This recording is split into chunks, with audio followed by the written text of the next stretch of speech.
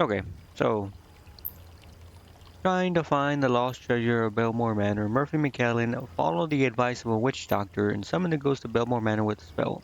But in doing so, he has also, wait, I think I already read this. Uh, released the ghost of the evil phantom John Rackham, having momentarily released Abigail Belmore, the ghost bride, from the love spell Rackham placed on her. Murphy has learned he is in a race to find the lost treasure, to stop the evil Rackham, harnessing the terrible powers it holds. To reach it, he must find the murdered bodies of Abigail's three brothers and retrieve from each of them a key to the vault, guided by the advice of clairvoyant Madame Planchet. Okay, so it did update. Alright, so yeah, we're looking for three keys. First, we gotta find three items to contact, I guess, the spirits of the brothers, and then we're gonna find the keys. So that's what we're doing right now, looking for three items. One, I think, is a globe, or I don't know if it's an actual globe. I mean, it said a globe, but then it said what's it called? Crystal ball. But it said Ouija board, crystal ball, and then actually, let's look. Never mind, it doesn't say. Okay. Um, one of them was a Ouija board. One of them was a crystal ball.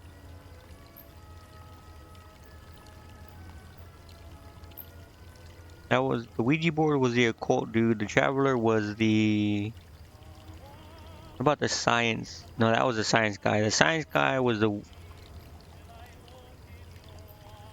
shit. I don't even remember, bro. Let's go back. Let's go back there. See.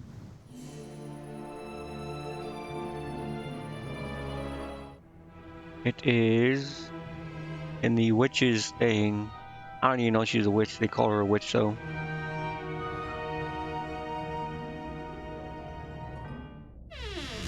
Wrong one. Wrong one.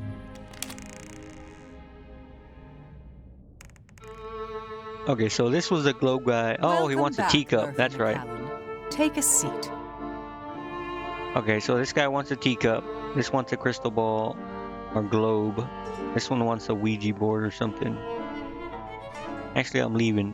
Sorry, lady. Sorry.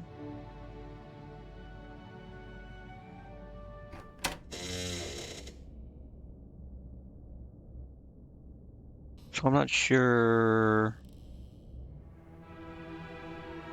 where to even start.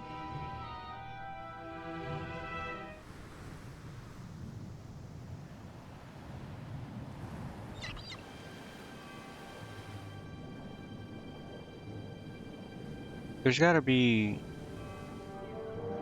I don't know if I couldn't get to the staircase while the gate was locked. there's probably a way in here.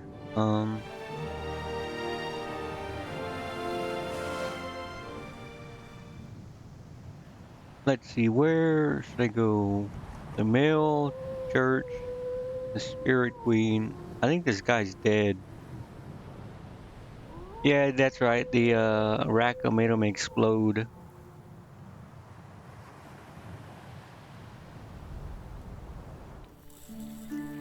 Oh, yep, see, he's gone.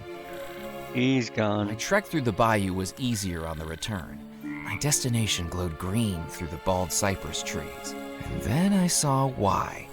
The Spirit Queen was now a smoldering wreck, the embers of the green fire still glowing from within.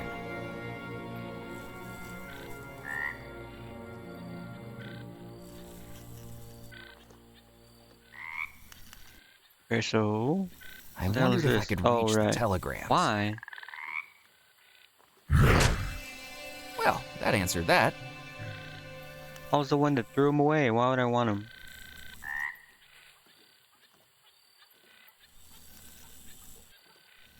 There was nothing else of. The riverboat looked like it might collapse at any moment. There was no way I was going to explore it. Okay, so I don't need to go here for anything.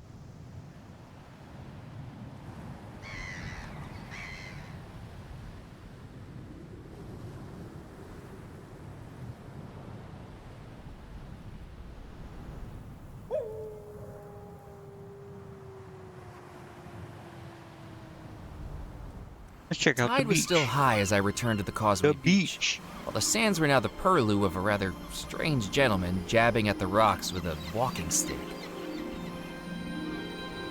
1 second.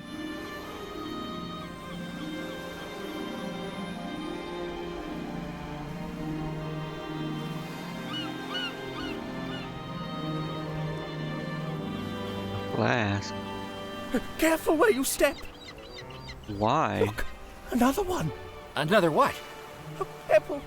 Don't step on them. There are pebbles all over this beach. There's not many places I could stand that don't have them. But they could be important. What are you talking about, man? My name's Murphy McCallan. Nice to meet you. Oh, yes. Hello. Pleased to meet you. I'm Muffy Carlyle. Wait, I think I've heard of you. Doesn't your family run a banking firm in New York? That's the one. Are you familiar with the Carlisle Provincial Accounts and Joint Stock Corporation? Actually, the reason I remembered you was because I was amazed the owner had a son named Muffy. It's a nickname. Nanny gave it to me because my ears were always cold. Muffy, huh? What's so important about the pebbles? It's not the pebbles themselves. It's what's inside them. What's inside the pebbles? Dinosaurs. I'm sorry. I think I'm missing something here. You think there are dinosaurs living inside the rocks? Not living. They're extinct. So I've been told.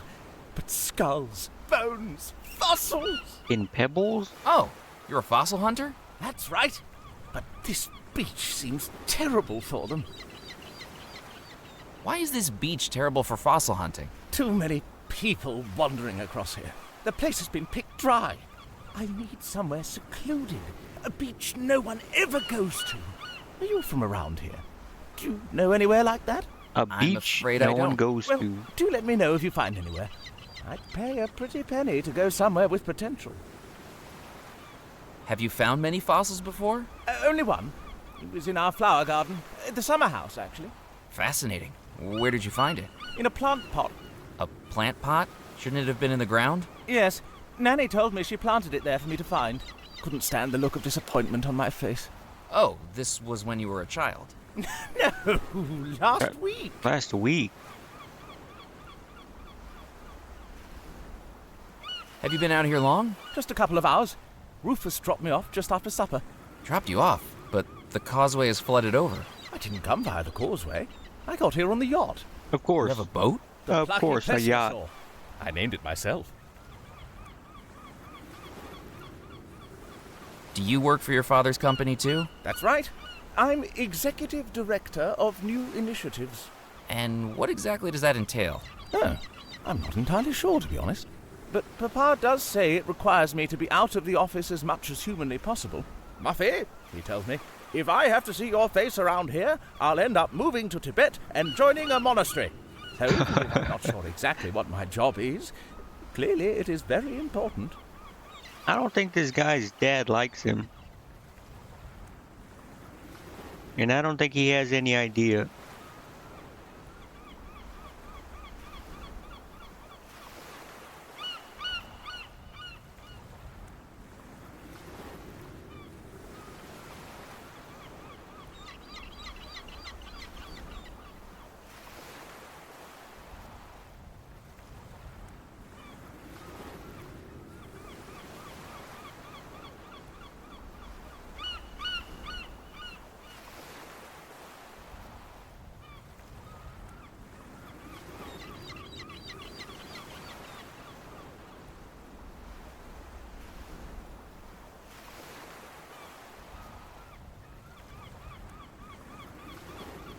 Well, good luck with your search. Good never luck give up. and goodbye. I'm taking your flask. I picked up the vacuum flask from the portable table. What the fuck? I just took his shit. I glanced at the book's cover and was more than surprised to read the title, Dunstan the Dinosaur, above a drawing of a bulbous yellow triceratops walking on two legs and wearing a bowler hat.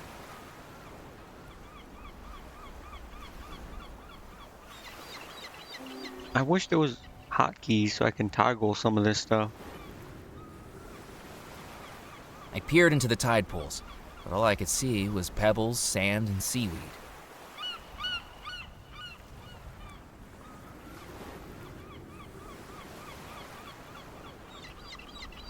Wait, what did he say? I peered into the tide pool. Yeah, pebbles, man. Look, there's pebbles in there. Hello again. How's the fog? Terrible. What's that book over there on the table? That's my research text, all about dinosaurs. A paleontology textbook? No, Dunstan the Dinosaur. A thrilling series of books for the young reader, and the reader who is young at heart. My favorite is Dunstan and the Mysterious Meteor from Mars. Bro, this guy's kind of a nerd. Well, good luck. Now I see why his dad didn't want him around. I peered. The bottle I was carrying would be. I didn't need to. If I wanted to. I could. I don't think I've used this crew jacket. Kinda odd. So I don't need to go to the beach yet.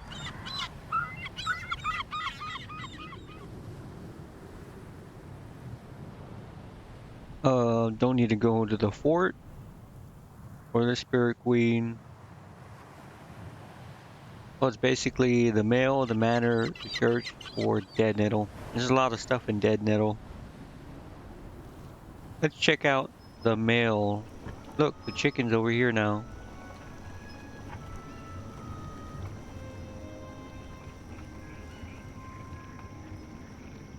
I'd bothered the chicken enough.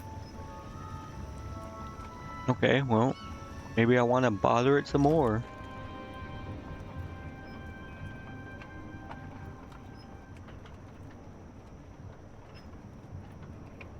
The electrical safety of the panel. How about this? Use pliers. Nope.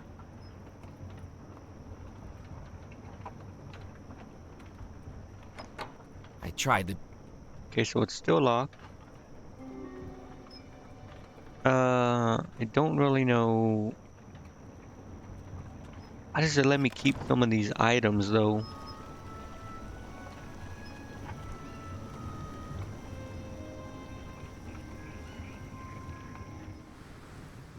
Okay, so not the mill, so the manor, church, or Dead Nettle. Check out the church. Returning to St. Juniper's Church, it was clear by the illuminated windows and the repetitive hum of a newly placed generator that the rum runners had made themselves at home. I mean, weren't they trying to be like inconspicuous and hide and stay out of sight? Why are they like, the church has been abandoned, no? Aren't people gonna be suspicious and be like, why is this shit like open all of a sudden?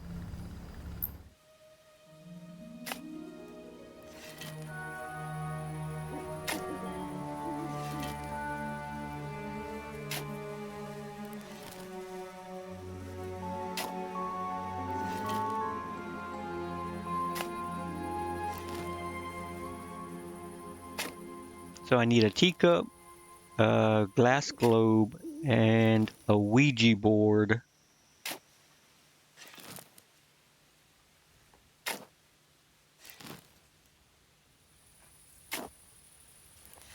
See what this guy's doing, digging a grave. Oh right, he's gonna bury that guy.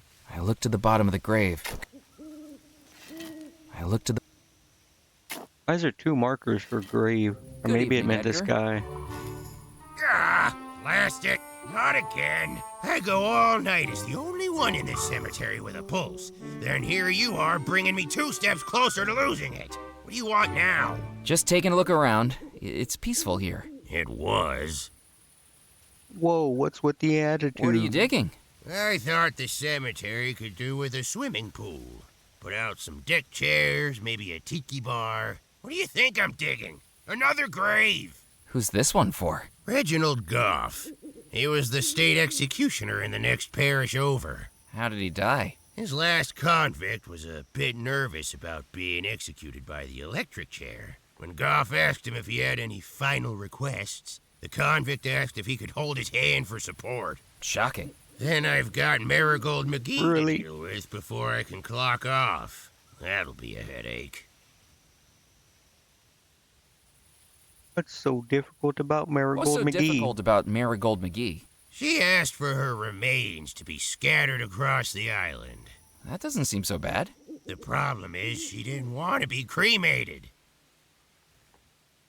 What? The ghost stories are real. Well, I don't want to hear them. I don't like to think about ghosts. You know what? Fair enough. Why not? Because they'd be bad for business. I have my work cut out here with the dead as it is. Imagine if they came back asking for a refund. Has the cemetery been here long? This cemetery is the whole reason Devil's Rock is populated. Back when the mainland was first settled, they used to ship off the bodies of undesirables to be buried here.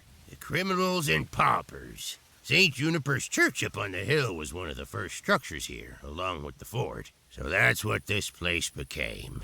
A cemetery island. A place where only Beelzebub himself would take the bodies that were interred in its soil. The Devil's Beelzebub. Rock. Creepy. So this place started as a giant cemetery, or, well, I guess not a giant cemetery, but a place for bodies to be buried. I think the rum runners are using the church as a hideout. What do you want me to do about it? My job description says I deal with the outside. It's the vicar's responsibility to take care of the inside. I'm just contracted for the grounds and the graves. Do you know what happened to the vicar of St. Juniper's Church? Foskett was his name. Disappeared along with everyone else at the manor during the Belmore wedding. Did you get along with him? No! Miserable guy he was. Fortunately, we came to an understanding. An understanding? Let's just say that one night, I might have witnessed a certain clergyman through the vestry window. Off his head on communion wine, wearing a crinoline over his cassock, singing, "We three kings of Jackson Square, selling stockings a nickel a pair." He couldn't look me in the eye after that. The only way we communicated was through notes on the parish bulletin board. And that's the way I liked it. Wasn't the disappearance like 30 years ago? So wouldn't that mean that this guy was 30 years younger when they disappeared? And I'm assuming ghosts don't age, so the ghost is probably like 50s, 60s. This guy's probably about 50, 60, so he was like 20, 30.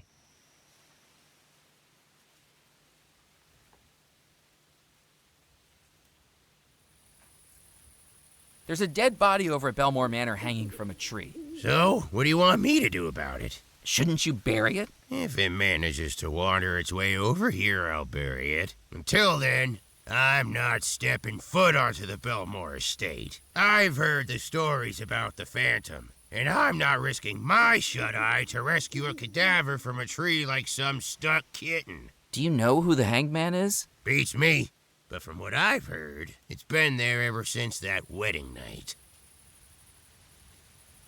I best be running along. Goodbye. So everyone on this island is kind of, I mean, it makes sense, right? The island, like, basically died.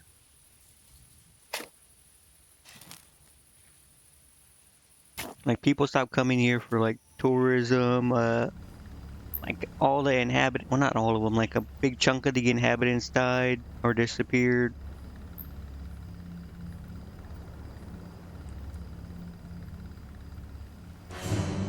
Musket!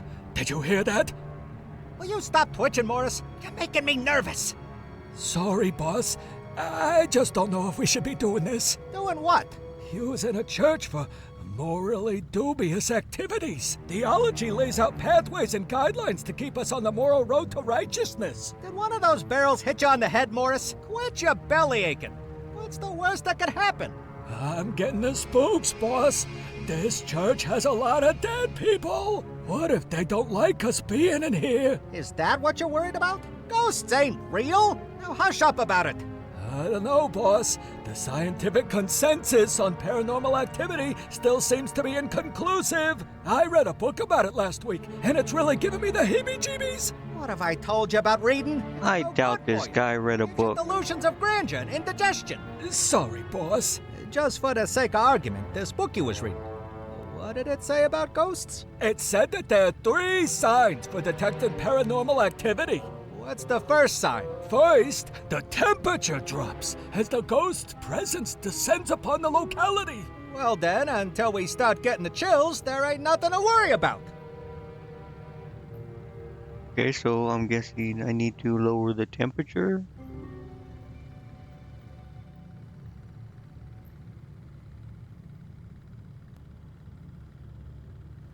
I'm not.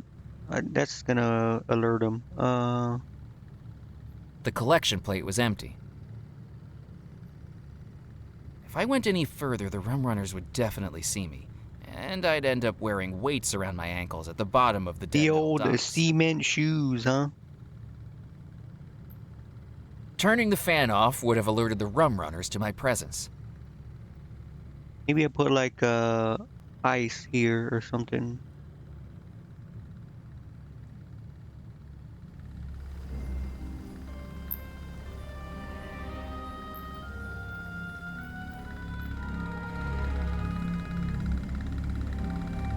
The hell does this do? Dial and a fuse. I didn't need them. I couldn't do anything. Without a second fuse installed, the dial refused. I didn't need. Okay, so I need to find a fuse.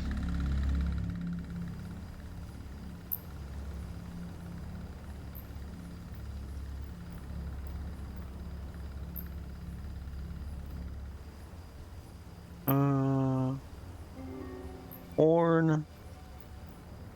A bolt. I tried to turn the bolt with my hands, but the stitching was too Stitch. tight to undo with my hands. Pressing into it, I could feel the seats spring. Choose a knife. How about that? Deciding the jalopy was so beat up that a little more damage wouldn't be noticed, I cut open the stitch. I Take the pulled the spring. spring from the ripped seat cushion. Yo, I'm just like messing up their car, man. I'll use pliers for that, right?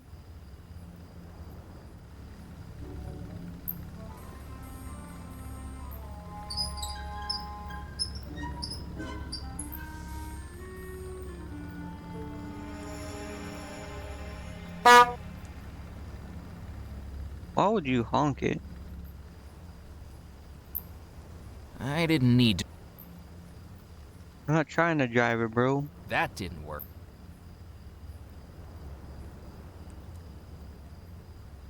Okay, so I guess that's it. A spring and a horn. Okay, so none of these 3. I can't go to the fort. Can't go to the. I already went to the church. Nothing at the mill. Nothing at the Spirit Queen. Nothing at the beach. It's literally Dead Nettle and the Belmore Manor.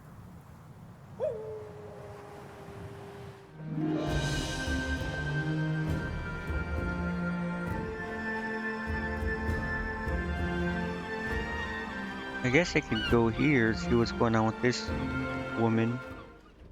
Oh, what a piece of junk. So much as a nudge and the whole thing locks up. Work, damn you!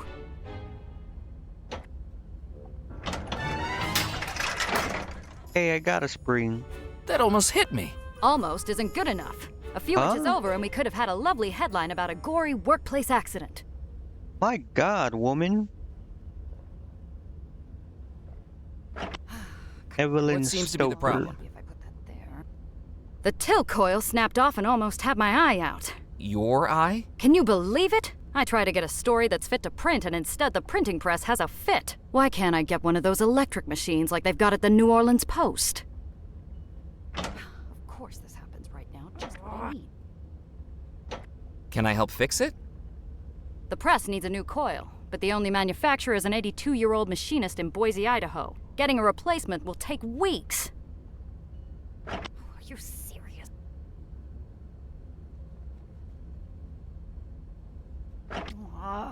Hands off, McAllen. This is delicate business. Can I help fix it? Maybe if you can magic up a new coil.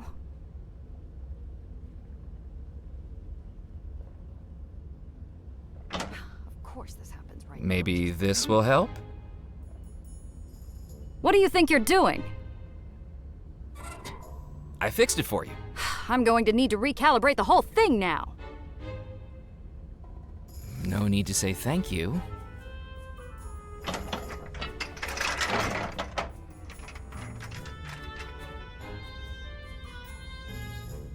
You're lucky. There's something fishy about you, Murphy McAllen. I can smell a story on a person like rotten eggs in an egg salad. And currently it's the 4th of July summer picnic and someone forgot to put the bowl in the refrigerator last night.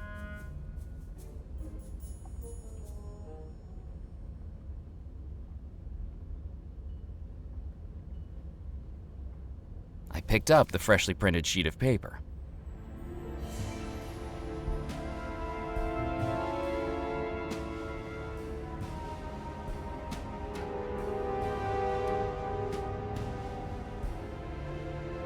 It was a typesetter's calibration sheet.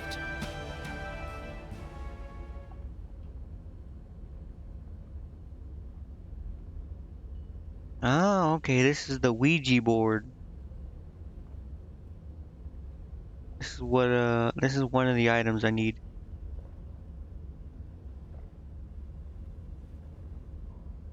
Okay, so I need a glass ball. It said a globe, but I'm pretty sure any glass ball. I'm pretty sure it's a trophy. I'm pretty sure that trophy in the captain's club or whatever it's called.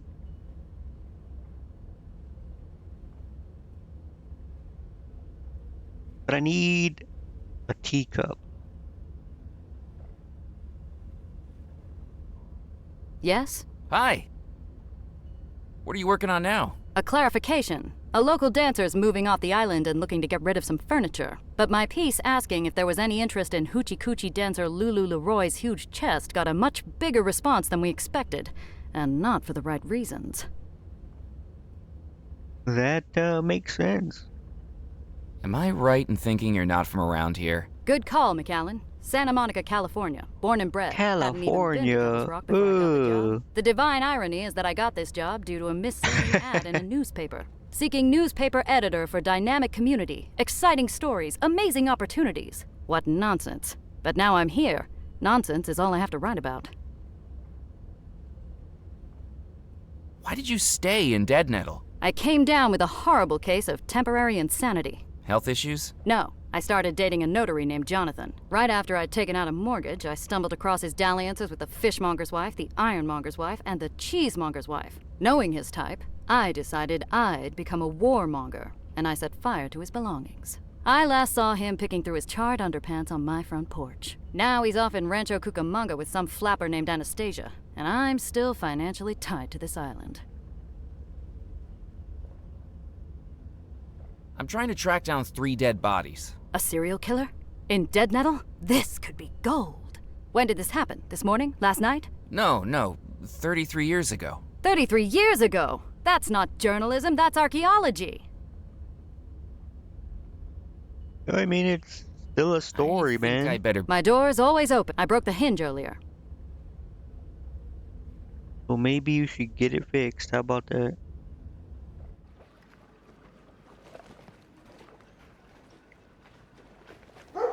Okay, so I'm pretty sure that trophy in the captain's club is the glass ball.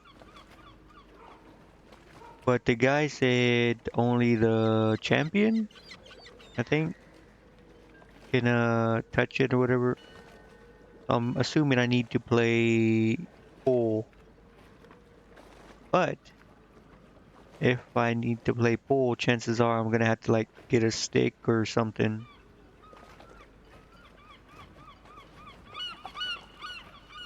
So, where can I get a stick?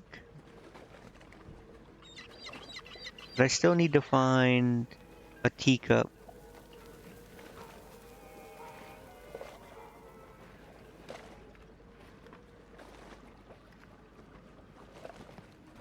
The puppet show hadn't started yet. It still hasn't started, bro? Come on.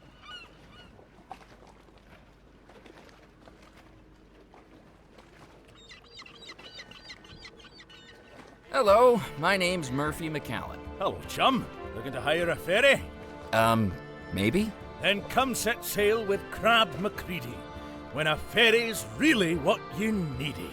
Crab's breath hit my face like a custard pie, a cloud of air reeking of cigarettes and stale beer. Look, here's a promotional flag, so you can keep me in mind. Promotional treasure it. flag, you say? I can take you anywhere on the coast. Where are you looking to head to? Do you have a partner or an illicit liaison in mind? I do a very romantic sunset cruise. Is this your ferry? It looks like it's held together with spit and glue. That's right, but rest assured, my spit is remarkably viscous. You find yourself aboard the Creaky Crab 2. I am her The captain. creaky crab. What happened to the first I get one? most of my business ferrying over to the mainland when the tides covered up the causeway. Are you a member of the Captain's Club? Oh, they banned me, those pompous buffoons. That Felix is full of himself. What happened? There used to be a club parrot called Squawkin' Hawkins, until he was taken away. Bird napped, I'd say. See, I'm a big bird lover. They're very intelligent creatures, and I used to try to teach him poetry. Well, Felix Greer wasn't having none of that. I think he was getting jealous that the bird had more brains than him. He kicked me out. Well, I got a little upset, like anybody would. Words were exchanged, loudly, and he told me I wasn't welcome back. The cheek of it. Kicking me out when I'm a hard-working captain. That landlubber would get seasick using a washcloth. How was that guy able to kick you out? Does he own the club?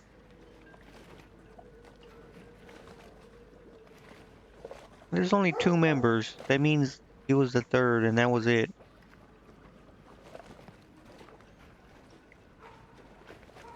I don't know. This guy seems kinda weird.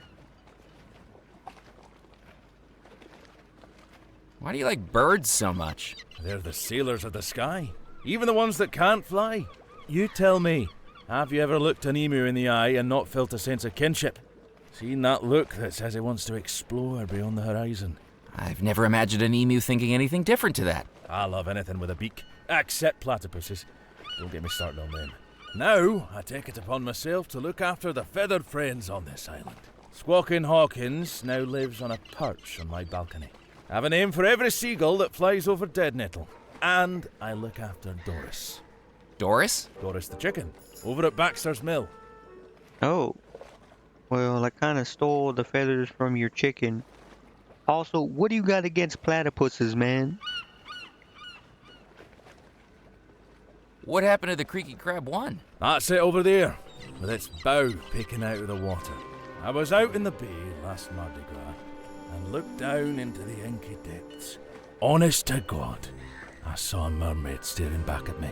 I rushed back into Dead Nettle with such fervour I forgot to slow the engine once we reached the docks. Was it really a mermaid you saw? Nah, turned out I'd forgot to take my wig off from the costume contest that night, and I'd just seen my own reflection. Why were you wearing a wig that allowed you to look like a mermaid? Something's suspicious here.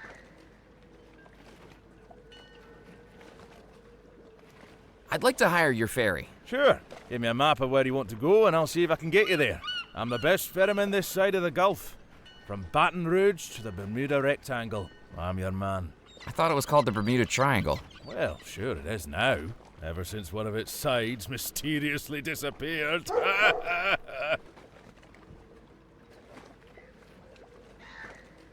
This guy's so stupid. I'll talk to you later. Goodbye. I just like thinking about the stuff he said. I don't know. He's a weirdo. So, okay. So the only places are the manor and here.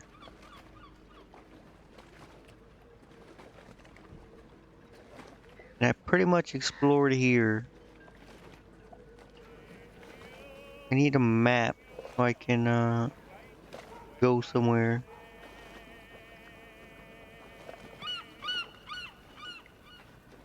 I mean, I could go back to the witch and see what she says about this Ouija board. Avast, mateys! Shiver me timbers! 'Tis a pleasure to make your acquaintance, me hearties. Yo-ho! What on earth are you talking about? I think your lighthouse might have lured in a loon, Moot. I thought you were captains. Isn't this how captains talk? Not outside of Treasure Island, novel. You expect us to carry parrots on our shoulders, too? I tried that once in my life, and all I got was excrement down the back of my blazer. Oh, right. I thought we already did this whole thing. Why are they saying it again? That trophy belongs to the club champion, and as I'm club champion, I'm telling you, hands off. Okay, so since he's a champion, I'm gonna assume he's good at pool. So even if I can play pool, I need a way to beat him.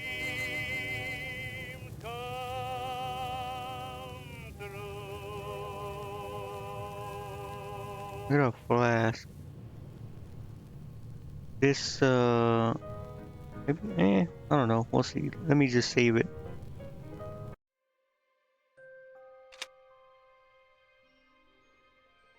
Can't even save over stuff.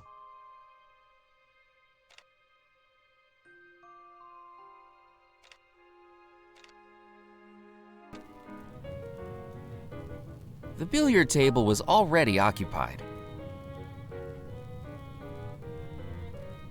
Good evening. My name's Murphy McCallan. Good evening, Captain McCallan.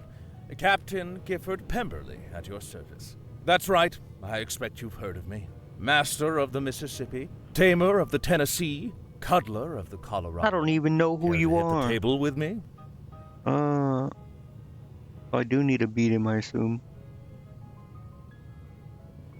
That's a very nice trophy in the corner. Well, it didn't start out as a trophy. We needed something spherical, so we just gilded a cannonball from over at Fort Delamore.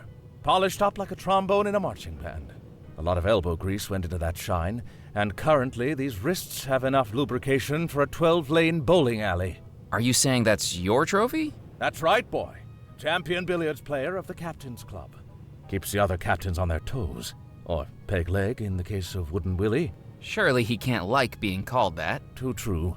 I think his peg leg is actually ceramic, but then the alliteration doesn't work. Okay, so it's not glass, but I'm gonna assume it still works.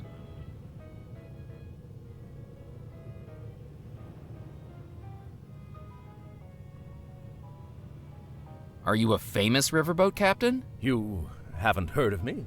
I'm sorry, I don't have a lot of experience with riverboats. Don't tell me you're one of those jelly-legged sea captains.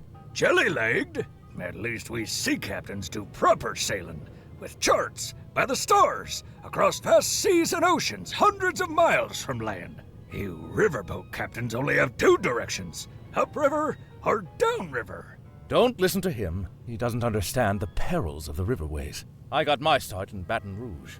All I needed to do was teach the Mississippi that I was its master. If it wasn't going to do as it was told, it would get a damn good spanking until it fell in line.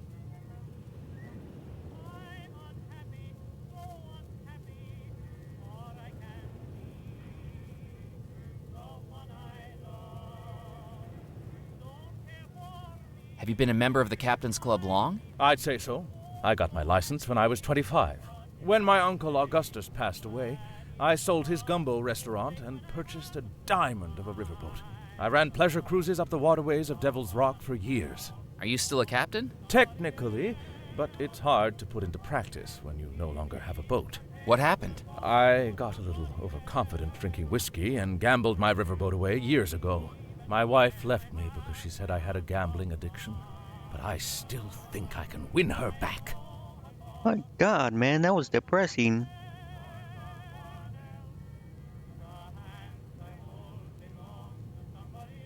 Were you the former captain of the Spirit Queen? That's the one, dear boy.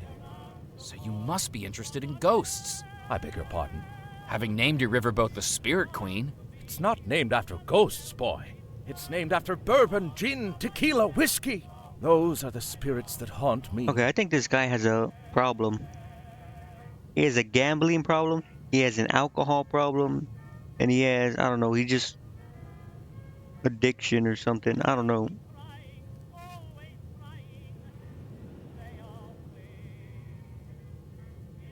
Are you going to patch things up with Mrs. Pemberley? Oh, I'm trying. I had a bouquet of flowers delivered to her this morning. Is there a florist in Dead Nettle? No, I just took them out of that window box over by Moot. Don't tell Felix, or they'll end up on my tab. This guy is kind of pathetic, man. I'm sorry to tell you this, but the Spirit Queen burned down. Oh, what a sad day. I knew it would happen sooner or later. It was that damn fool Moray, wasn't it? He never loved her the way I did. She was one in a million. A personality as fierce as the Mississippi. A sway when she moved that could hypnotize any man. And curves in all the right places. Are we still Bro. talking about a boat? Yeah, that's what I'm wondering.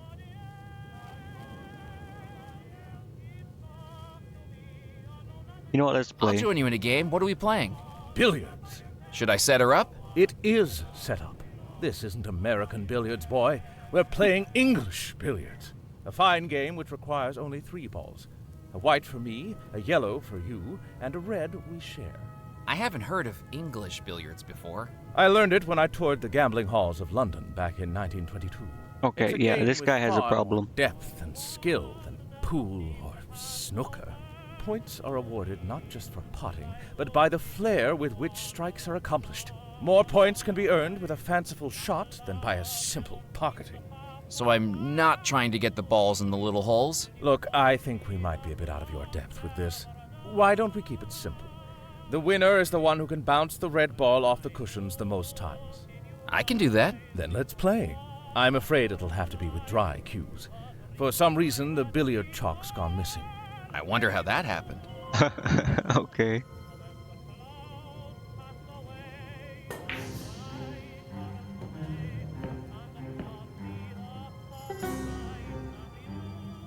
Sevens! Something to be proud I of. thought that was 6.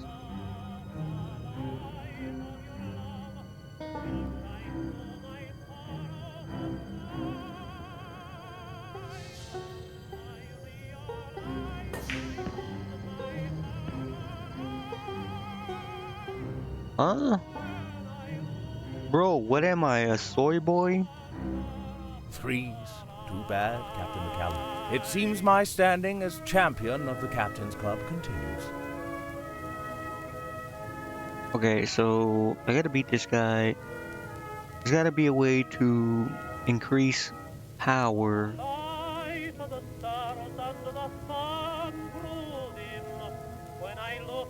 Probably don't have it.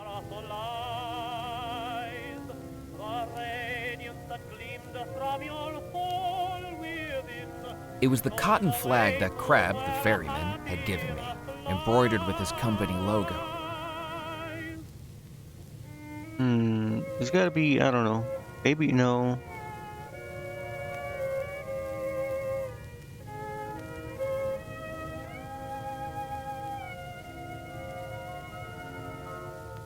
Gotta be some way to, beat him. Good evening. It's about time you got here. I've been waiting for you. You have? Darn right. Give me another sarsaparilla and be quick about it. No, I'm not a waiter. You're a captain? They keep getting younger and younger. Do they give you a free pair of floaties with your license nowadays? Are you a captain? I was, a long time ago. Captain Cuthbert Moot's the name. Now I'm the island's lighthouse keeper. Ah, you're the lighthouse keeper. Okay. Oh, wait, this guy said it in the beginning. Never mind. How come you're not captaining anymore? I had a bit of a bump with a lighthouse. If only lighthouses had some way of warning you they were there. The lighthouse keeper's nostrils huffed like a bull about to charge at a matador. After I crashed the ship, I lost my job with the Belmore Trading Company. What's more, I was taken off the Belmore wedding guest list. I've spent one disappointment after another ever since. I used to be a king of the waves. Now I'm a bigger wreck than my ship. Hey, story of my life, man.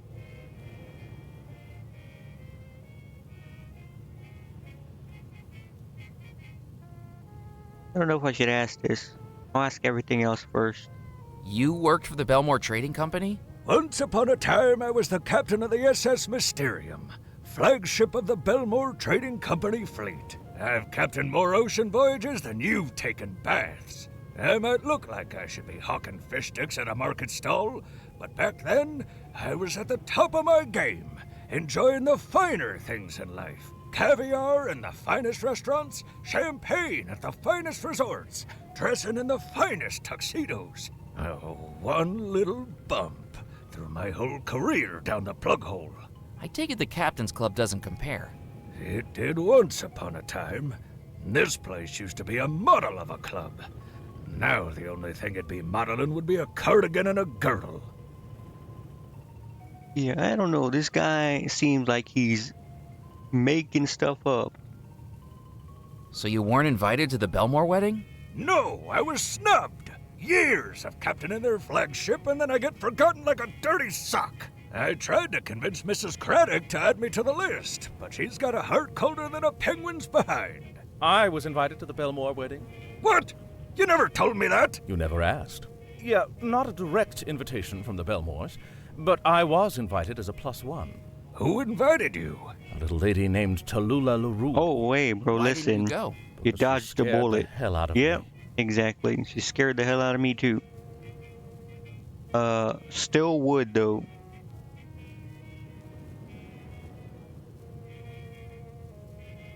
Isn't it lucky that you didn't go to the Belmore wedding? Lucky? How by Neptune's beard could you call that lucky? Because the whole wedding disappeared. Their lives were stolen from them, their souls trapped in a tormented house for eternity. If you'd have been there, you'd have disappeared too. Oh, it just would have been nice to feel included. That's all. Yeah, I feel that way, too. Is there a way into the fort? Not without the key, and I'm the one in charge of that. Do you know the reason for the big walls, the sturdy gates, the barrels of gunpowder, and the big boomy cannons? To keep people out! Makes sense. Can you turn on the lighthouse beacon? I don't know if you know how lighthouses work, but they only need to be lit up when visibility is low. As far as I can tell, it's a clear night, so until I see fog pouring through that window, I'm not doing a thing. Ah, okay, so he's gonna want... No, that doesn't make sense.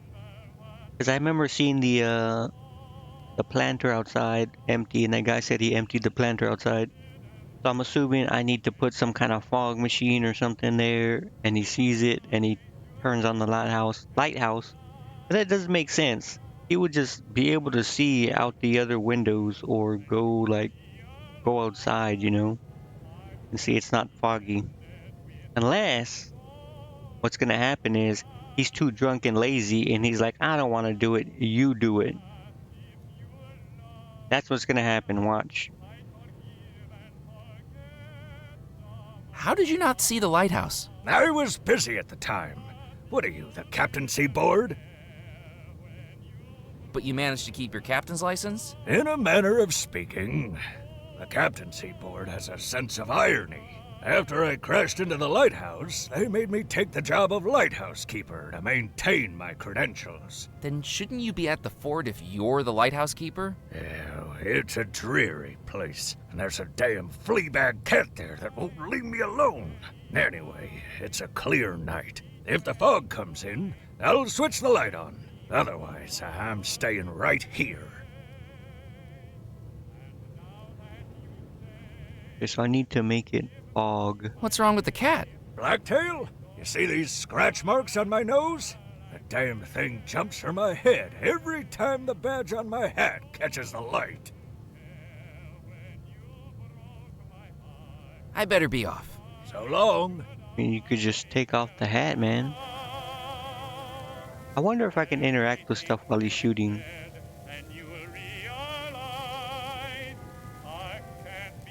No, this turns on the fan, right?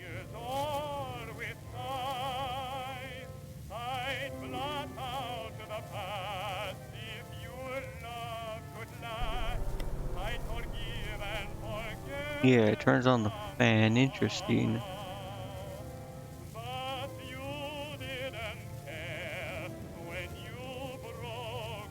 The ceiling fans were off. There's gotta be something with the fans.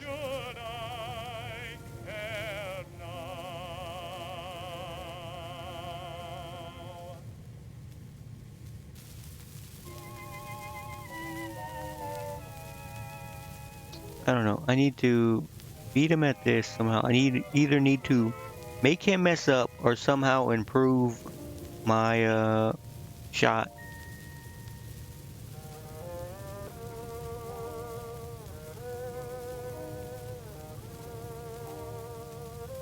It was a car horn from...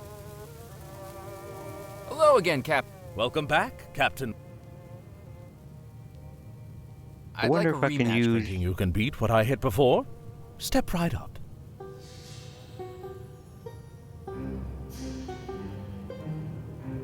Okay, so it has to be something with improving my shot.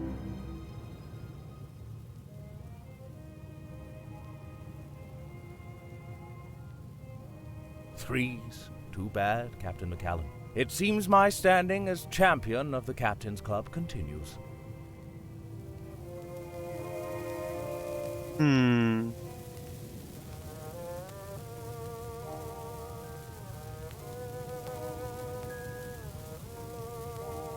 Yeah, I don't know. I'll have to figure it out later.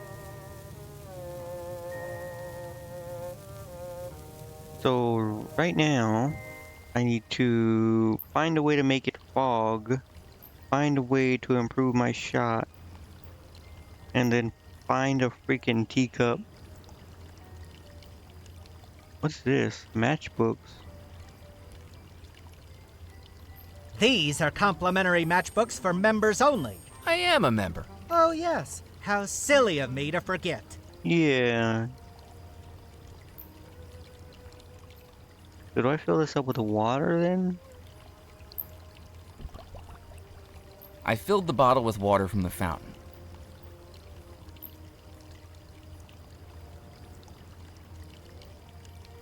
Trying to think. I don't think steam would work. Okay, so I need to figure out what to do, man. The only thing oh, wait a minute. This guy's grill. Well, aren't you a sight for sore eyes? I didn't think I'd be seeing you again, Mac.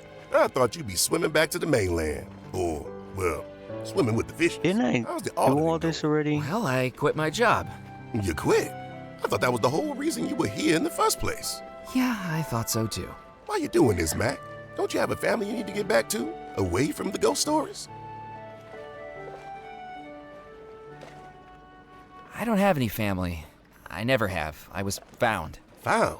As a baby, I was left on the doorstep of an orphanage with just a blanket and a piece of paper with my name on it. Growing up, I always felt alone, like I was missing someone who loved me. The last orphanage I was in was above a bookstore called Eerie Echoes, and I used to pick up the dime novels that got thrown out at the end of each month. My favorites were always the scary ones. Why did you like the scary stories so much? I felt like if I could read the scariest story I could find, it would make my life at the time seem a little less scary by comparison. That's heartbreaking, Mac. But that's why I'm still here. I always wanted to be in one of those stories, and I know the now I am. feeling, I Mac. don't have much of a past. We the but same, it's a bro. chance to make myself a future. Well, hope you find what you're searching for. But don't say I didn't warn you. Okay, so I'm pretty sure I went through all this. I guess I didn't save it properly or something. I think I might know what happened at Belmore Manor on the night of the Don't tell me, he disappearance. says. I've told you, Mac. I don't want to hear no more about it. But I think I know who Yeah. the Phantom is. Murphy, don't even say the name. I've seen that aberration once, and that was enough. I saw those faces laughing at me every night for months. I won't go through that again. Ned's fear was real. I can only imagine what 3 decades of those faces would do to a person. Do you remember the Belmore Trading Company ever unloading a coffin at these docks? You know, now that you mention it, that does ring a bell. Yeah, back when I first started out, the Belmore's flagship, the SS Mysterium, came back into port a few days late, and Mr. Rackham rustled up a bunch of us roustabouts to help unload it, way earlier than we usually be out. Yeah, I remember that morning. It's almost as much as the bonus pay we got for the early hours. Did you find out what was in it? I don't think we paid it much mind. It was rare, but people did die at sea back in those days. Although saying that, they'd usually be buried at sea too. I don't remember any fanfare about it, but there must have been someone important in there. Or something. Still fishing? You won't believe this, Mac. Squibb's record was ruled invalid. He was overheard down at Spinelli's bar boasting about how he put ball bearings inside the Pengoza to make it heavier. Can you believe the nerve of some people? Yeah, who would Despicable do things that? they'll do. It means I'm right behind you, buddy. Just one lucky catch, and I'll be bumping you down to second place. Is that a grill you've got there, Ned? 14 hours out here will give anyone an appetite. I'm not giving up just yet, but it'll be supper time soon. You're welcome to join me. Do you miss working on the docks? I wouldn't give up fishing for it, but I have good memories of those times. Good, honest teamwork. Working outdoors, singing shanties, and swapping stories. Though to be honest, some of the tales they tell may have been a little exaggerated. Catch you later, Ned. See you around, Mac. I had more important things to focus on than my stomach. Like what, I bro? had more important... I'd had enough if I decided to leave it there.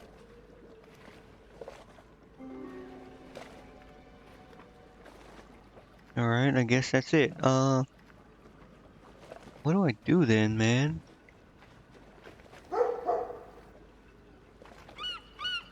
Got matches.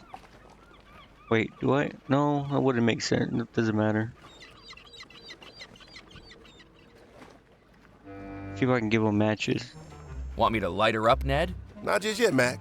I got a bit more fishing to do before I reward myself. Okay, well.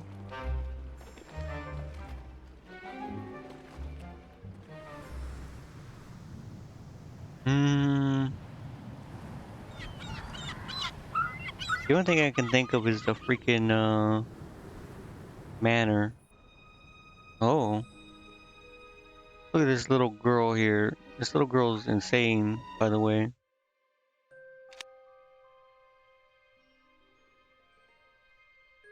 Watch this.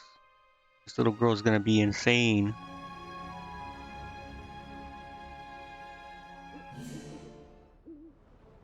Oh, it's you again. Mallory, what are you doing here on the Belmore estate? I thought all the locals were too scared to wander around here. What does it look like I'm doing? I'm having a tea party for my birthday. Happy birthday to me. How cute. And what are you talking about with your new doll? Our strategy for conquering mortal civilization. Right. Huh? It's rude. Oh, wait, what the hell? You know. Mallory, have you been practicing ventriloquism? Are you calling me a dummy? You can talk? I'm a head. Talking is one of the few things I can specialize in. I didn't know that. You didn't ask. My name, now that you're listening, is Sir Edward Teddington. Or as Miss Wisp here calls me. Shrunken Ted. You know what? Clever name. Not really, but... I'm gonna do You're whatever. not doing very much tea drinking at your tea party. I couldn't get a handle on the physiology of it. No arms, hands, or esophagus makes this a little trickier than it used to be. And I am drinking it. Watch. Wait, what is that? Not a fan? Maybe it's an acquired taste. But an important one to acquire. Tea was the fuel of the British Empire. then maybe it would be better in a gas tank. Mallory was handling the teacup with the tentativeness of a toddler being given castor oil.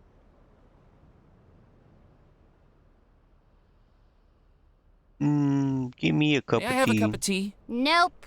Now, Mallory, what were we saying about manners? Oh, yes, right. How do I put this delicately? I'm afraid this is a private engagement exclusively for the Sisterhood of Darkness. Precisely. Remember, we may be planning on enveloping the world with a new totalitarian empire led by yourself as queen, but that's no reason to be impolite. Manners cost nothing. However, in this case, it is a private engagement. Okay, well, you can kiss my ass. How about that?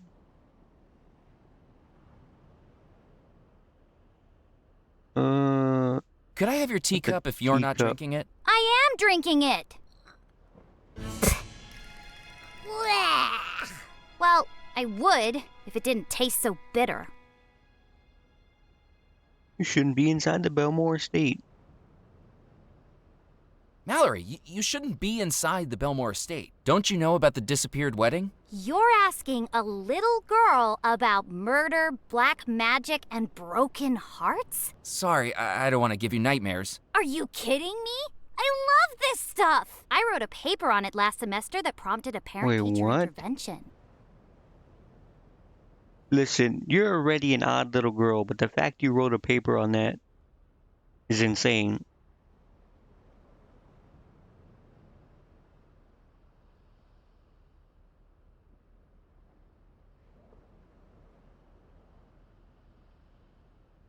This little girl, bro, scares me. Haven't you seen the Phantom? The grumpy guy in the tall hat? Yeah, I've seen him through the windows of the house. Doesn't he give you nightmares? Sure does, but those are the kind of dreams I like. Oh my god, bro. She really is insane and demonic.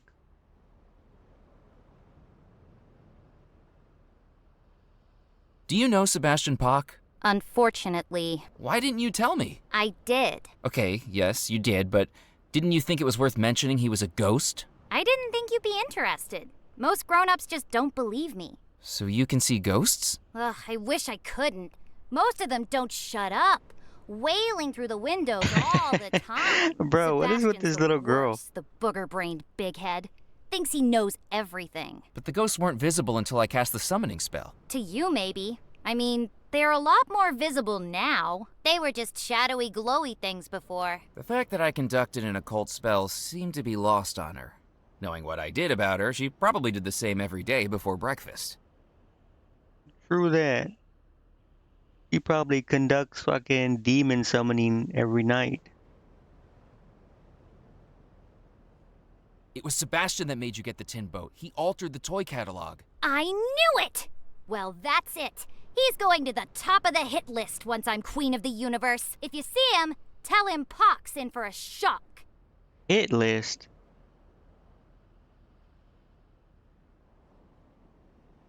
So, Ted, that whole time I was carrying you around in my pocket, Picking me up and stuffing me inside your vest without even a good evening? That's the living for you nowadays. Rude. I'm very sorry. I've just never encountered a shrunken head that could talk to me before. Maybe you have, and you just never introduced yourself. I suppose, but I can't go around introducing myself to every inanimate object that I'm carrying on the off chance that they're supernaturally possessed, can I? Did you just call me an object? That's objectification right there. I mean, yeah, but can you blame me, bro? How did you end up as a shrunken head, Ted? Can you believe this, Mallory? Asking about physical impairments just as brazenly as you like. I'm sorry, I didn't realize it was a sore subject. Well, I'll tell you anyway. Me and the old boys were embarking on a race to the Caribbean, known as the Coconut Rally. 14 days, 14 islands, with only what you can carry on your back to sustain you. It was all going so well, until day 9, when I was told to seek out a tribe of pygmies. Perhaps I got a bit lost, because the village I found was populated by villagers of average height. Didn't that clue you in that you were in the wrong place? I thought maybe they were just exceptionally tall pygmies. Hindsight's a wonderful thing, you know.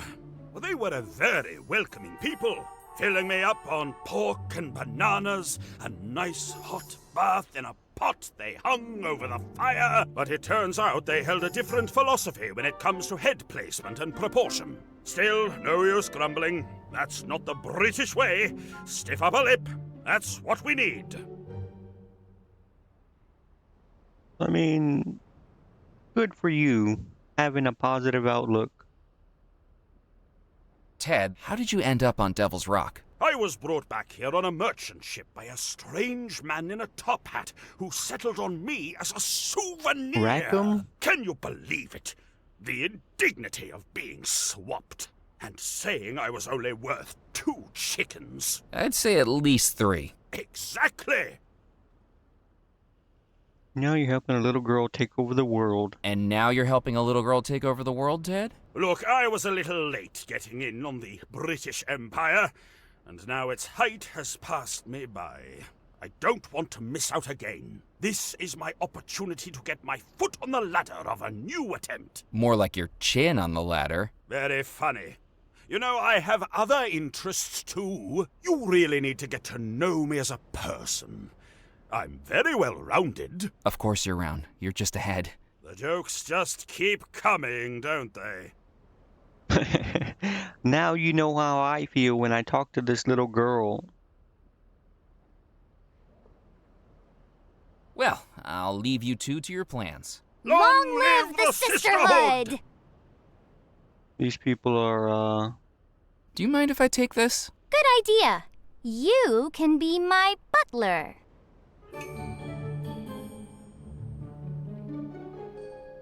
I'm not gonna be your butler. I got a what? A silver? No, just a teaspoon. Bro, just didn't do anything.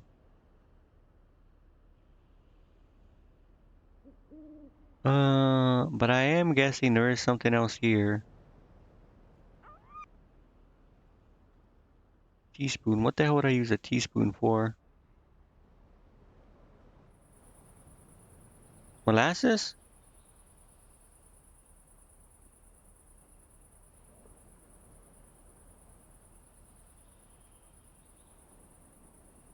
Yeah, and I put it in the tea. I dunked the teaspoon into the molasses. It's kind of gross, bro. I'm gonna put fucking dirty ass molasses into her tea. Again, bugs and dirt and all sorts of stuff. There's probably like bees in there.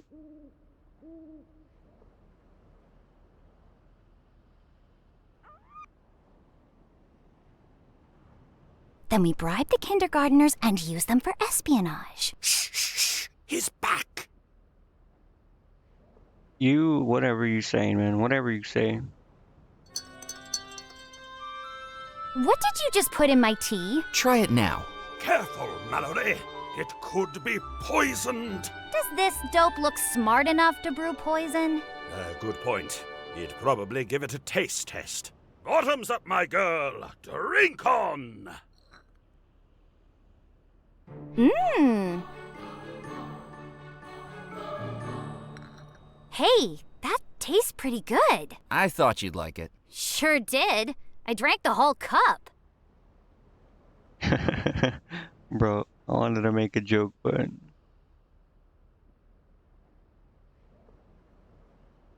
So can I take your cup then? I didn't need to Let me clear this away for you. Good, butler. You shall be spared the dungeons. Oh, thank you, madam. I'll just be on my way now. Thanks for the teacup, loser.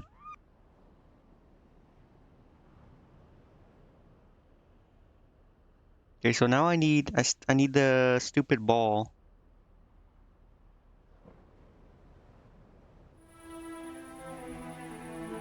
There's got to be a way to beat this guy at billiards. Why is there smoke coming out? It was strange to think that I'd been supernaturally trapped.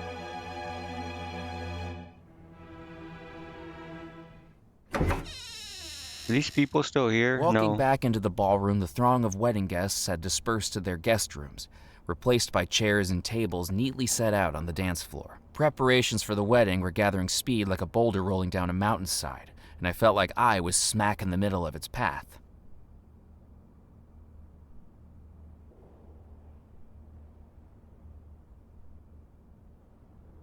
The table was too large for one person to move.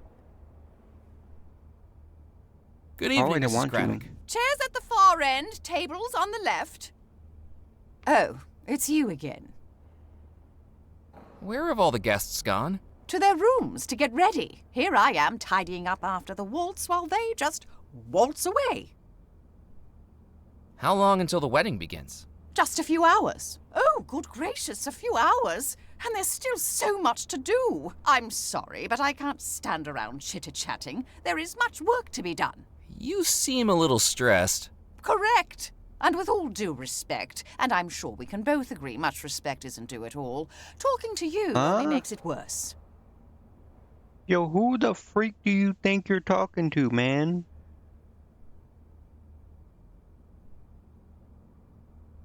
You need to find a way to relax, Mrs. Craddock. I don't think people realize how this job takes a toll on one's health. My doctor told me I need to rethink my diet, so I've decided to go more continental, by which I mean a glass and a half of wine with each meal and polishing off the bottle before bedtime. A la Francais. Okay, you do you. Whatever. Where's the wedding cake gone? I had to hide it. Hide it? Why? Somebody had already helped themselves to a slice of cake. And I bet I know exactly who it was, Mr. McCallan. Oh. That wasn't me. Really? Wasn't me. Horrible pockboy. Oh. The knave with his hand on the tarts. Perhaps the Queen of Hearts. Yeah, it was had him. Good reason for her framework of justice. I heard you didn't send a wedding invitation to Captain Moot. Well, of course he didn't receive an invitation. He was dismissed from his employment weeks before the wedding for crashing the flagship of the Belmore fleet. He's very upset about it. Don't years of service outweigh one accident? Accident? I suppose you never learned exactly why he crashed was drunk. the ship, did you? Actually, no, I didn't. We discovered that Captain Moot used to invite ladies up to the bridge after Oh. hours. Dozens of ladies over the years. He'd take them Oh. on moonlit cruises around the island and, goodness gracious me, paint them with no clothes on. Draped over the ship's wheel, stretched out in the rigging, dangling from the anchor. Apparently, he must have gotten a bit too carried away with his brushstrokes on the final painting, because he didn't see the rocks the ship crashed into. Ah, that would certainly be distracting. Indeed. Hey, he was painting all right, but he wasn't painting no canvas. He was painting some faces, if you know what I mean. I'll leave you to get on with your work. How thankful I am for life's little blessings.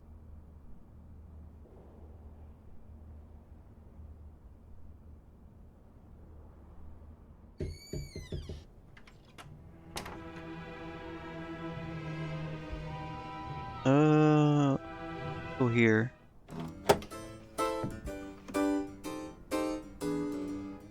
What I need again? I need to get the ball. I need to beat that guy at pool.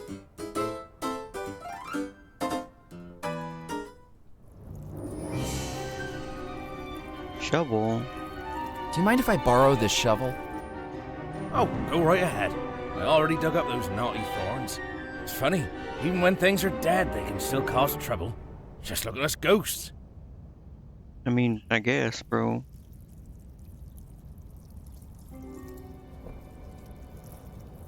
Okay, so I have a shovel now. For some reason.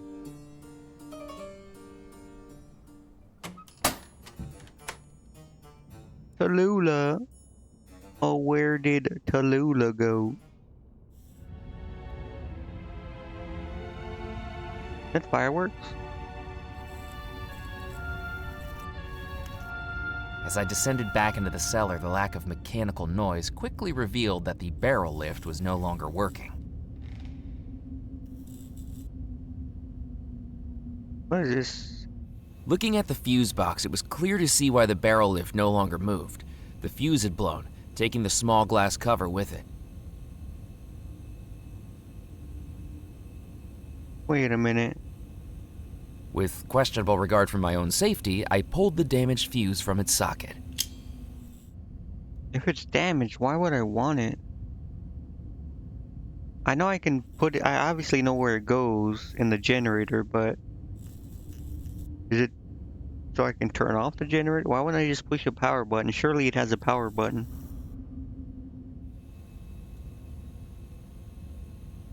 Knowing the erratic surges of electricity that must have been flowing through the wire into the barrel lift, Did I do it with the pliers before? Now that the wire was loose, I no longer needed the pliers to remove it. Then... Knowing the erratic... Okay, bro.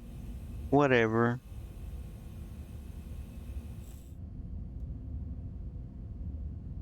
Go look at these explosives. Oh, there's a box. I considered looking through the boxes, but doubted my immediate situation needed a set of matching crockery or monogrammed dish towels. I took one of the fireworks. The logo on the side revealed that it was called the Whizzer. I'd known a boy in elementary school with the same nickname. The Whizzer? Wait. Why did you know his nickname was the Whizzer? The fuck?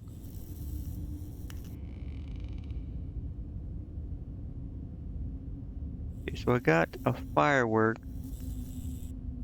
What can I use this for?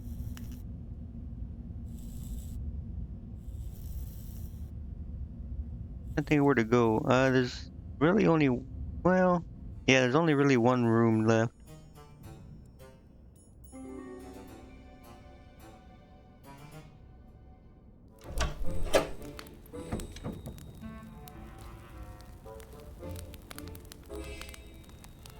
Good evening, Colonel. What? Oh, right, he can't hear. The Battle of Bourbon Bay. What a glorious day that was. Good evening, Father Foskett. Maybe I can Hello ask him again, my about child. the gravedigger. Oh. Are you prepared for the ceremony? In every way, except one. I still haven't found my Bible. Shouldn't you be looking for it? The Lord giveth and the Lord taketh away. Furthermore, I have no idea where to look, but I would very much like to see it returned to me. Well, where the hell did you last see it, man? How about you start there? We three kings of Jackson Square, selling stockings a nickel a pair. Oh, how drastic, no elastic, not very safe to wear. I'm sorry, I don't know where that came from.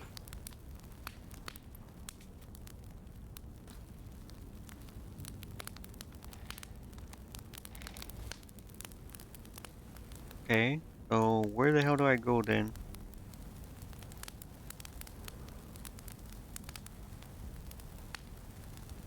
I best be heading off. May God be with you.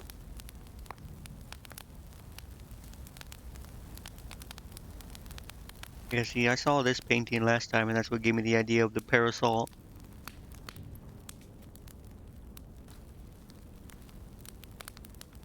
The pot was practically empty again, with only a few drops of liquid wax left at the bottom. Okay, so all that's left. I don't think there's a point in going upstairs, but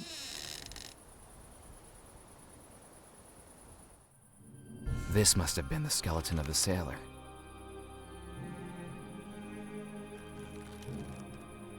the only thing I can think of is going to the church. You have a shovel.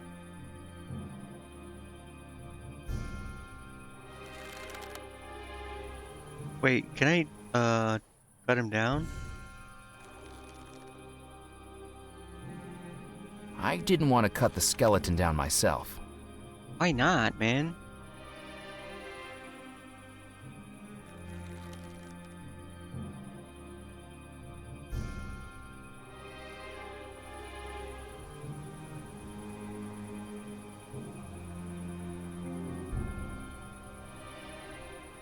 Okay, I'm trying to think of where to go then.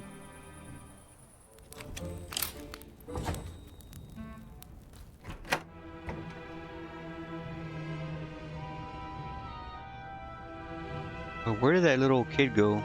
The door was locked. The door was... I'm guessing when I get the keys... No, wait, never mind. They go into the fireplace.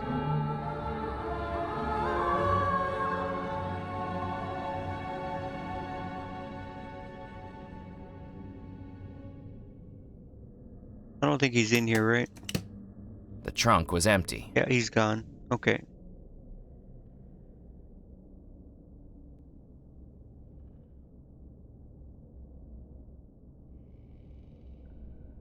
I don't think there's really anything. Wait, where did the maid go?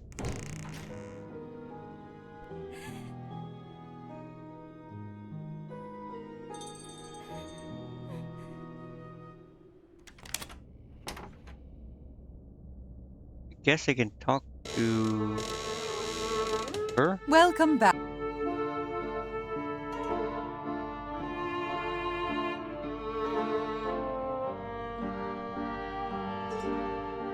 The man in the portrait was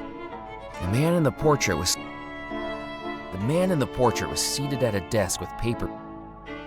I have some more questions. Ask away. One of the people in the house called Parlor Witch. Are you the one people in the house call the Parlor Witch? I've heard that they do. The Belmore brothers approached me to help research the coffin stone. The brothers did everything they could to understand it. A never-ending investigation into science and the supernatural, ranging from the Atlantic to the Pacific. To my deep regret, I was never able to find a way to destroy the stone's power. With no way to destroy it, the only option was to lock it away where no one could find it. In the vault beneath the house? That's right. Deep below the house, within a labyrinth of caves, where we pray no one finds it. The last time I messed around with this kind of thing, I ended up releasing an evil spirit. Yes, I sensed what happened with Dr. Moray. I'm afraid that man was lured in by theatrics and promises of power he never actually held. It looked like he had powers to me. Rackham's spirit had been reaching out for someone he could dupe, but Rackham was always the puppeteer. Moray had no powers whatsoever, except for those manifested by Rackham. Does Rackham have powers of his own? I'm afraid he does, Murphy, although I discovered that far too late, to our great cost. I like to think of myself as knowledgeable about magic, but even I'm not sure what twisted powers Rackham wielded to project himself outside of the house. He seems to have power over visions and nightmares, and used that to put his plan into action. Is it voodoo? No. But the summoning spell that I cast, that seemed like voodoo. The manuscript you carry in your pocket is far older than the origins of voodoo in this region. It is a real spell. The icons of voodoo that adorn it are merely a distraction. I suspect Rackham has a knowledge of magic far older. So it's a forgery? More something in disguise.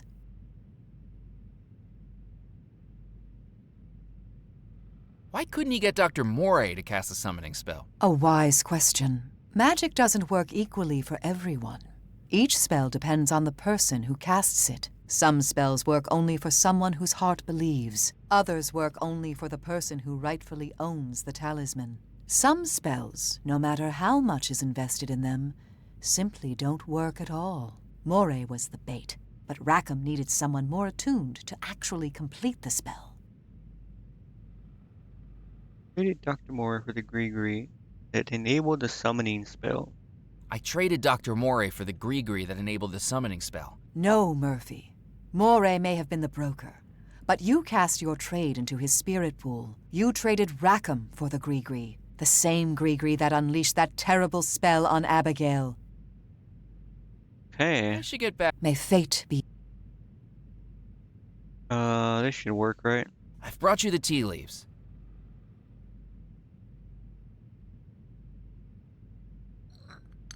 Wonderful.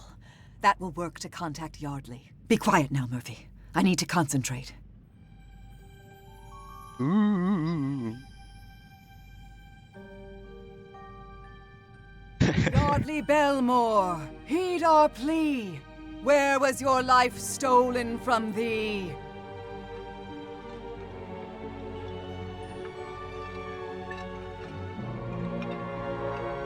I sense a crypt, deep below the ground where Yardley, unknown to him, has been drugged among alcoves of the dead. Yardley is still alive. Still alive as brick by brick. He is being entombed within the crypt. The drug may wear off, but he has no means of escape. Trapped. Look at the painting. The painting! The painting! It's just a brick wall, man. Yardley's body is still bricked up inside that crypt. The sanctuary crypt. You must find a way inside.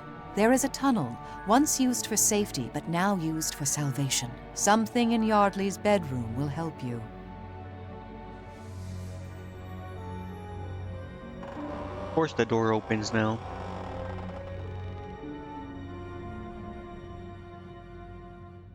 Okay, so I know... The portrait had transformed to show the man being bricked up in an alcove. So... I'm pretty sure in the grave, that door, I think I mentioned it yesterday. There's like a door on a crypt. It didn't have any keyholes or anything, but it had like symbols on it. That's probably the way to get in. What was I gonna give her? Oh, the Ouija board. I found something that could be used as a spirit board.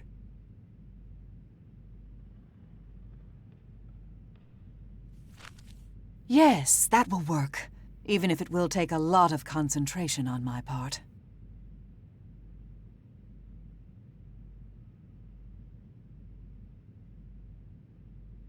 Cecil Belmore, we now implore. Where do you rest forevermore?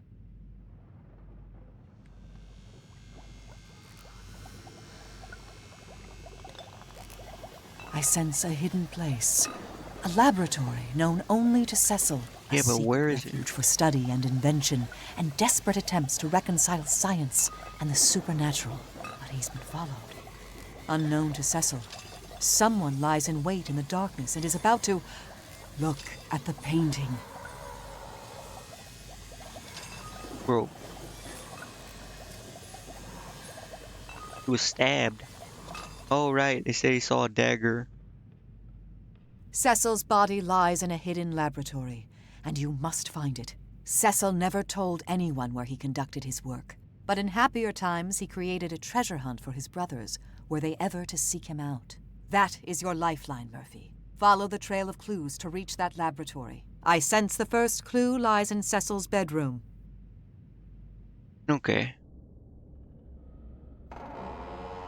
Now I need... to get that stupid globe. I need to figure out how to beat this guy at pool.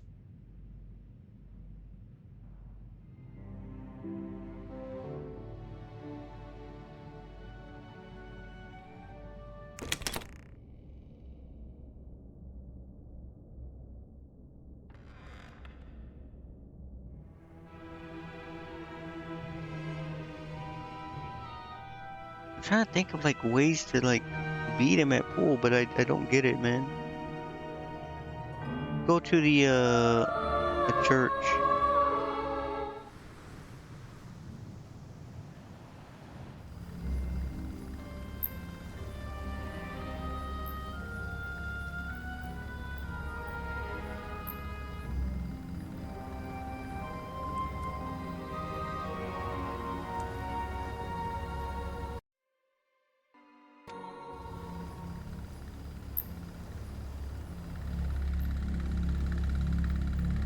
I couldn't do...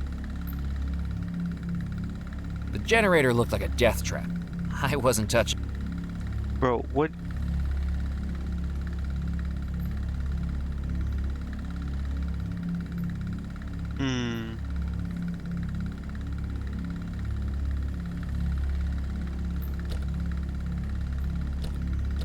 It was the dial used to alternate, but...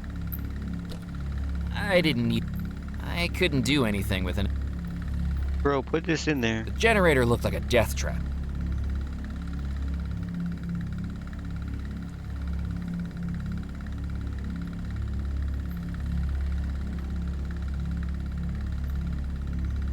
I don't know, man. I do have a shovel. A firework and some matches. I have a flask for some reason. I have a horn. flag.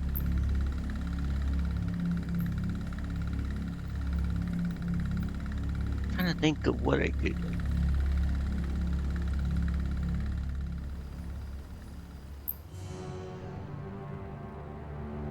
Like a wire I could cut. It wouldn't have been wise to reveal myself to the...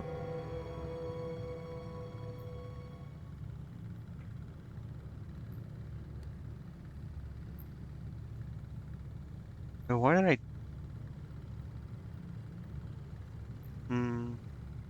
I don't know, man.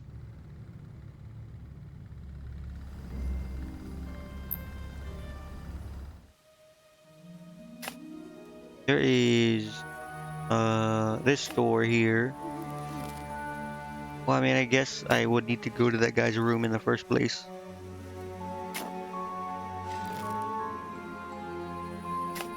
I looked to the bottom of the... Good evening, Edgar. Is that the sanctuary crypt in the hillside? That's right. Must be the oldest crypt in the cemetery. Is there a way inside? Not that I know of. I've never been in there. I don't think it's been used for centuries. There's a local legend that a tunnel runs into the crypt from the church. An old escape route. But if it's real, I've never found it. What's that carving on the front of the sanctuary crypt? Beats me.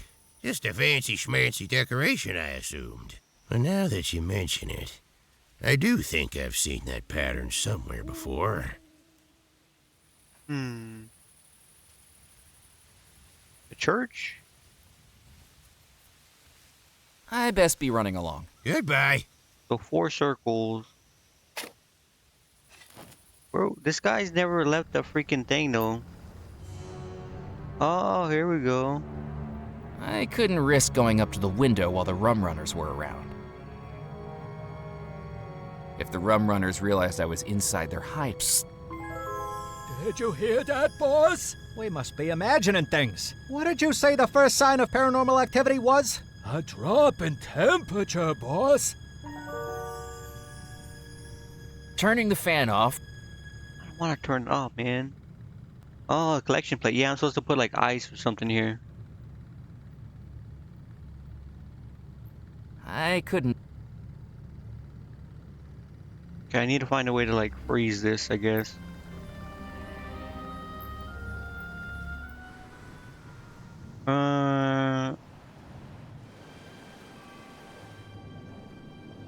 I took a handful of the spilled gunpowder.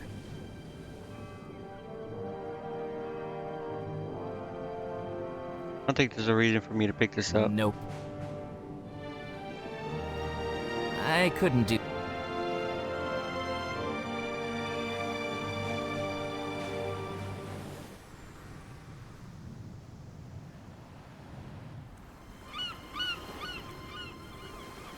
That wasn't going to... I don't know, man. I need a way to freeze this.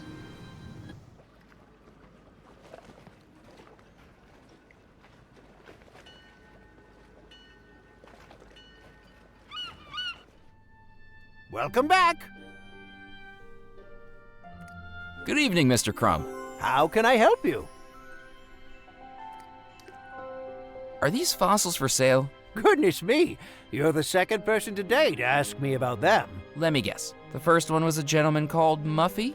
I didn't catch his name, but he pressed his face up against the cabinet so hard he left nose prints on the glass. Wouldn't stop asking questions about where I found them. Seemed to think they were from here on the island. Didn't have the heart to tell him I brought them all back from a vacation in Grimstone, Arizona. Total time waster. Who was he anyway? Friend of yours? Not exactly. His name is Muffy Carlyle. Of the Carlisle Provincial Accounts That's of the Joint one. Stock Corporation? That's him. You mean to tell me one of the richest men in the country was in my store? My store. Selling the finest watches, necklaces, jewelry, and rings? And all he wanted to talk about was rocks and bones? Excuse me. I feel a little faint. Do you think I could buy a fossil? You certainly can, if you can afford it. Could I take it on account? On account of what? On account of me having no money. Alright, I think I'll just look around for now. I'm in. well.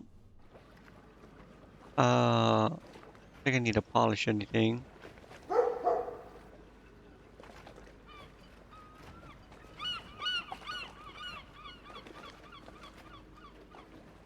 I think what the fuck to do, man. Wait a minute. The comb.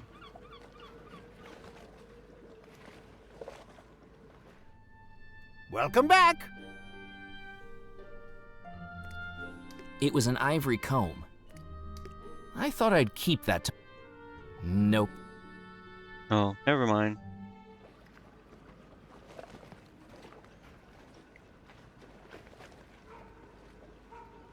I need a map. I'm assuming when I get a map of where to go, I give it to this guy.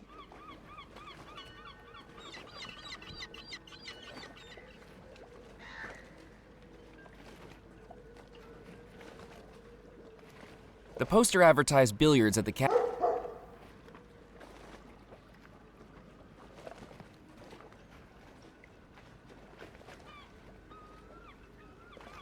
Alright. So I mean I got like an idea of what to All of do, the papers pinned to the board, but one not article where to stood out go me. to do them. Showed the beaming face of a rotund fisherman on the docks. Maybe I Ned decided to knows. leave. Oh, never mind.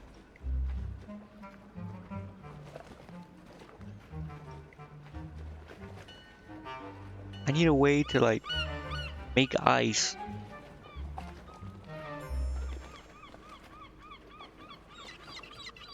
Trying to think of where I could go then, man.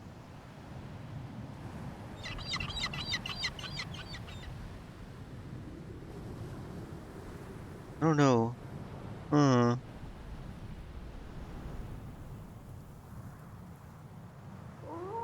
The mail? There's nothing here. This chicken keeps going everywhere.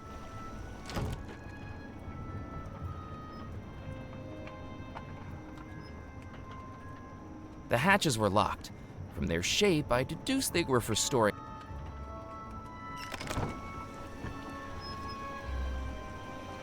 Bro. I might have to look up a freaking thing. Well, I guess I can go and go to the room.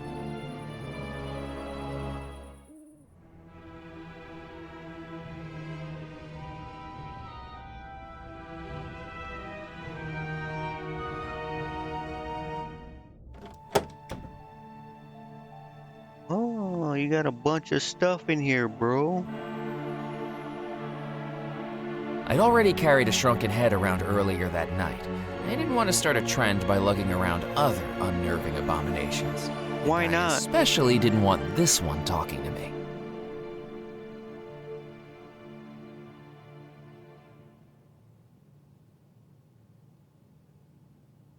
I searched through the pockets of the lab coat.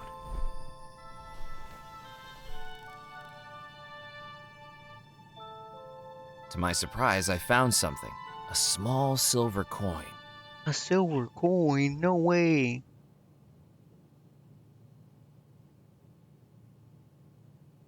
The books covered all manner of scientific subjects, magnetism, thermodynamics, chemistry, and much more, none of which I had the time or understanding to read. Get the chemistry one. Make dry ice. The bag was empty of everything but papers covered in an unintelligible scrawl.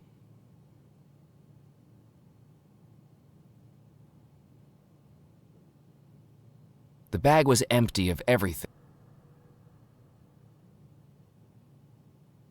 The apparatus looked like the handiwork of a mad scientist. I thought it was best not to mess with it. Who knew what sort of reaction I might set off? It was an old silver coin. At its center were two lines of text, but they were too small I need a way read with the naked to eye. zoom in and magnify this. I mean, I guess I could ask that guy, the jewelry guy. He probably has a way to see it.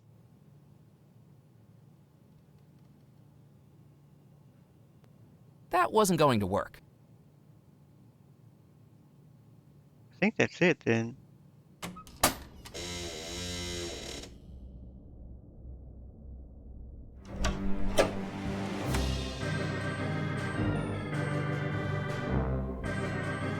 Whose room is this?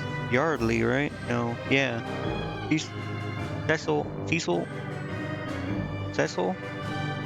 is the other room.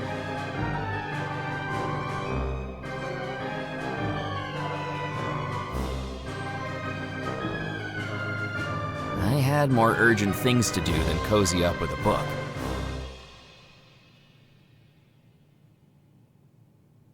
The chest contained only a myriad of theatrical costumes, not one of which I wanted to wear around the island.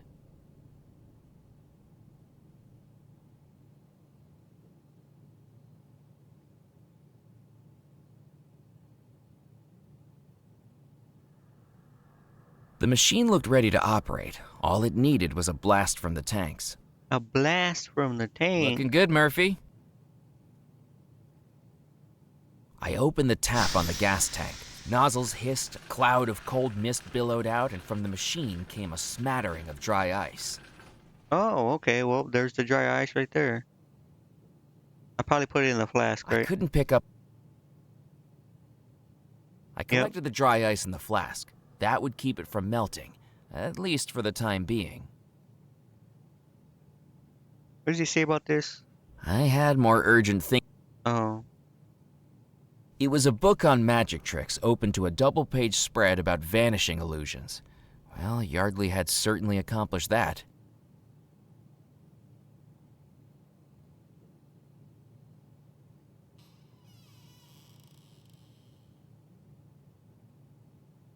I think that's it. Wait. Because this guy was buried in the crypt, right? No. Yes, maybe. I don't know. No. Yardley or... No. I think it's a Cecil. I don't even remember whose fucking room this is. Xavier says, okay, so it is Yardley. This is the one that's buried in the grave or the tomb. No, wait. Yeah. Bro, I'm getting like... Wait. Let me go look at the goddamn paintings again.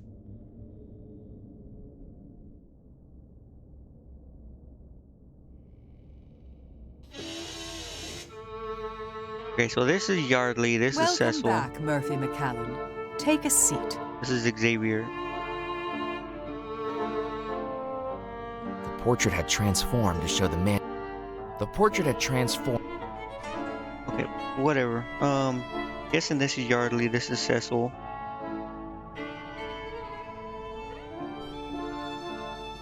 He's hidden somewhere in a laboratory. And Yardley is in the grave.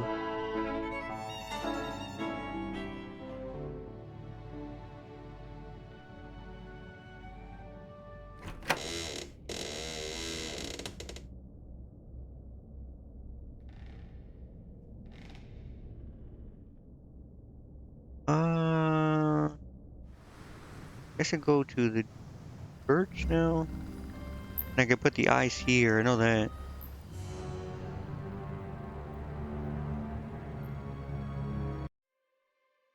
Let's save it first.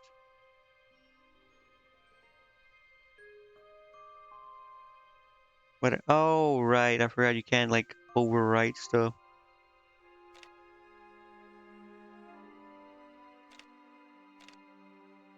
Okay, so we put the dry ice in the collection plate. And then they freak out.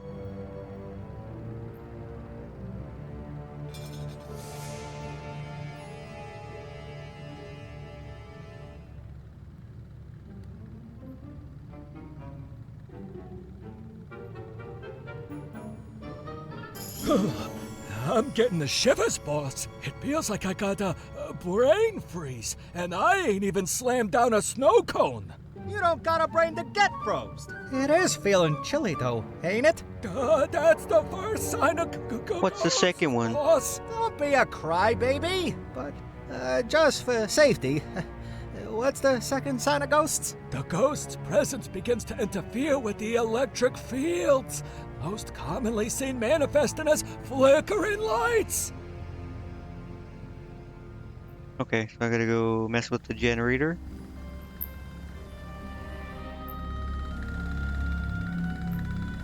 If flickering lights were what would scare the rum runners, it was time to do some rewiring. I turned the dial to redirect the electricity through the faulty fuse.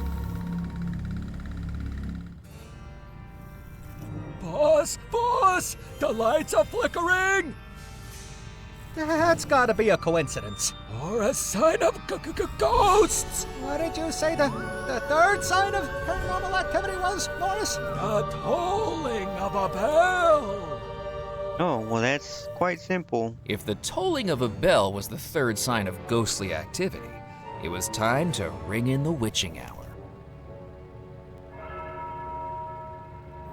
The bell! A chill in the air. Flickering lights. The tolling of the bell. Oh no, it's a ghost. Ghost! Run for your life! Freaking Scooby-Doo ass characters.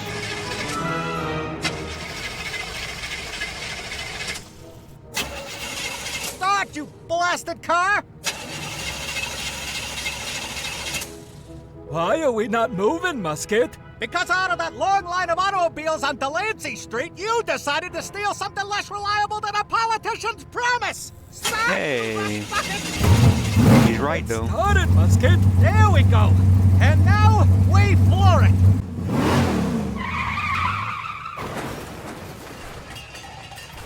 Wait. We So, crashed, Musket! I can see that we crashed, Morris. Well, there's only one thing we can do. What's that, boss? Run for our lives! oh no. Bro, what is this shit? So is all this rum mine I now? didn't need any more rum. Yes, hey, listen, you don't tell me how much rum I need.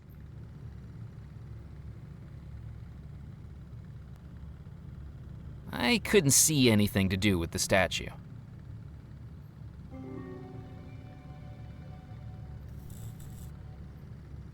Now wasn't the time for us.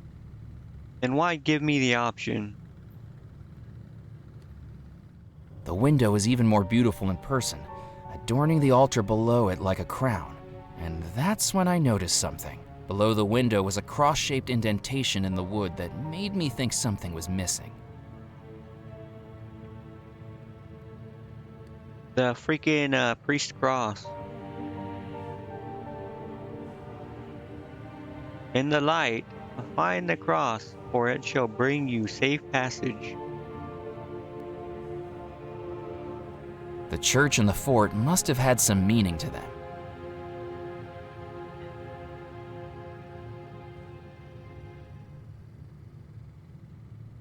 The text read, "In the light find the cross, for it shall bring you safe passage." At night, the colors of the stained glass window were impossible to make out. Taking the book, I realized it was an old Bible with a thicker layer of dust than a nudist's summer wardrobe.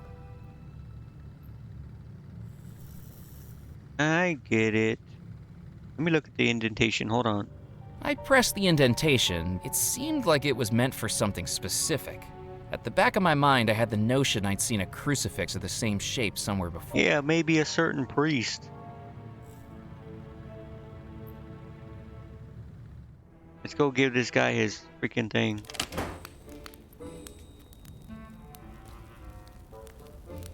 I need Good your evening, cross, Father man. Foskett. Hello again, my child. Do you know anything about the sanctuary crypt? Oh, I certainly do. History is a bit of a passion of mine. When Devil's Rock was first colonized, the only inhabitants were the monks of the church and the soldiers of the fort. The monks provided luxuries like woven blankets, carved utensils, and certain brewed drinks.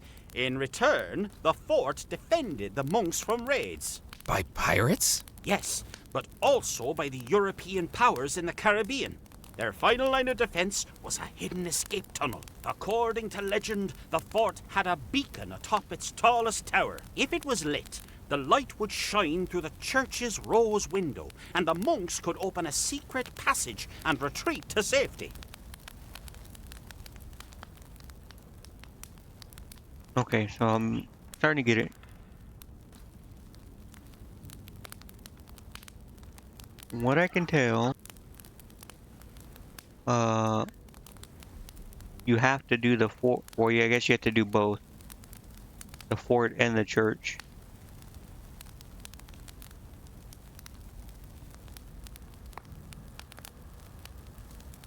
How did they open the secret passage? Now, there's a mystery. I spent decades in that church and never found a trace of it. Of course, the beacon was never lit while I was there. It hadn't been for hundreds of years. Would the secret passage still open if the lighthouse was lit? I can't say I know. Maybe.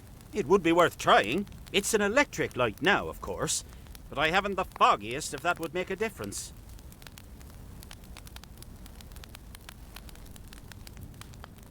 Who installed the electric light on top of the fort? That was Cecil Belmore.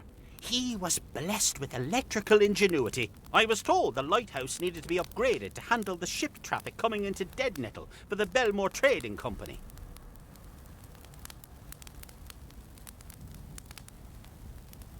Okay, so the way to find, well, I mean, I know what to do, but I have to light the lighthouse and put the crucifix and everything in before I can do either of the thing.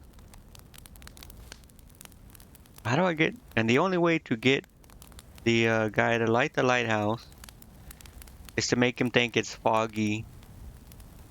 That's a very impressive crucifix you're wearing.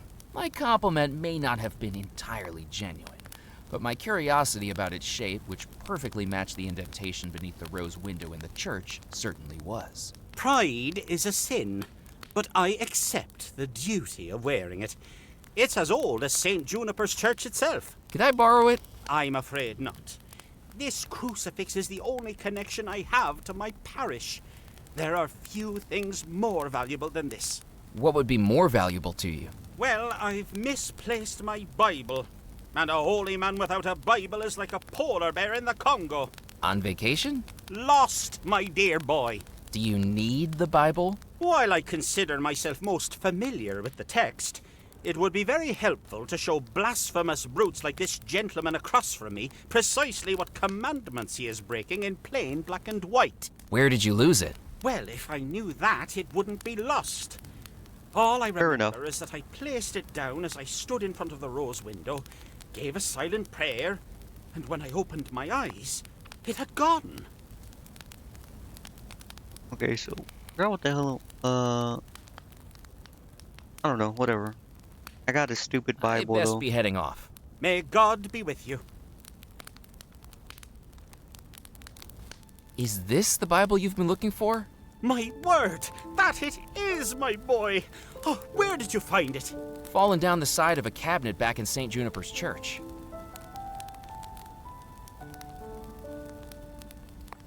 People do say they find faith in the most unexpected places, but down the side of furniture is certainly one of the most common. I'm most indebted to you.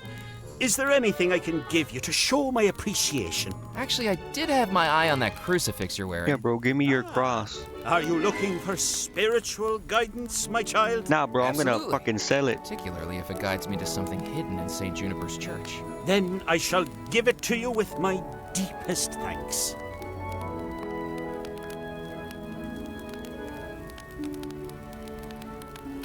Let it guide you to where you want to go.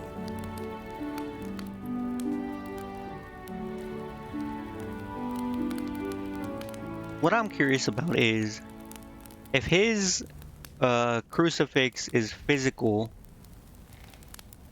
why are their clothes and stuff not? Because I know the little kid said that ghosts can interact with stuff. Like they're like actually basically physical. But why is it that they're like, would I be able to take their clothes off of them and steal them? Because why would his crucifix specifically be like physical and I'm able to take it?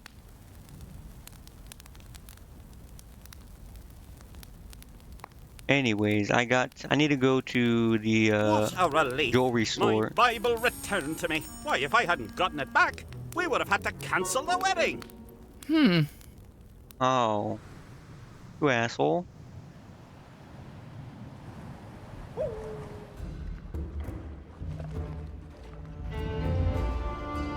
Oh, I wish you would have put me at the beginning. I gotta go all the way to the jewelry store and see if he has like a way to read this.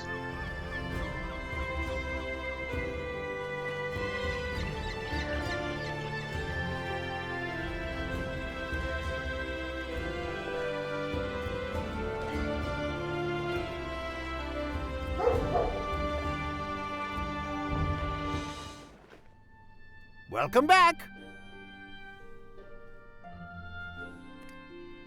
What do you think of this coin? Oh, very interesting. Though I'm afraid with these Bro, you old have a spectacles, freaking magnifier I right can't make there. out what the engraving says. You kidding me, bro? There is no reason to... Could I use your microscope to look at this coin I found? Oh, are you a fellow fan of numismatics? I prefer Yeah, the sure, old man. ones. Yeah, never mind. Go right ahead.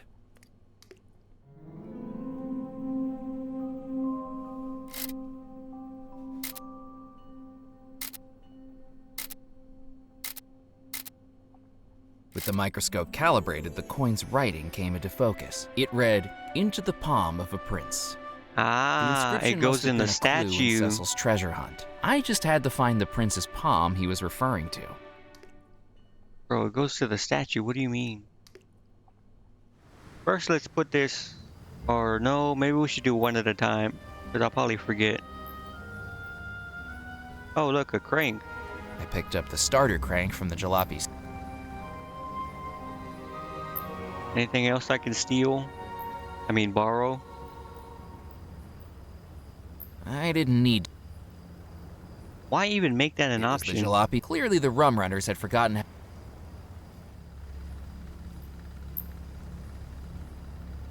So I can't do this until I turn on the lighthouse.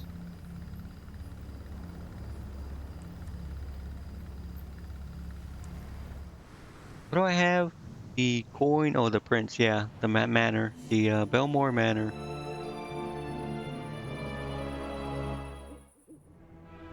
It is in the garden.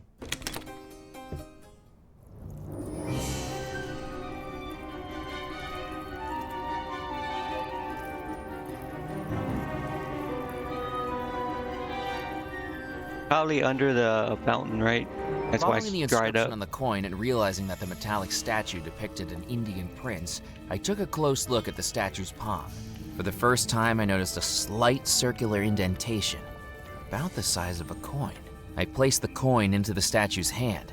It fit the indentation exactly, into the palm of a prince. No sooner had I done it than I heard sparks and hums coming from inside the statue. That's when I realized it wasn't a statue at all. It was an automaton. A robotic figure made to move with cogs, wires, and electrical pulses. It seemed to be fighting to move, but then, nothing. Well, blow me over with a dandelion. I didn't expect anyone to get that working again. It's not doing much. I need grease. Joints will be frozen, I should think. No wonder after all these years. Another job for me to do, and a dangerous one at that. Who knows how many volts Master Cecil ran through that thing to get it moving? Wait a minute, what? What I once thought was a statue was now revealed to be... The automaton seemed unable to move. I need grease, but how do I get it? Oh, the flag.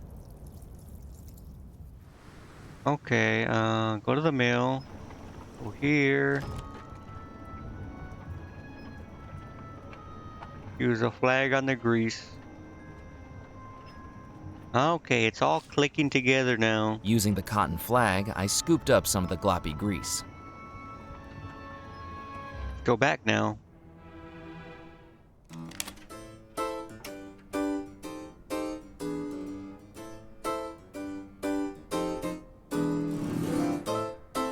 Why can I not go in there? The hell was that?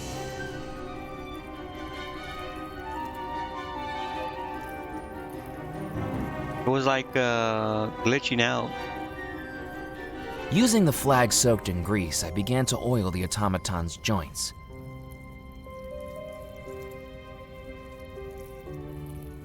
I placed the coin back in the automaton's hand and watched.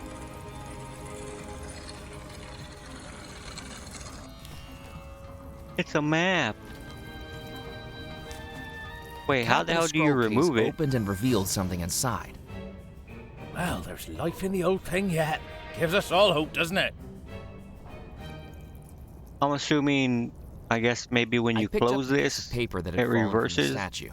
Unrolling it, I discovered it was a death certificate, all filled in except for one key piece of information. The name was missing. It was certainly a clue, but who did it belong to? This is to certify that blank has died on the first day of April in the year of our Lord 1898 and was respectfully and expeditiously buried at St. Juniper's Church Cemetery on the 31st day of March, year of our Lord 1898. Witness, Mr. Cecil Belmore. Undertaker, Mr. Edgar Kettle. Yardley. Yardley was the first one to die? Or Xavier? I think it was Xavier.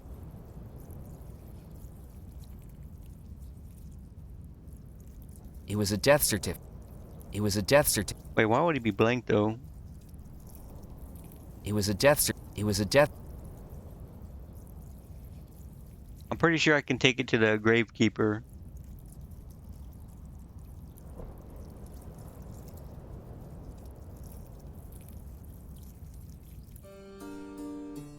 Let's talk to this guy just to see. You never know. You never know what he might have. I didn't have anything to talk to him about. Okay, well, never mind.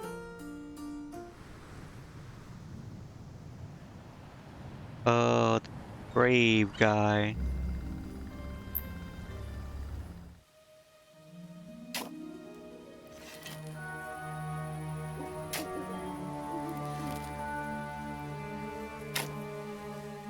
Does this death certificate mean anything to you? The name hasn't been filled in, but it says you were the Undertaker. Of course I was. Nobody else on the island would do it, now would they? I was wondering if you remembered who it was you buried. That was over 30 years ago. Do you know how many bodies I've buried in my career? I couldn't tell one corpse from the other. This may surprise you, but I don't get that attached to them. They don't make for very stimulating conversation. Is there any way I could find out who it was? Well, you've got the date they were buried. Maybe there was an obituary. Thank you. Obituary, that would be the newspaper, right?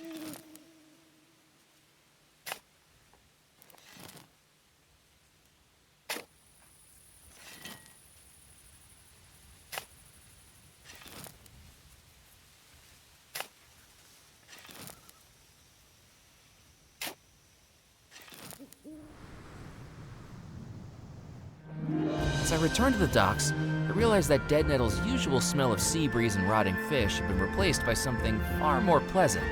The smoky scent of a fish I thought I recognized. Wait a minute. He is not cooking that dead, like, whatever year old freaking, stuff, taxidermied, like, chemical imbued fish.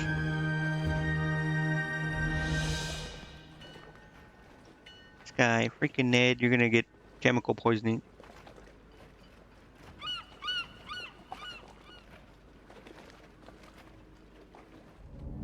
Well, look who it is. Murphy, I've been hearing talk of someone wandering the island on a crime spree. And look who comes walking through the door. I can explain. Explain what? We've got no time for your blabber. I need your help to catch him. You're an auditor, aren't you? I used to be. You must be used to prying that big nose of yours into other people's business. What the Big hell? nose? It's a honker, Murphy. Now, put it to good use and help me sniff out who this Devil's Rock devil is. What is What's it with he been up everyone to? on this goddamn Giving island? age-restricted voodoo artifacts to an 8-year-old. Let loose a dangerous domesticated alligator, broken into Belmore Manor, trespassed at Baxter's Mill, handled prohibited alcohol, recklessly knocked over historic explosives, impersonated the dead, and, get this, bellowsed a chicken. The Yeah, monster. who would have? Know Yeah. anything about it? Can't say that I do. Well, keep your eyes open. If a good and just citizen like me allows those with such wickedness to get away with their heinous deeds, then what has become of us as a society? Is that really the reason? Of course not. I might sell some newspapers out of this. Well, I hope you catch him. So what time is it? Shit. We got like a few minutes. Hey, you can't come back. I'm not trying to go back there, Sorry. man. I'm trying to talk to you. Evelyn seemed busy and I need the freaking old newspaper, man. Hey, you can't. sorry. Evelyn seemed busy and I didn't. She wants me to catch the guy, but I'm assuming I have to like make up some story so I can go to her filing cabinet. Hello again, Mac. Now, I hope you don't mind, but you left your fish hanging there. No sense in letting the fish that size go to waste. I've started cooking it up. It'll be the tastiest fish this side of the Mississippi. We can tuck in as soon as it's cooked. I tried to hide the realization growing on my face. A mouthful of taxidermy stuffing and chipped teeth from the iron horseshoe hidden inside wouldn't be the culinary sensation Ned was after. Sounds great, Ned. The fish was far too hot to pick up, and I was sure Ned wouldn't have wanted me to. What? Whatever. Let's Good talk to evening, this Ned. guy Oh, again. yeah. Ned, I don't know how to tell you this, but I'm not sure that fish is edible. Nah, Mac. Don't be so modest. No, really, I think there's something inside the fish that shouldn't be there. You almost had me there, Mac. Ned was a nice guy, seemingly too nice to believe what I'd stowed in that fish. How's the grilled pancoza coming along? Sizzling up nicely. I have to keep checking it every few minutes. Make sure the fire isn't too hot. Make sure the skin doesn't get too charred. But don't worry, I'll let you know as soon as we're ready to eat. Okay, Catch you later, Ned. Ned. See you around, Mac. Where's that knife at? Cut up the fish. Shall we tuck in, Ned? Don't be tucking in yet, Mac. We've got to wait until it's cooked through to perfection. It probably. Wait a minute. I couldn't. Probably wants me to get something before I cut it open. Hold on. How about this? If Ned wanted to wait until the fish was cooked to tuck in, it was time to turn up the heat.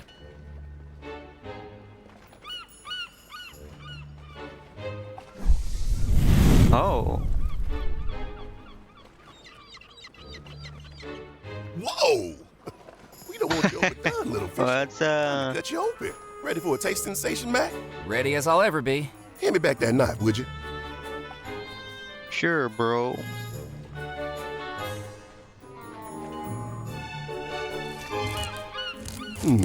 That's strange. There's something in here.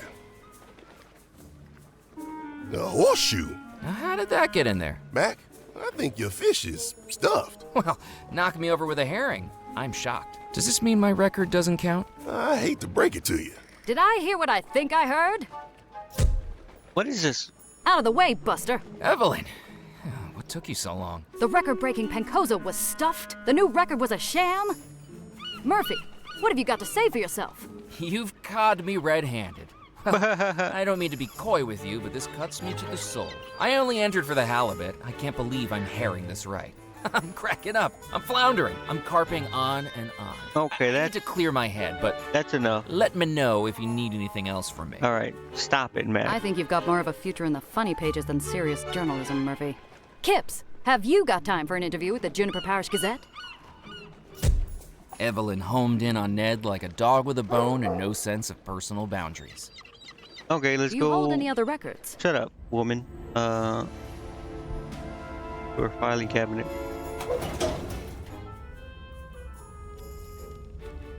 Katie Rodante opens the Starlight and Moonbeam Cafe.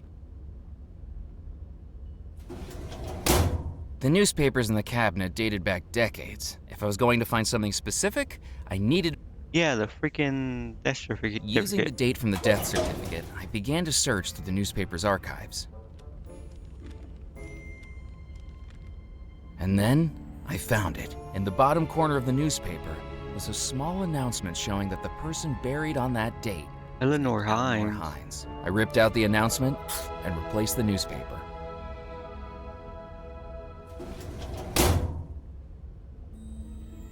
Hereby declared that the burial of Eleanor Hines took place on the day of our Lord, 31st March 1898, witnessed by Mr. Cecil Belmore at St. Juniper Cemetery. It was the obituary I'd ripped from the newspaper giving the burial date of someone named Eleanor Hines. McAllen, I told you can't go back there. Whoops, look at the time. I've really got to be going.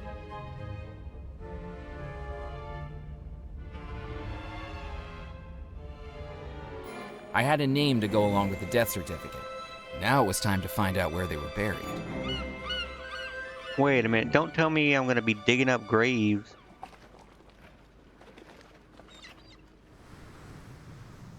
Well, let's get to it, I guess.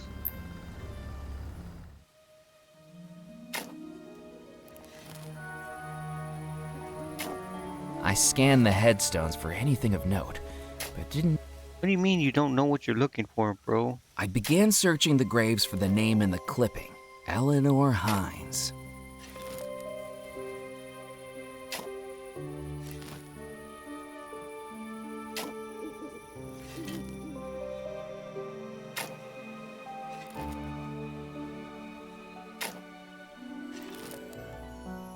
Aha! I discovered a small headstone at the center of the cemetery, partially covered in moss and lacking any date whatsoever. So this was where Eleanor Hines had been buried. Except, now that I was looking at it etched in large letters, I began to realize something. The name was an anagram.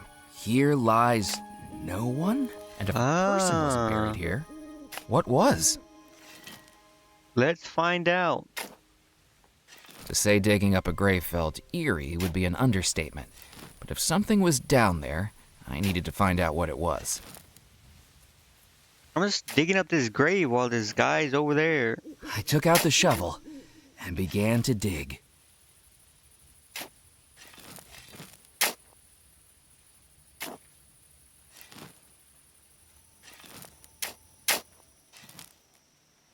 Eventually, I found something.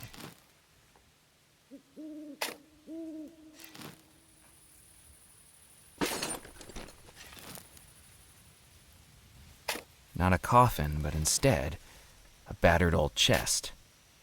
It's the dead man's chest.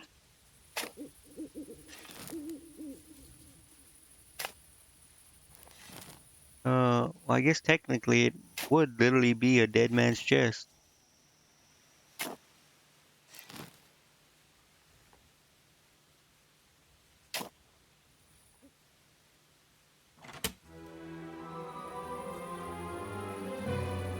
I know where this I opened goes. the chest I dug up from the grave and found two things of interest. A round glass lens and an engraving in the lid of the chest. I picked up the glass lens. This goes to the telescope on the top of the house. The engraving read, "The Tale of the Mermaid." Remember the weather vane at the top of the house that didn't spin with the wind? That's what this is referring to.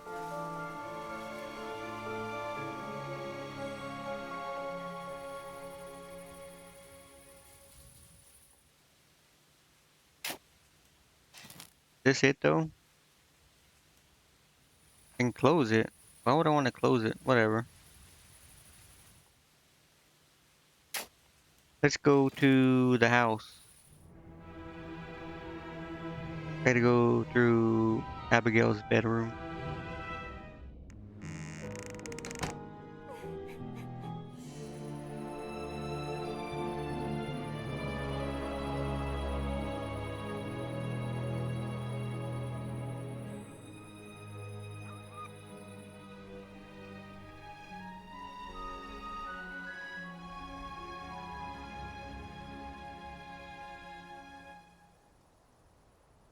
There was no way to reach the weather vane, but despite that, I noticed something curious. I gotta go No matter around. which way the...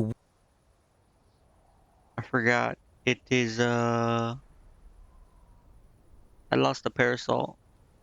I have to go to the stairs. Which is where again?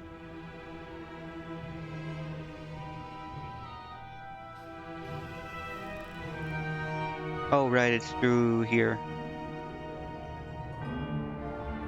Middle one?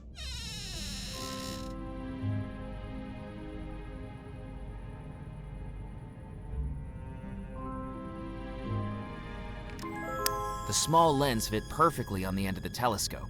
I immediately looked through it to see what it would reveal. I spy with my little eye the next clue. The creek meandered all across the peninsula. Surely that was too much to search. I don't know. It's the tail. Here we go. No, that's the octopus.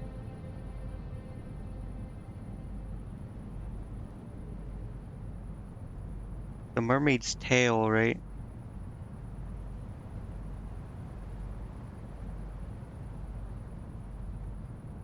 The tail of the mermaid. This must have been the location described in the chest's inscription, but looking through the gap in the weather vane, all I could see was darkness. With no easy path to it, I couldn't justify risking my life trekking through overgrown wilderness and the alligator-infested bayou unless I was sure something was there. I needed some way to light up the bayou. The only thing I can think of is the freaking, lighthouse. So everything's depending on the lighthouse. The face reminded me of a man. From the neck up, from the neck down, he'd wear it probably was.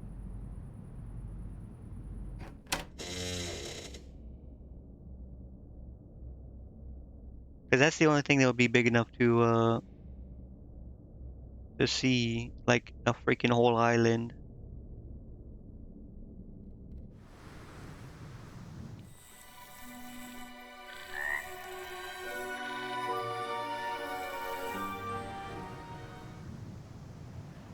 But I need a way to... How do I freaking...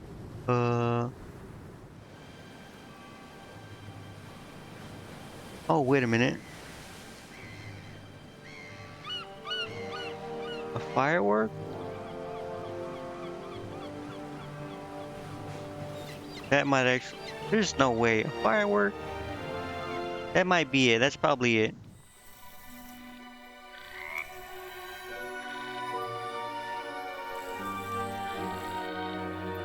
I may have been new to the bayou, but even I knew...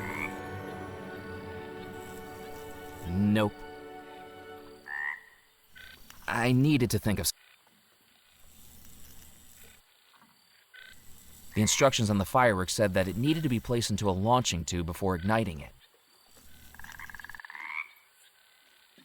That wasn't going to work. A launching tube? That wasn't going to work. I couldn't do that. So I need something to add this to. Oh, wait a minute. No, I know. It's on the freaking house.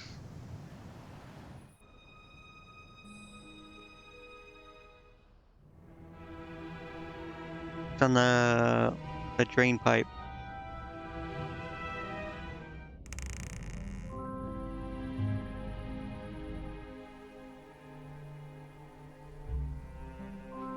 The firework dropped snugly into the drain pipe. If it needed a launch tube to fire, this was the closest I was going to get. I took a match out of the matchbook, dragged it against the striker, and lit the firework.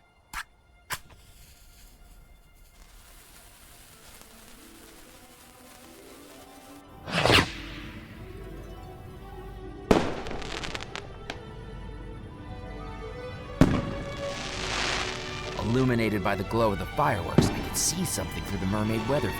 It looked like a wishing well.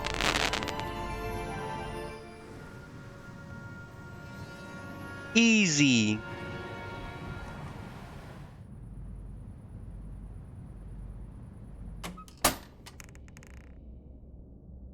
Bro, the people on this island gotta be wondering, what the hell is going on?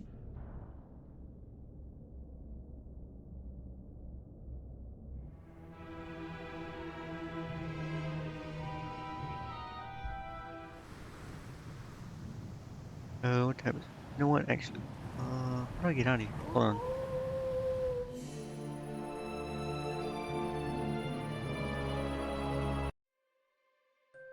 Save. We'll delete this one. Then we'll save it. Back. What was I trying to do? I got the cross. I got... What did I pick up? I picked up something. I could have sworn I dug up the grave.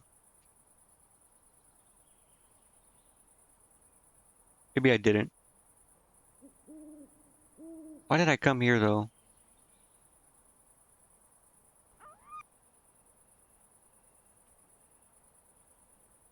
Don't remember. Whatever, let's go to the church. Go inside, we'll put the thing in there. I pressed the... It seemed like... The crucifix slid smoothly into the indentation, like the final piece in a jigsaw puzzle.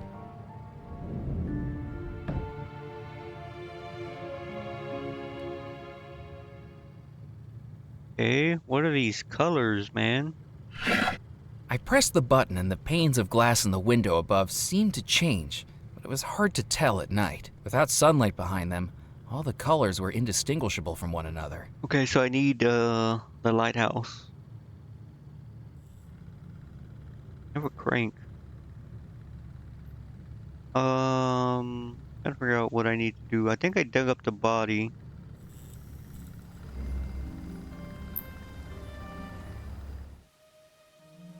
Oh no, wait, I got what did I get from here? Something was in the chest.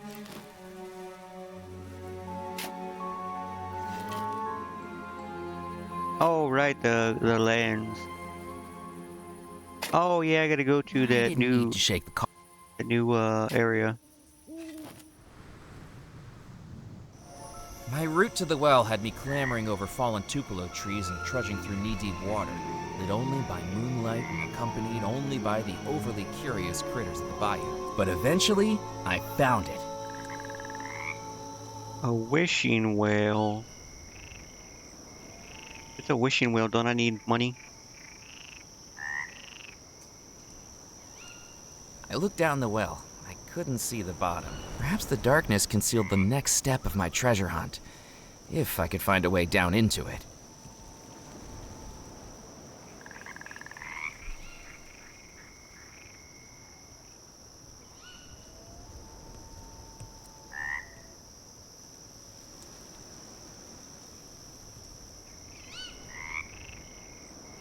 I don't need a match, maybe? I looked down the well. I couldn't see. Perhaps the darkness concealed the...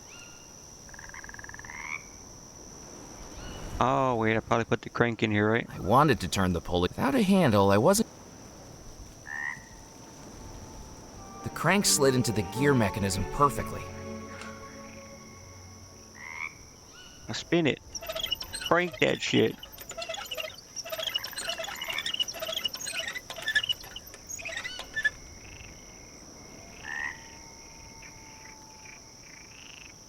Do I climb in there, or what's going on?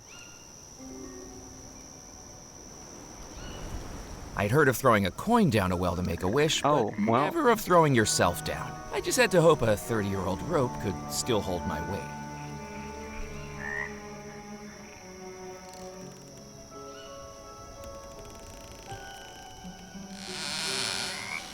Oh, okay, well. With some luck, I found I'd landed on a metal platform jutting out into the hollow of the well. Clearly, I wasn't the first person to come down here, although the previous visitor might have arrived here more gracefully. Well, at least I didn't die, right?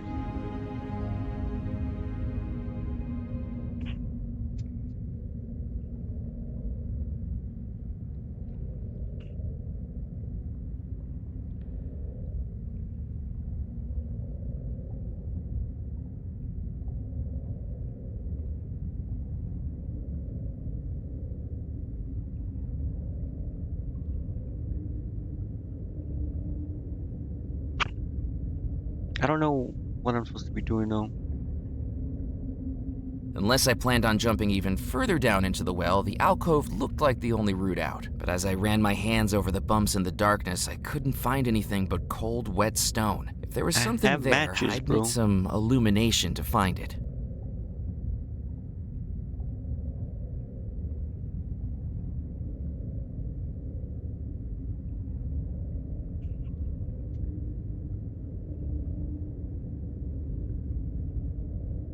The light from a match was going to be too dim and too quick burning to properly examine what lay in the darkness. I needed to think bigger. Spindle?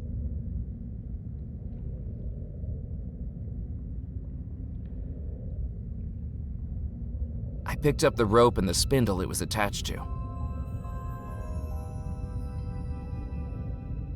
I wrapped the rope around the spindle. I didn't need to tie the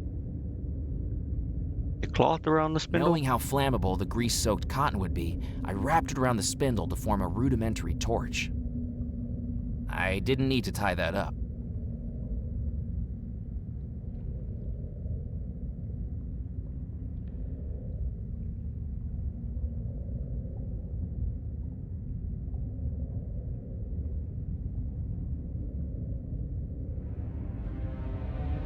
Light it up, bro.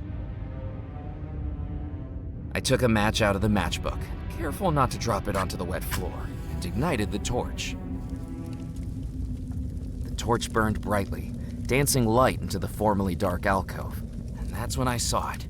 Hidden within the rock face was a small metal box with a button on it. I pressed the button and immediately heard the sound of sparking electricity, seemingly coming from within the rocks themselves, and then... It's a secret door.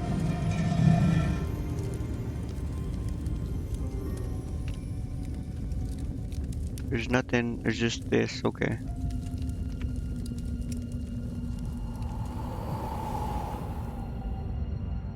I might as well have taken the torch.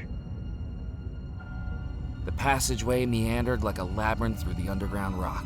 With each step, I felt more and more lost, and ready to turn back. Then up ahead, I saw a glimmer of light.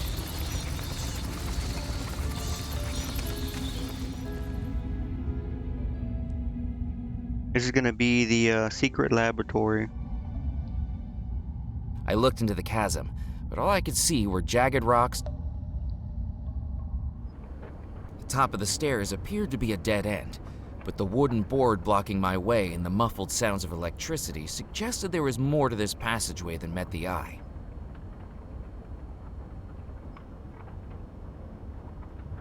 I placed my hands on the obstruction and pushed. It's a bookcase. Oh. It's the dead guy. I emerged into a dimly lit office that seemed to have been taken over by frighteningly active machinery. And from the familiar grunting of wood, I realized where I was.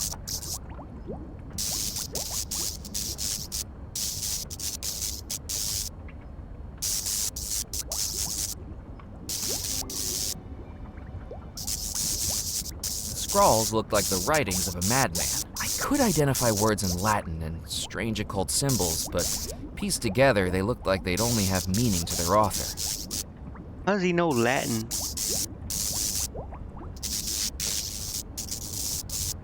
So this was the generator that the water wheel was powering. This was what was bringing the spark of life to Cecil's experiments.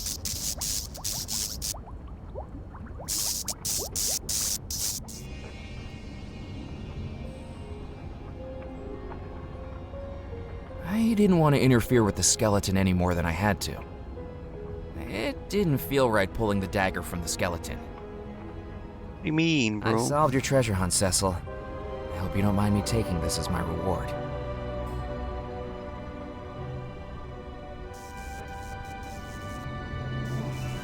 So you are the mortal who is trying to find the lost treasure of Belmore Manor before me. Rackham! You know who I am. Surely you must also know that you have started down a foolish path.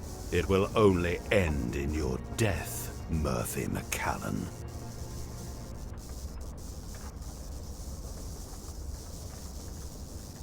What you've done to Abigail Belmore cannot be allowed to continue. Abigail Belmore is dead, as will you be, if you continue this pathetic charade. She deserves to be free, just like all the ghosts of the manor. Don't let it be said I didn't warn you. If you're so interested in being friends with the dead, perhaps it's time you joined them. Hey, Just shut up, as Cecil bitch. Belmore's blood poured from his body, so shall yours.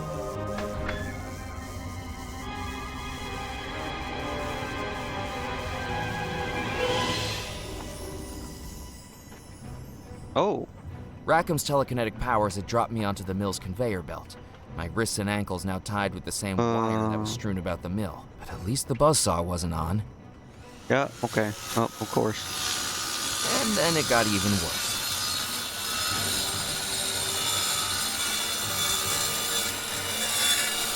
Not let me click anything.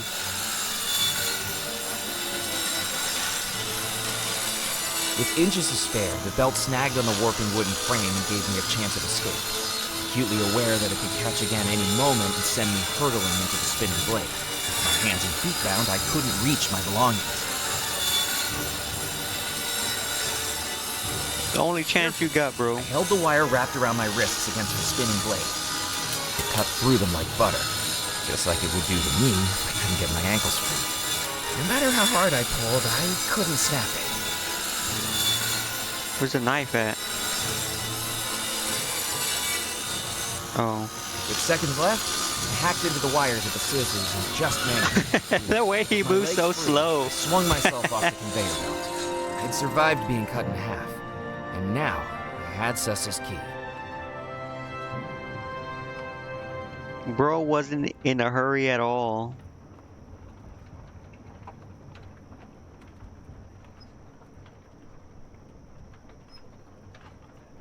I still don't know what this jack is for.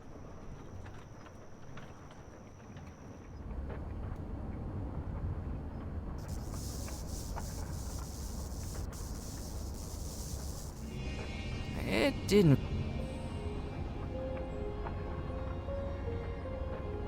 Okay, so I got one key. But I still don't know. But I got rope now.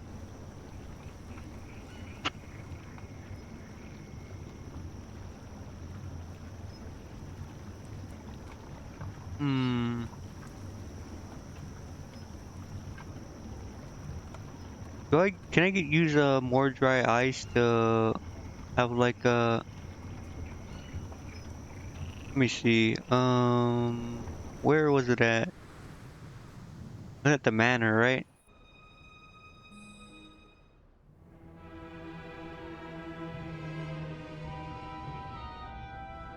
It was in one of these rooms. I think Cecil. No, it was in Yardley. Yardley. The machine looked ready to operate. All it needed.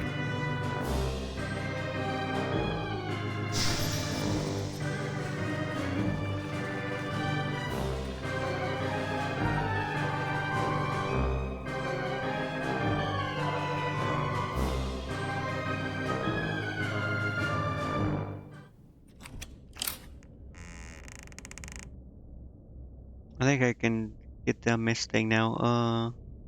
For the fog, I can make it fog.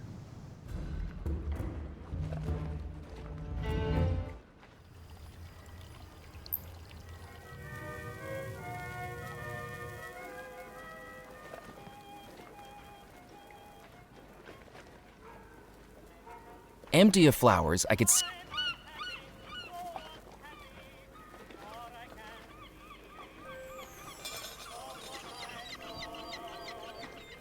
the dry ice clattered into the metal window box.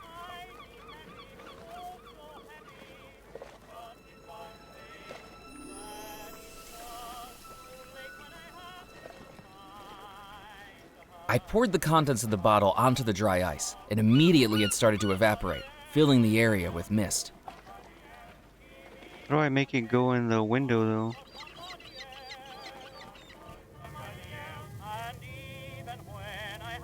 I flicked the switch, turning off the ceiling fans, and watched as the mist outside stopped being blown into the night air and instead began to fall into the club. Waiter! I'm not a waiter, bro. I told you, I don't work here. Do you know how to work a lock at least? Sure I do. Right. Well, the fog's coming in, and someone needs to switch on the lighthouse light. I would do it myself, but that fort's danker than the inside of a sailor's trousers. Use this key to unlock the gate, then turn on the light with the switch on the ramparts. Think you can handle that? I knew it. I knew he was gonna ask me to do it.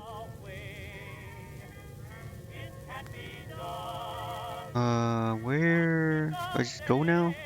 How do I beat this guy though? That's what I need to know. I didn't need to tie that up.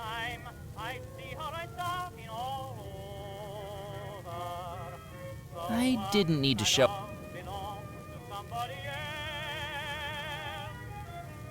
Wait a minute, I know. Jacking up the corner of the table would have potted the ball quickly, but it wouldn't have made the ball bounce off the sides in the process.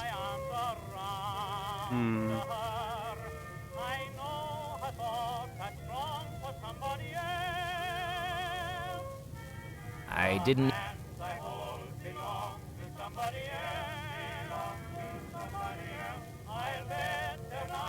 I didn't.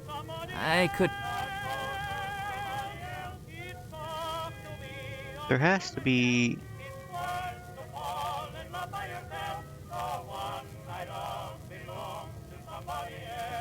a rope.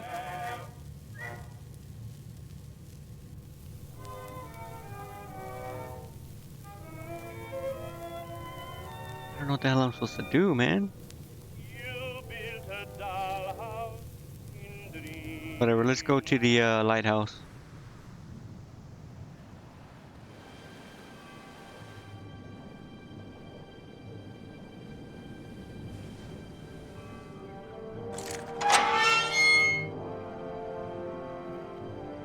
There wasn't anything to do with the lantern. The coat of arms depicted four. From the fort ramparts, I had an unobstructed view across the entire southeastern coast of the island. Cliffs and crags, waves and water, and an endless horizon. A cannon and a ramrod. The lighthouse light was off. With so many coves and caves along the coast, it was difficult to make out.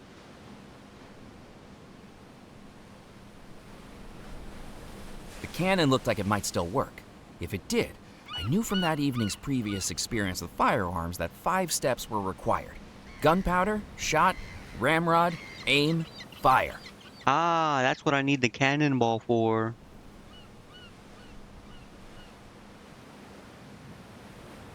But how do I beat that guy, man? I turned the wheel, but nothing happened.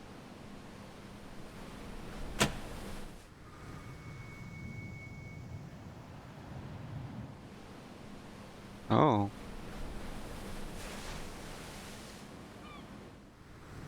I needed to point at the church.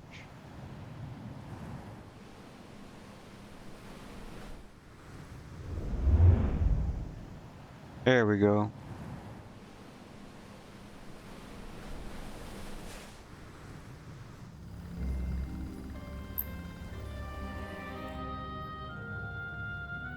Walking into the church, I was presented with the sight of the stained glass window illuminated beautifully by the lighthouse beam.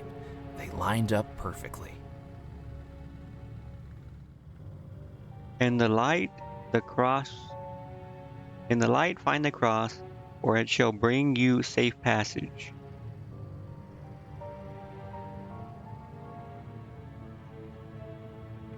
What that means? Pressing the button, I noticed something had changed in the stained glass window. Whatever mechanical process it used was a mystery to me, but pressing the button caused the panes of glass to tilt, ever so slightly, so that the white light from the fort was split into 4 different colors that seemed to dance around the window. So am I trying to make it like this cross? Now that I discovered the lighthouse beam shone directly at the church window, this image made more sense.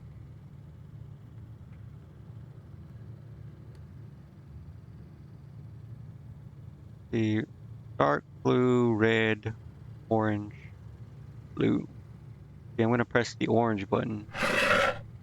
Okay, it spins the orange circle. This is the blue circle, dark blue circle, red. But how?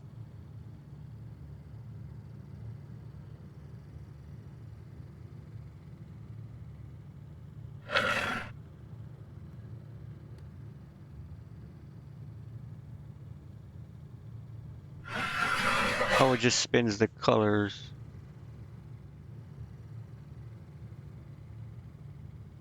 But what am I trying to get though? Find the cross, or it shall bring you safe passage. Maybe I should go look at the grave, the sanctuary thing.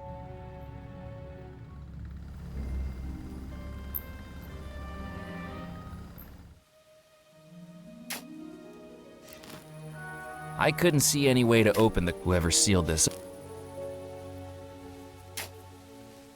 I need to look at this, Embedded bro. into the stony hillside was a large, intricately carved crypt with a decorative geometric pattern on its stone doors. A geometric pattern that looked familiar. Embedded in a I couldn't see it. Whoever. Okay, bro, you know what it is. Stop pretending.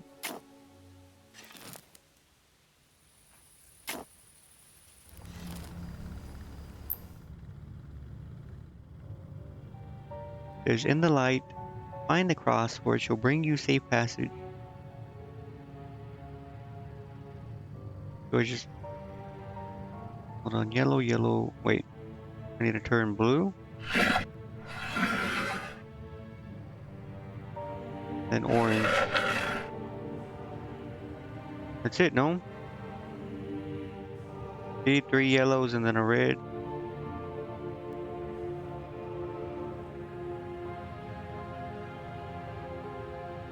Is that not it?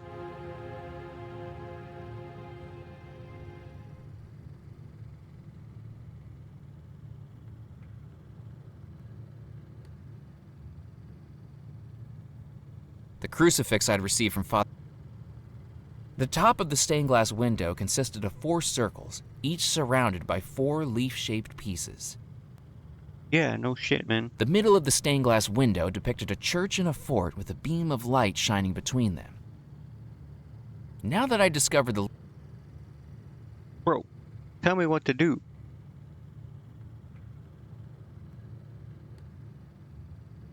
There's no reason they would give you like extra buttons, so has to be like a reason to use all of them.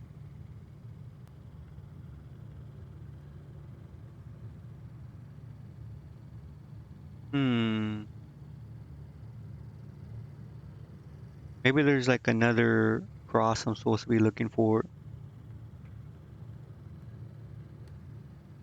Maybe it's just all yellow? No. Impossible.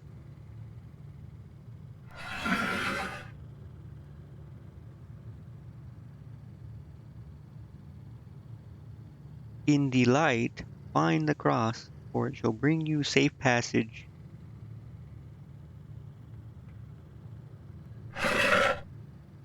I would have thought it was this, but I guess not.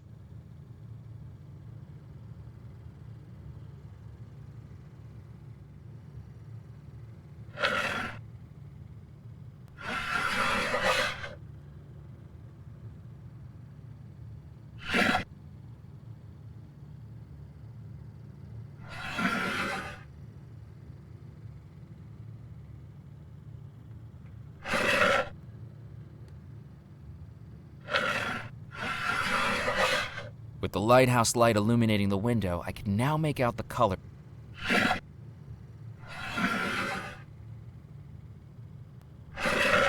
Oh, wait a minute.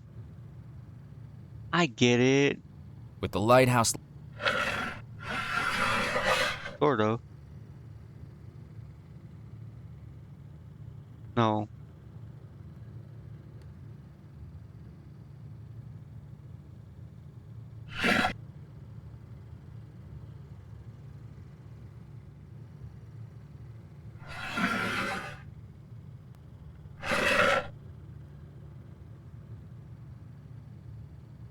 Is it? No, I don't know. I mean, I see what happens. You can turn each one and it takes the color from the other one because they overlap.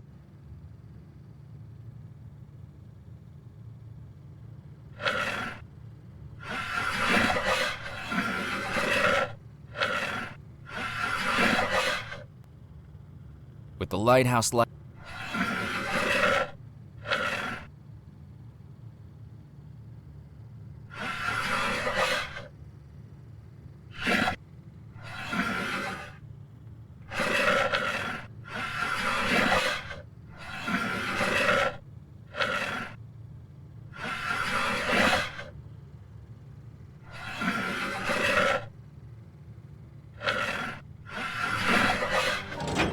Okay, yep. As soon as the plates in the stained glass window clicked into place, forming a translucent cross at the center, I heard a rumble behind me. The sound of antique machinery somewhere beneath the stone floor.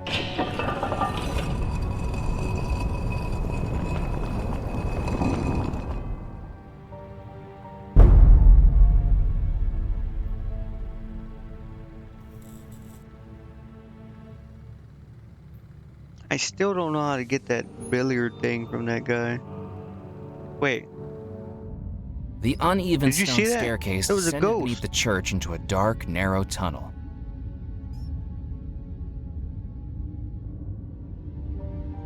I considered taking one of the skulls, but each seemed firmly immovable and really creepy.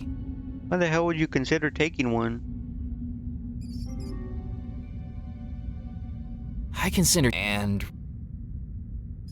The passageway twisted far away from the church, finally emerging in a round room lit only by a pale shaft of moonlight filtering through a narrow hole. Tombs surrounded me in solemn silence. I had found the sanctuary crypt.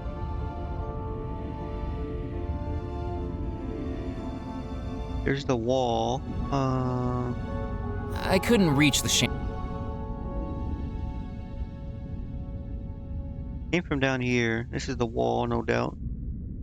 The brickwork was crumbling, and although I couldn't dislodge it with my bare hands, I could tell it wouldn't take much force to break through.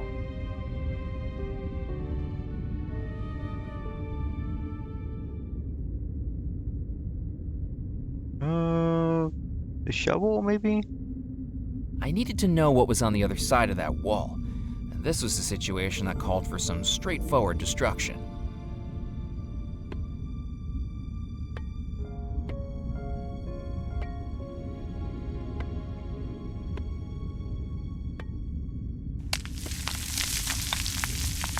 It's too dark to see. Oh. I examined the skeleton for clues, but only his... You're free now, Yardley. He can't keep you imprisoned anymore.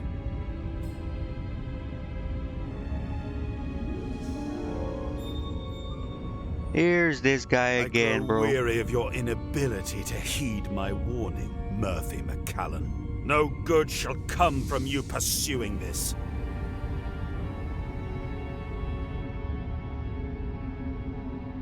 I know all about your plan, Rackham. My plan will succeed, with or without your interference. I'm afraid you're making a terrible mistake, McAllen. For your own sake, I suggest you leave this island for good. Never. Whether you like it or not, I'm part of this story now, too. You haven't learned, have you, McAllen? Everything you've done so far has just made the situation worse. Now is the time to back out. I'll never do that, The hell is he Rackham. talking about? Finding the treasure is more important to me now than it's ever been. Then I hope it's a cause you're willing to die for. Just as Yardley Belmore was entombed alive, so shall you be. I'm doing this for Abigail. Oh. Rackham's spell had transported me somewhere I couldn't immediately place. I was lying down, my arms pinned to the side of me, my hands only able to feel the grain of the wooden boards to the sides and above and below me. And then I heard the noise, something thudding on the boards above me. That's when I realized I was being buried alive. That wasn't going to help me escape from the coffin. The sealed coffin would have muffled the noise too. I could hear shovelfuls of dirt. That wasn't going to help. By the time I finished drilling my way out with the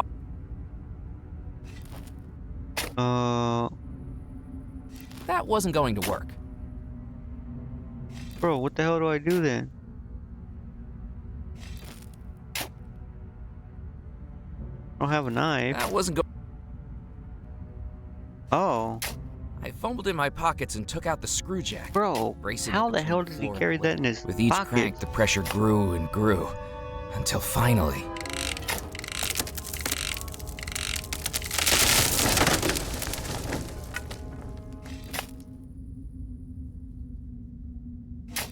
Hey! Could you get me out of here? He's just gonna come out and scare him. What are you doing down there? Trying to not be down here. I'll go fetch a ladder. Don't go anywhere. Where do you think I could go? Before I'd even reached the top of the ladder, Edgar had fled to the safety of his shack, far away from the grave where he'd inadvertently tried to bury me. But one good thing had come out of it. Now I had Yardley's key. Is this where I was? I couldn't see any way to whoever sealed it. I think I was supposed to open the door before freaking activating the skeleton.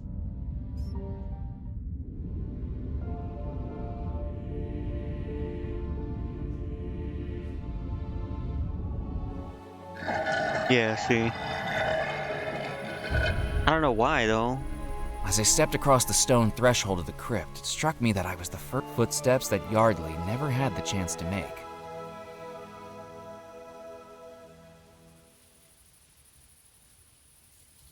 Where is his shack? This?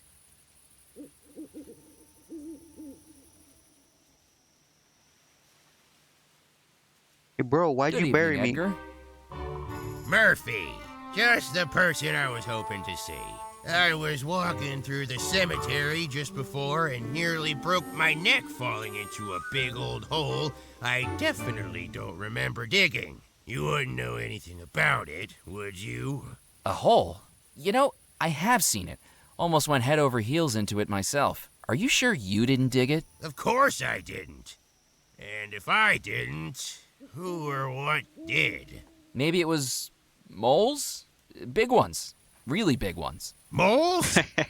Yeah, my doctor did say I should keep an eye on them. You never heard of mole rats, man? I found a way into the sanctuary crypt. You got yourself in there? I thought that place was closed up tighter than a jar of pickles dipped in super glue. I certainly did. The pattern on the entrance was a clue to a secret passage from the church. Well, I'm envious, Murphy. That's the kind of place I can only dream of ending up. In a dank crypt? old crypt? For some, but I see a nice, quiet atmosphere. Plenty of leg room. No nosy neighbors to interrupt your rest. Those skeletons in there don't know how good they have it.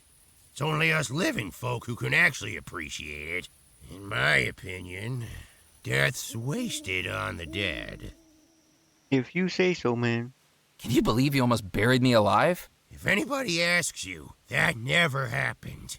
One word of this gets out, and I'll never be allowed near a coffin again. I best be running. Goodbye. Okay, so I got 2 keys. Now the last one is the pole one. How do I... That wasn't going... I'm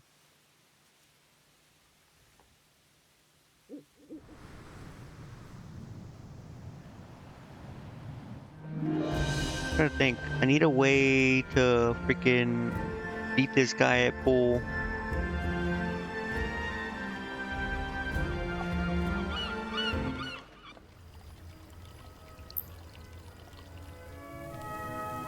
If I drilled holes in it or something? I didn't need to... What is this rope for? I didn't need...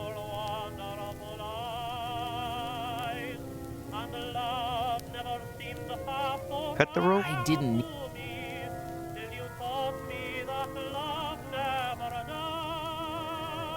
Lighting up gunpowder I was carrying in my vest would have resulted in Murphy pieces all over the island. No, it wouldn't. It's Of black okay. gunpowder that I was carrying. That wasn't going... I needed to... Make a bomb, bro. Put it in the bottle.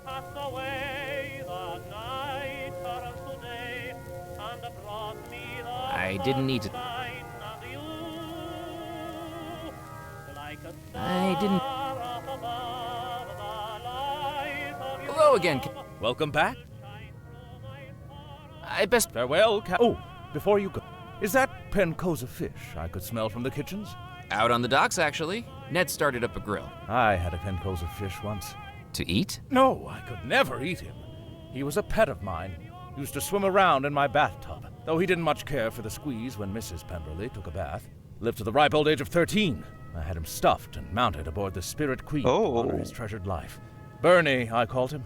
I had the dawning realization that I knew that fish better than I had expected. I wonder what happened to him.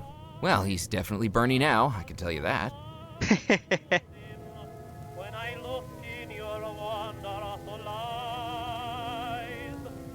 Bro, this game's actually pretty good.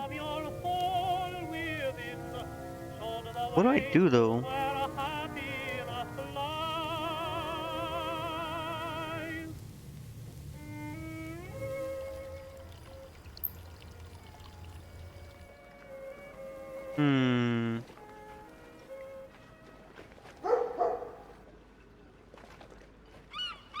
This puppet show... When the hell does this puppet show happen, bro?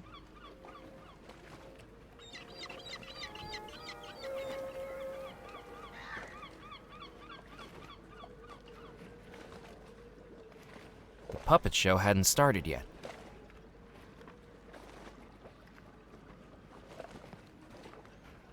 Nope. I thought I'd... Who's this horn for? Why would I need to take this? What do I need the rope for? I didn't... And the comb. What do I need the comb for?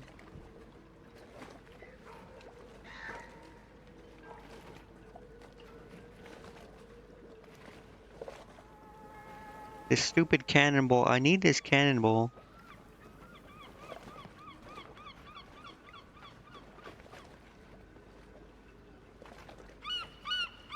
I need a way to beat Murphy, him at... the Devil's Rock Devil's up to his old tricks again. Oh no!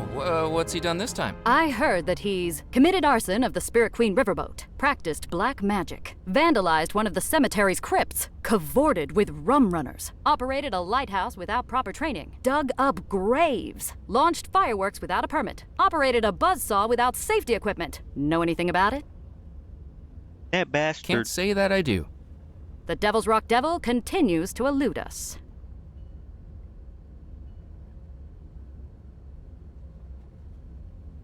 I'm trying to figure out what I can do to like. I didn't need to bother. Yes? Hi. How's the Devil's Rock Devil investigation going? I've made progress. You think you know who it is? No, progress with my marketing campaign. I've written a jingle. Oh dear. Across the aisle, from shore to shore, those good of hearts buy misdeeds in store. A shadow looms where he dares revel, the dastardly devious Devil's Rock Devil. Yeah, okay. Stay sharp, Murphy. See you later, Evelyn.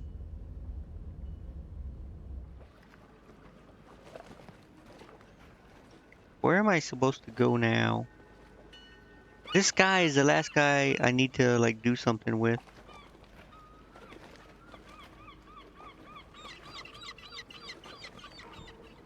I need to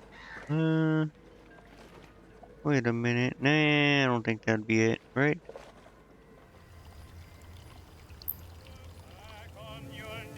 Let's see, maybe the gunpowder. I couldn't do that. Nah, yeah. I could. Hmm.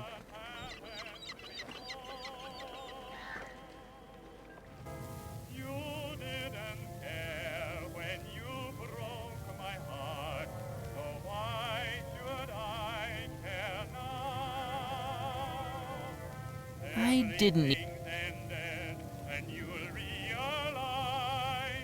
What do I do then, man?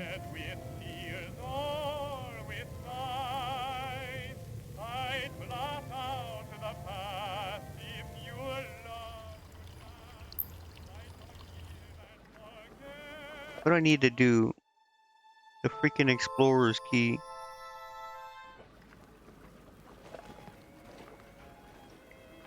Wait, I need like a glass ball or something for Xavier. Welcome back. Searching for a crystal ball, I wondered where I'd seen a sphere made of glass. I had nothing else. Wait a minute. The cabinet was filled with precious. There was no way I could carry a fishbowl full of water and a live goldfish. If I wanted it, the goldfish was going to. The neck of the bottle was. It was an ornate. The neck of the bottle. What can I put him in then? That didn't work. I still need something to put the fish in.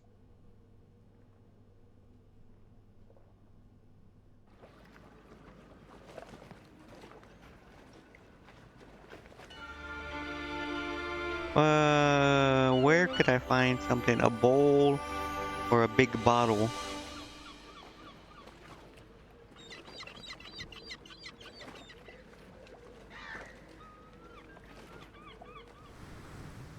I don't think there's anything in the well. Nothing in the Spirit Queen, right? No, not here. The mill? Maybe there's something at the mill.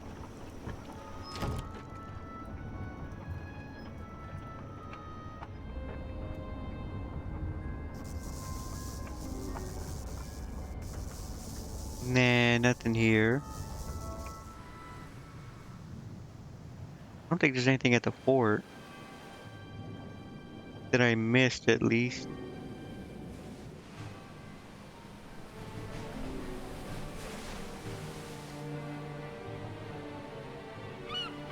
The cannon looked.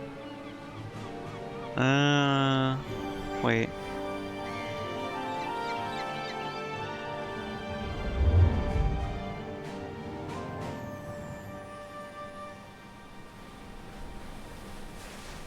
I wanted to aim over there.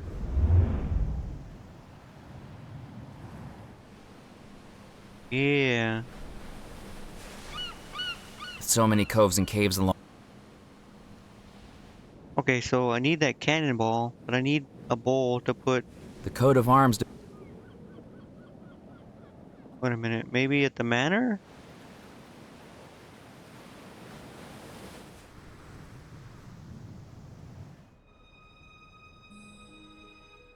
Then we stockpile the phys ed equipment and use the hockey sticks as swords. Quiet, quiet. It's him again. What is wrong with you? The teapot was... I didn't need to I wasn't going to take Mallory's new friend away. Even if he was encouraging her plans for world domination. What the hell?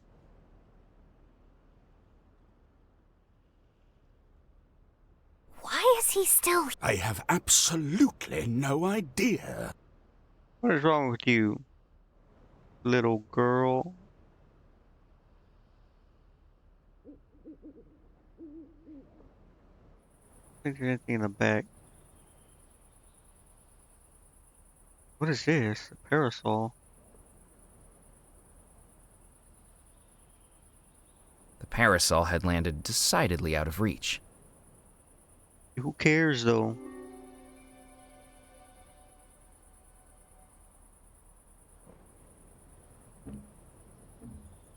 The doors were firmly locked from the inside.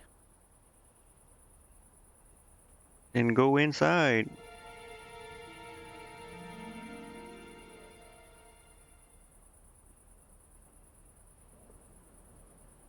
The parasol had landed decidedly... Okay, whatever.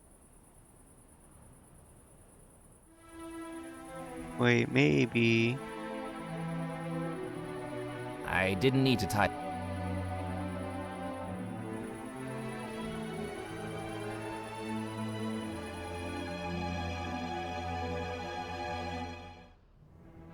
Okay, well, where... I don't think there's anything in the dining room.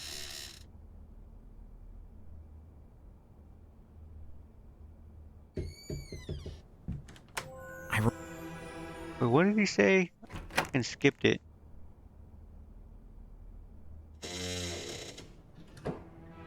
I was clicking to freaking run.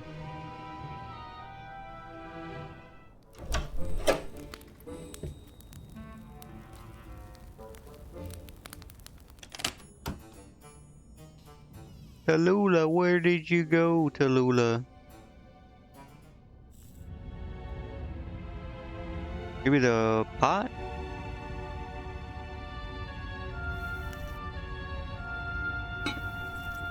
Ah, okay. Took the chamber pot. I considered looking through the... I picked up another firework. Don't know why, but okay. There was nothing large. So you say. Alright, let's go back to the store.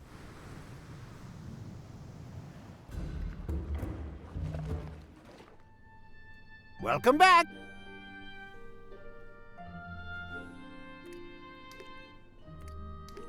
The chamber pot would make a respectable new home for the fish, but I knew Jasper wouldn't be happy seeing me disturb her. Okay, and who cares? I had nothing else. I did. I thought I'd... Would you be able to polish my Goodness me! What have you been doing? Oh, you know, just the usual. I don't know how anyone does this much tearing while wearing. But hand it over and we'll shine her up. You better shine her up, bro.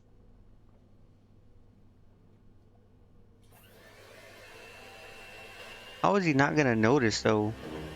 Like, he's gonna come back and see a With bowl Jasper missing. distracted, it was time for his fish to move into its new porcelain-throne home. Hopefully it didn't suffer any indignity at the change of residence, but then, being a goldfish, it would probably soon forget anyway. Because they have short memory.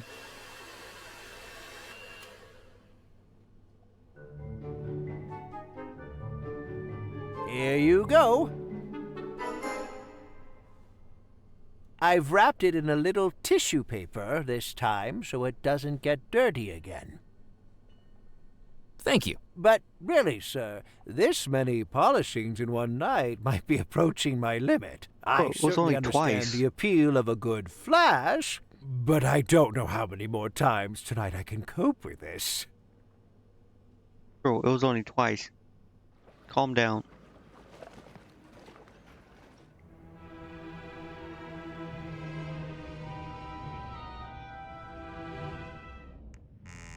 Time to figure out where this guy was. Welcome back, Murphy McCallan. Take a seat.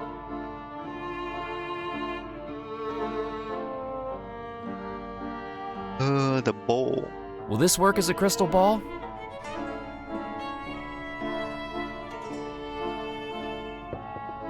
Considering our circumstances, we will have to make do.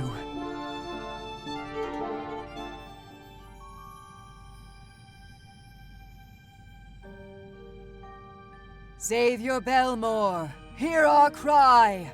Where does your mortal body lie?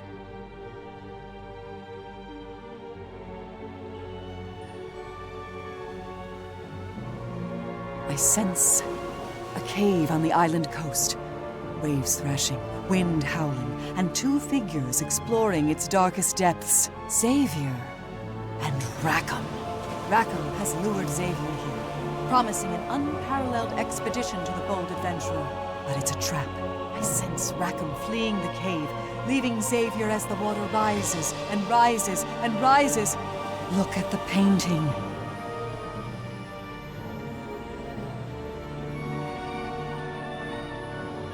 Oh no. Xavier's body still lies in that coastal cave. I feel much danger there, but you must get a boat and cross the sea to reach it. I sense something in Xavier's bedroom might help you locate it. Yeah, but I still need the freaking cannonball.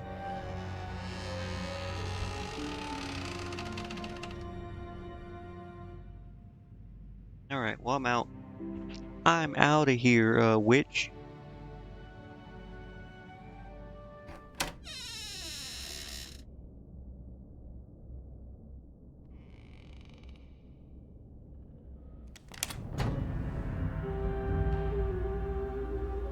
Bro, this dude has a gun. Check it out. A map? I reached up and took the map from the frame.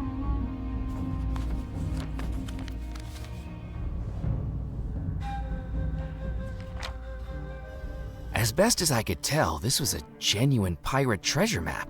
The island I recognized as Devil's Rock, but what stood out to me was the large X in red ink on the southern coast, marked Crossbone Cove. At least I hoped it was ink.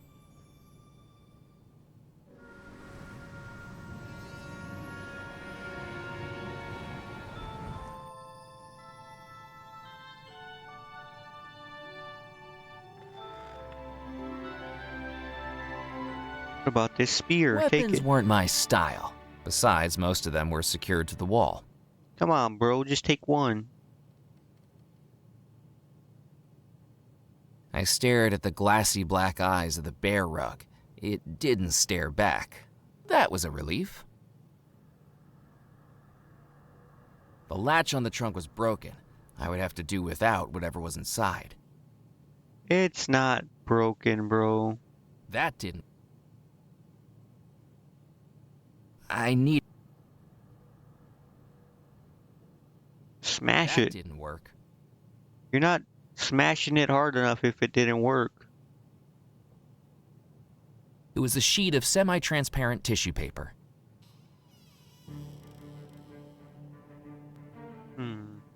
Tissue paper.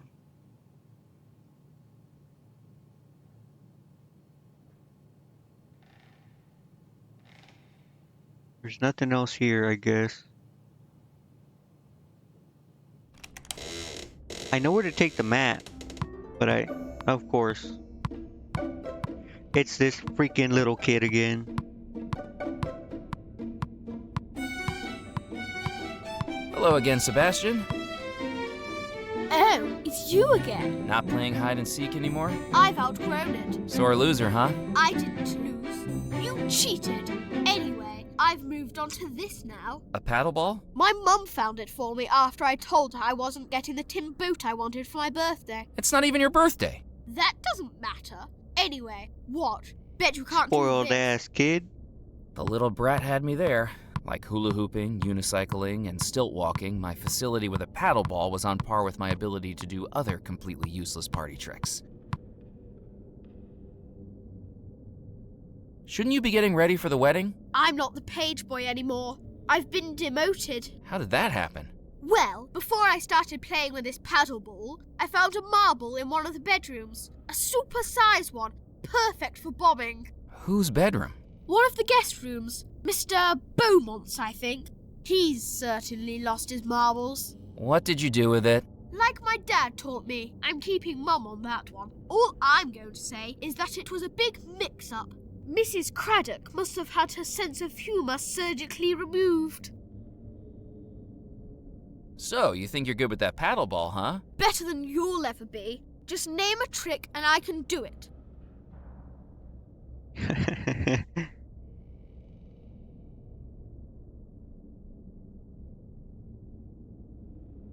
Bet you can't do the paddleball with one hand behind your back. Oh yeah? Watch this.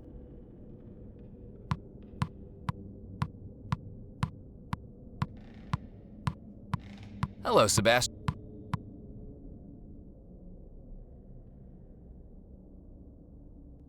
Did you say you followed Cecil Belmore to a secret laboratory? I was going to, but then I saw him. Rackham? Shh. Yeah, I'm good at hiding, but the way he moved, he was like a shadow. Do you remember which way they were heading? I only followed them to the edge of the estate.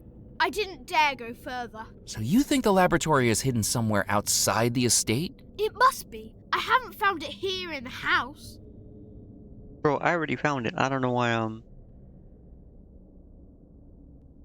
Mallory told me to tell you she's not happy that you changed her toy catalog. What's she going to do? I'm already dead. But He's that's got a not point. a nice way to treat other people. She started it. How? She tried to have me exorcised. I beg your pardon? God, Candles, what the hell? salt, a pentagram. She even brought over a black cat from the fort. When I confronted her about it, she said she was just doing a science project. I see. Bro, these kids are psychotic. Dear God.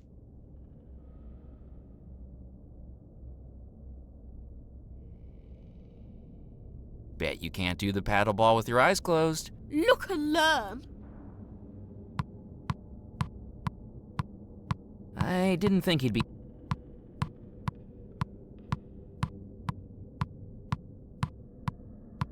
I thought I'd keep...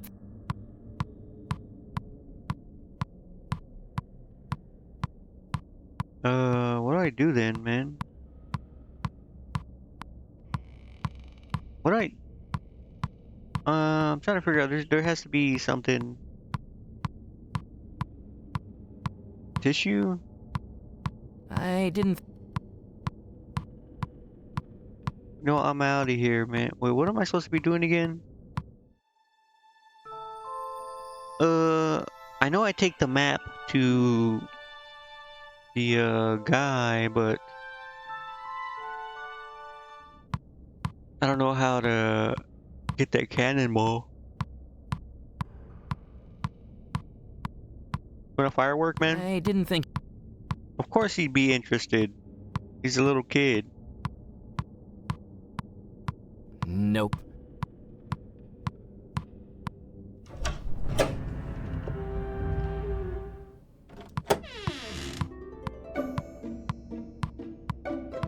There has to be something that I do. Hello, Sebastian. Bet you can't do... Easy.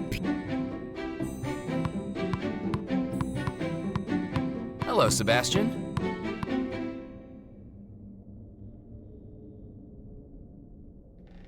See Okay, you around. whatever, Bye. whatever. There has to be a reason to tell him to,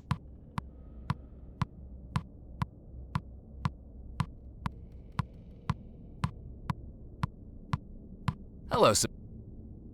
to close his eyes. Bet you can't... Look and...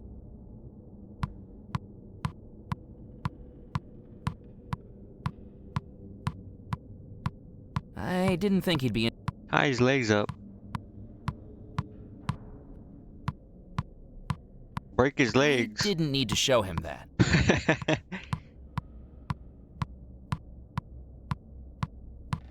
I'm out of here, kid.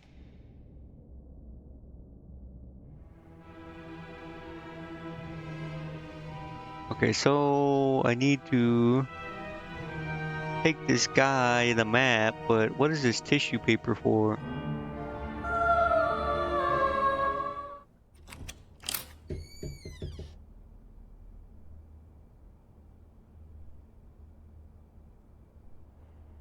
Hello again, Mrs. Craddock. I heard you had a run-in with Sebastian Bach and his marbles. Oh, goodness gracious. You must be talking about the marble he found in Mr. Beaumont's chambers, I presume.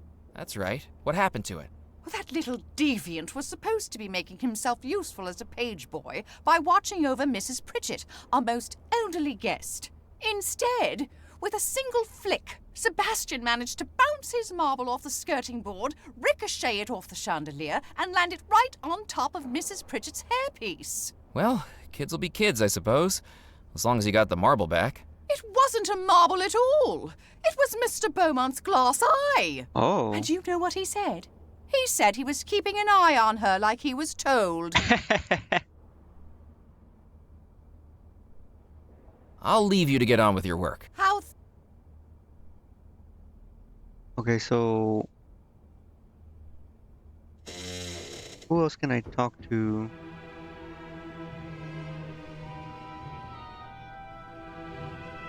So this freaking It was Grigri. a small leather pouch with a drawstring used for magic spells. Currently, it was empty.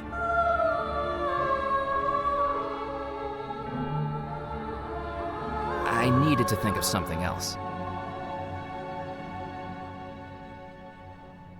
The chalkboard was blank.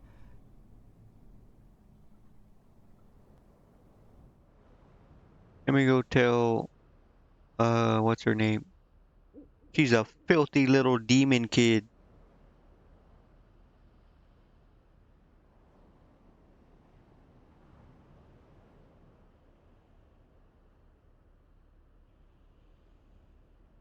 Give me 1 second.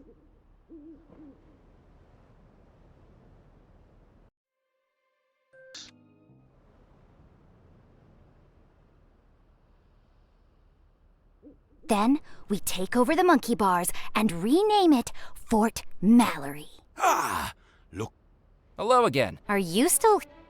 Yes, man. Did you try to have Sebastian exercised? No. Mallory? Exercise is supposed to be good for you.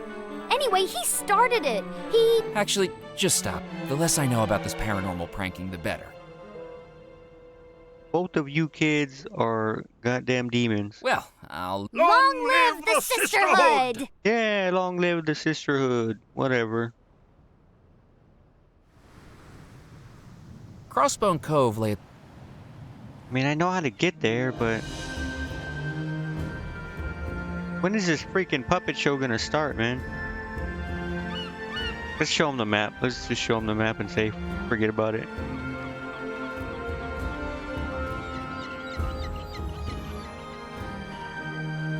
I'd like to charter your ferry, please. I have a map here to... Huh? What's that? Shh, shh, quiet. The show's starting. Of course. Signore, signori, ladies and gentlemen, the magic and mystery of the theater comes together with the artistry of the craftsman. I was going to say that. You're interrupting me. You started it. This is very unprofessional. To present to you the fantastical battle between good and evil, a struggle between right and wrong. I just said that. The timeless tale of Pulcinella. I was supposed to announce the title.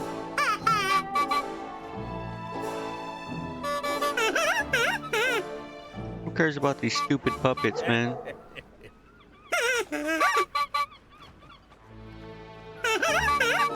Great show. Maybe it's time to wrap it up? I don't think I'd ever been brushed off by a puppet before. Hey guys, do you think you'll be finished soon? I'm starting to dislike these guys. You want to play the horn game? Perhaps it was the piratical air that brought to mind the mimicry skills of a parrot. If Squawkin' Hawkins could do it, maybe I could give it a try.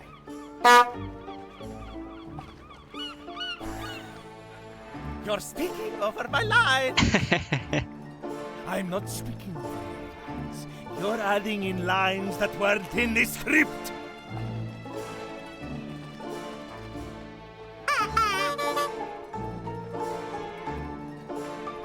That seemed to get one of the puppeteers riled up. I wondered. That seemed to get.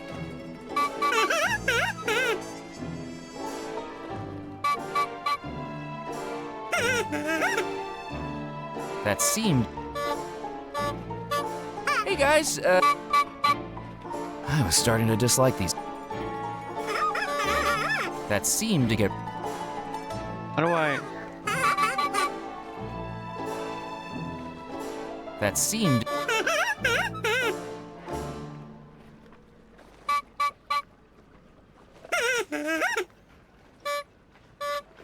Nope.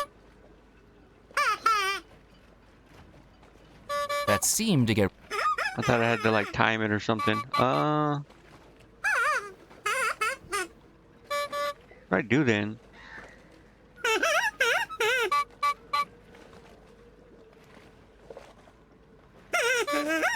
Do I not just spam the horn? I didn't need. Blow on him. Why not? Throw gunpowder at him. That didn't work. What can I use? That wasn't. What else do I have?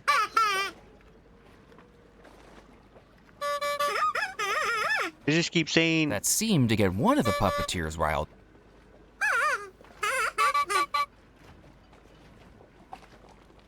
Alright, whatever. How do I get out of here now?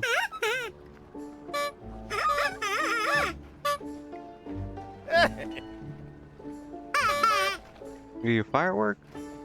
I couldn't.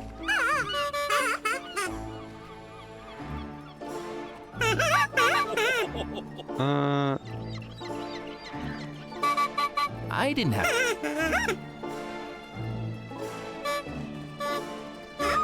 That seemed to get one of the puppeteers. Yeah, then just do it again, man.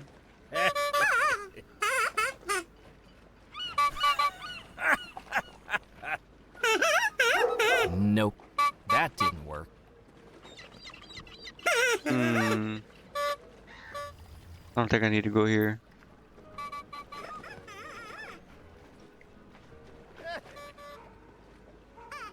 There's gotta be something to, how would I piss him off? I'd heard of the medical benefit.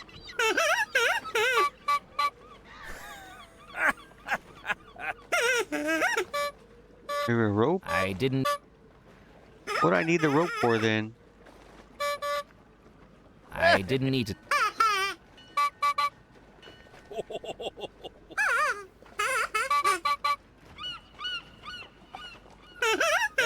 I didn't need.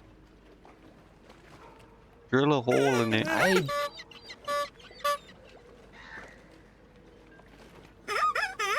That seemed to get one of the puppeteers riled up. I wondered if I could do the same for the other. What do you mean, do the same, bro?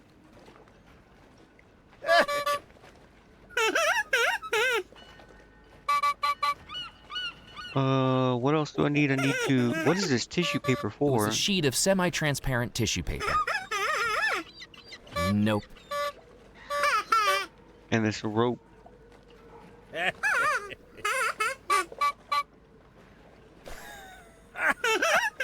I'm trying to think. Where? The beach?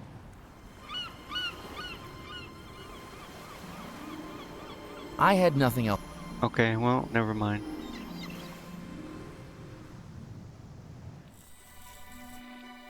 Nope, don't need to go here.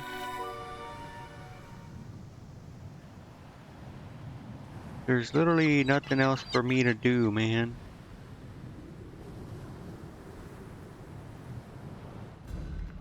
I'm sure everything I need to do is here in the freaking town now.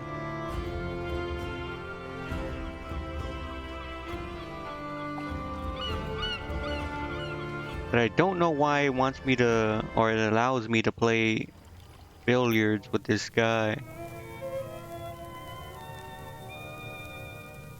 Nope. I didn't think he'd... I wonder. again. Welcome back. I'd like a re... Thinking you can beat what I hit before?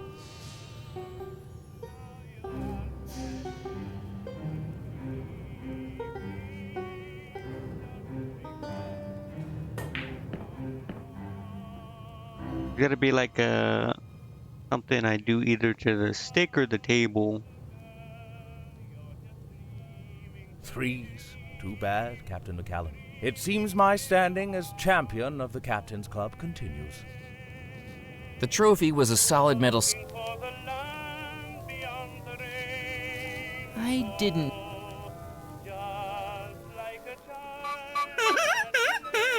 That wasn't going to work.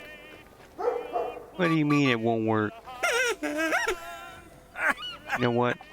Can't do this, man. Throw up the puppet show. The buzz. Oh, wait a minute. Remembering my childhood days, I wrapped the tissue paper around... I was wondering what the freaking comb was for.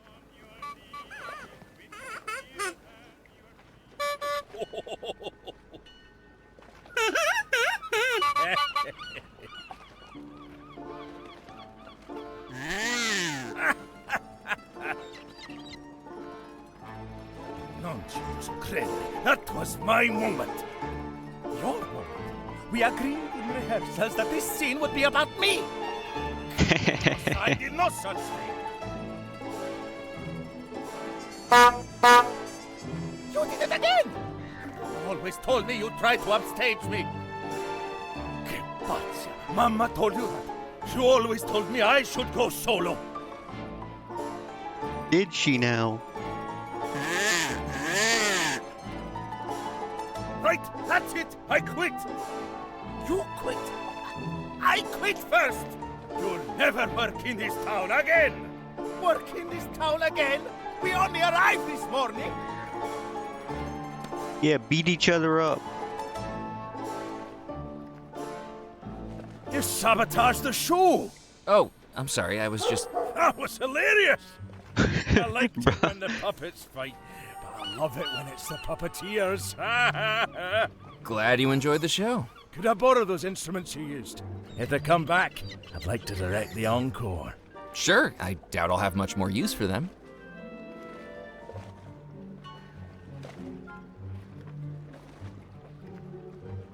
Here, bro, take me to the freaking thing now.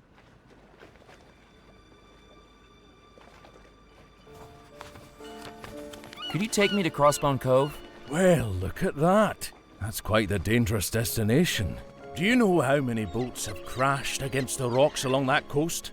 Does that mean we can't go? Oh, sure we can. But it'll cost you.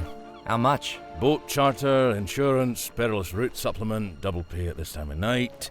It's gonna cost you at least $50. $50? Plus tax. Let's call it $75 total. 75? But listen, I'll give you private hire of the ferry for the rest of the night. I don't have that much. Oh, really? No problem.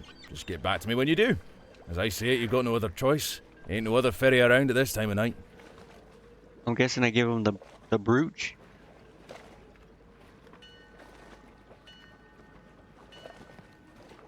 I didn't need to show him that. What else do I give him? Tell me I'm supposed to give him the trophy.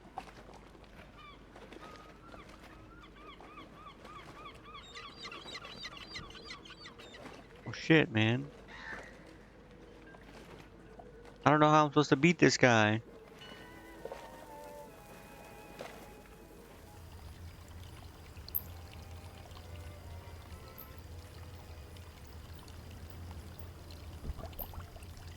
I filled the bottle with water.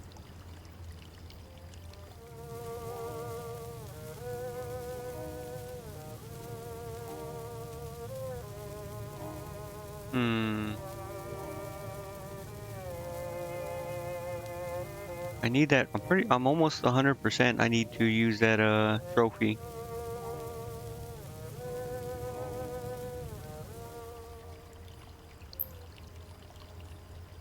Take some more matches. There's a limit of considering your membership is going to be extremely short-lived. Consider yourself lucky you got one. Okay. Asshole.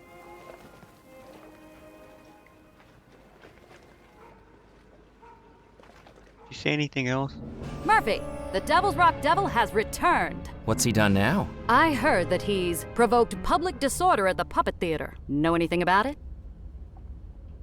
Can't say that I do. Keep your eyes open. This madman is everywhere.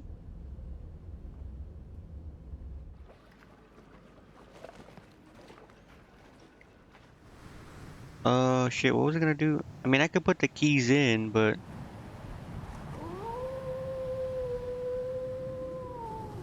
The only places are the manor and Dead Nettle.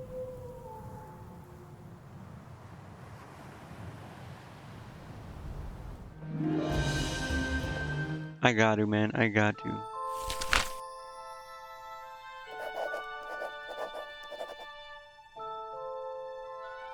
Who the hell could afford it? Who's rich? Wait, I think that little girl is.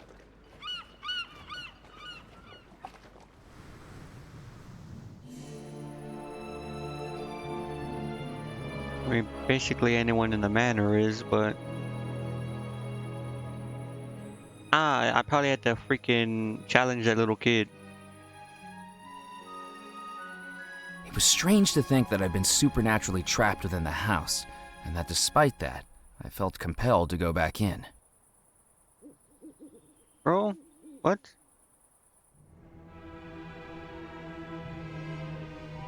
Why?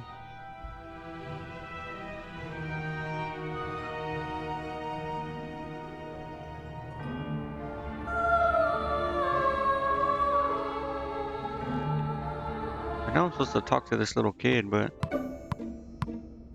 Hello, Sebastian.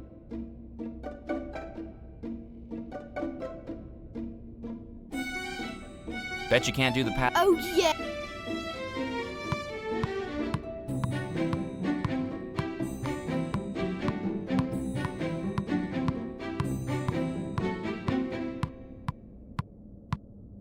What am I supposed to do?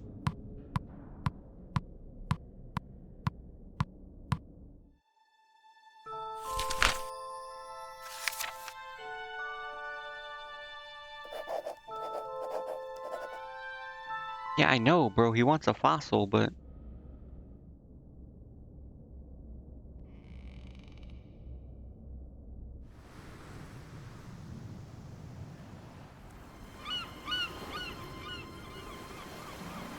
I had nothing else. Oh, right. He wants a, I just tell him, hey, man, here's a cool spot. Did you say you were looking for a more secluded beach? Yes, that's right. Have you found one? Look at this. Further along the coast is a bay called Crossbone Cove.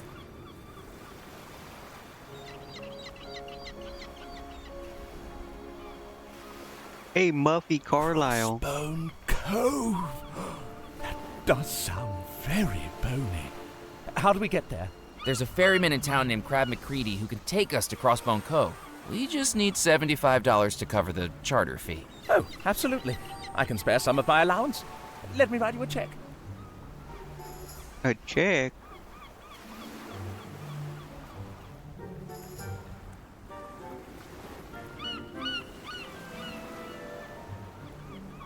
Holy. It was a signed check I'd been given by Muffy Carlisle, the fossil hunter, to charter a ferry to Crossbone Cove.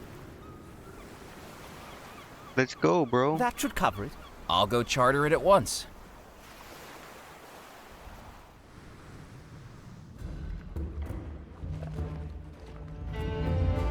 Wait, I gotta give him the check.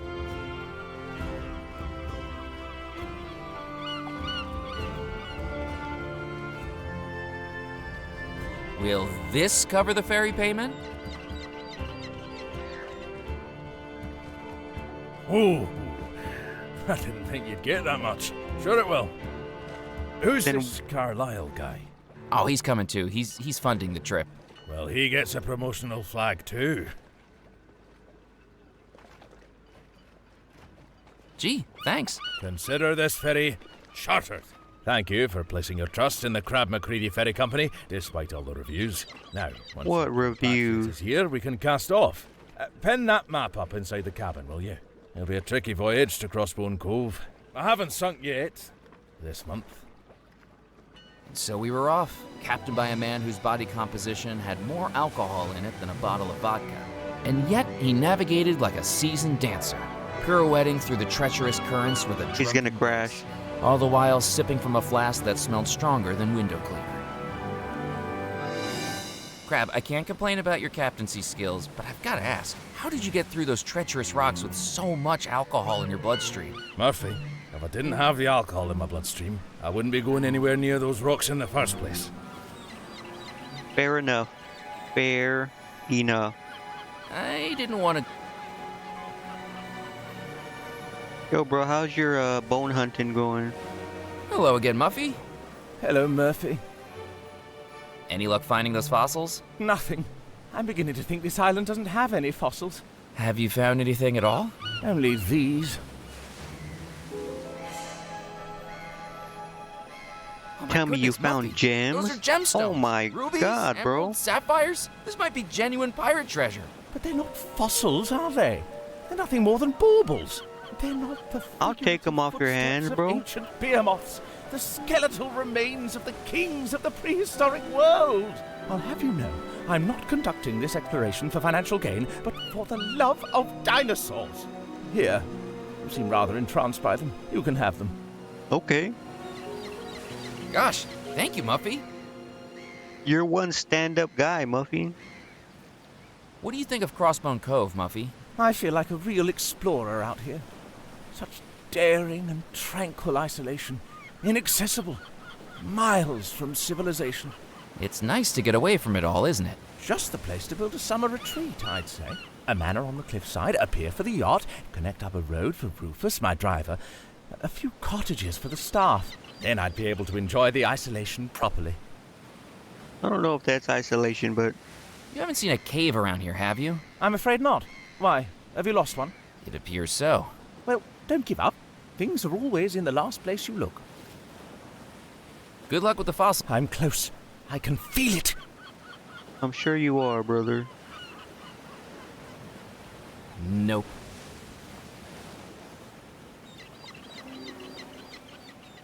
Rock pile.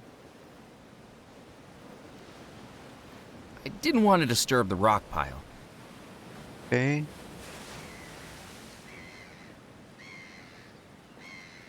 The rowboat had no oars, and more important,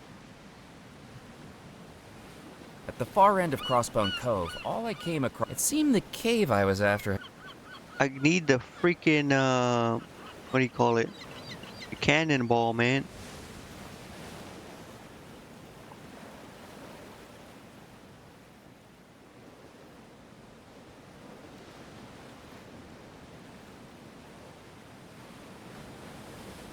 I'd like to head back to Dead Nettle, please. I'll stay here. Come back for me later. I'm not leaving until I find a fossil. That guy's elevator doesn't go all the way to the top floor now, does it? No, it does not.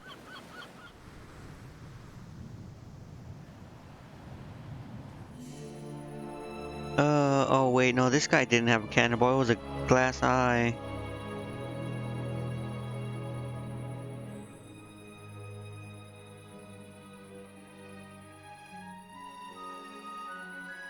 I need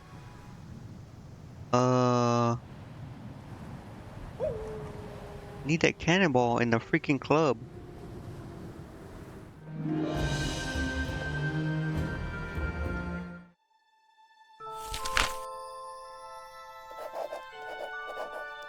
Yeah, I know. I need to shoot the cannon, man. Yeah, I know. I found that a while ago.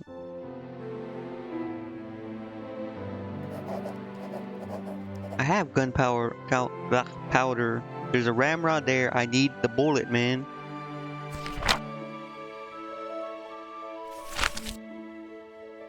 I know exactly where the cannonball is too. It's this right here. That trophy belongs, and as I... Hello again, Welcome back. I best... Farewell, Gotta be like...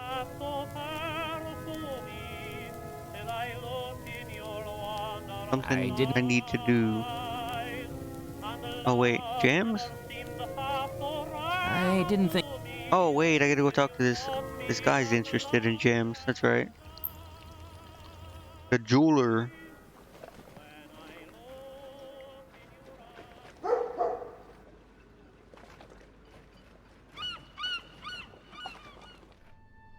Welcome back. I've got something to sell that I think you'll be very interested in. Wonderful. What is it you're selling? These are genuine pirate gems. They were discovered at the treacherously inaccessible Crossbone Cove, where they must have laid undisturbed for 2 centuries. They're fake. Just imagine their history. Fierce ship battles, sword fights, X marks the spot. They must be priceless. That's a very exciting story, Murphy. But I'm afraid what we have here is glass. Glass? Yes. Sea glass. Bits of bottle or a broken lantern, perhaps. They fall into the sea, then get smashed up into little pieces by the rocks. The tide wears them down until you end up with pretty little polished pieces like this. Does that mean you're not going to buy them off me? I'm afraid not. But they are pretty. I'll tell you what I'll do. Have a look and see if there's something you'd like to trade them for. Does that sound like a deal? Sounds like the best deal I'm going to get. Well, what can I get, man? Could I trade the sea glass for one of these fossils? Certainly. I think that's within your price range. Which would you like? The swirly one at the front would be great. Thank you.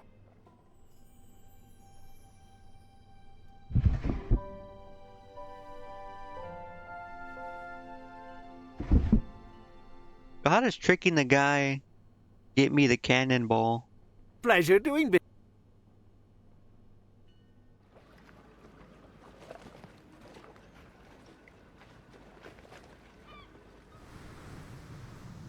Returning to Crossbone Cove, I discovered the lighthouse at Fort de l'Amour was now illuminating the inside of the cove. What do you mean? It was already doing that.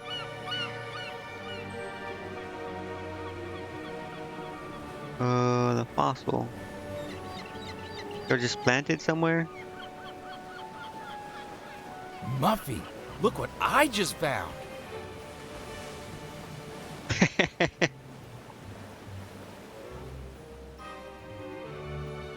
Is that what I think it is? A dinosaur fossil. A memento of the behemoths. A shadow of a bygone age. My very own dinosaur. That's an ammonite, that is. Really not helping here, Crab. Just saying. And it was right here where you were searching. You were right after all. I was right. I'm a real-life paleontologist. This will show Papa. Crab, we're heading back to Dead Nettle. Muffy found what he was looking for. Glad to hear it. Step aboard. I think I did Where it to did your get him friend out of run up there. to so fast? I have no idea, but I think we made a childhood dream come true tonight. I am so overwhelmed, I might spew right across the deck. I think that was... We're supposed to do that to get him out the way so we can fire the cannon. But I still don't know how to freaking get the cannonball.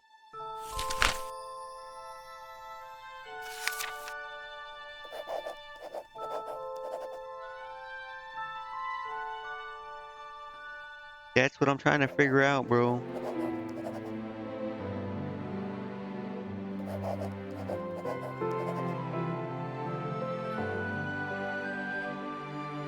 Yeah, man, I know he's playing with that.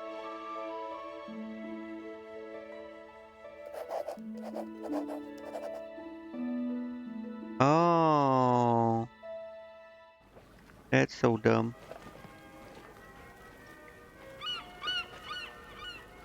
That is very dumb. I knew I had to get him to get Hello, his eyes Sebastian. closed.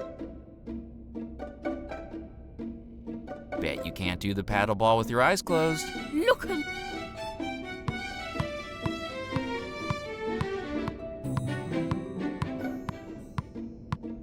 With Sebastian's eyes closed, I took out my scissors and when the timing was right, snipped.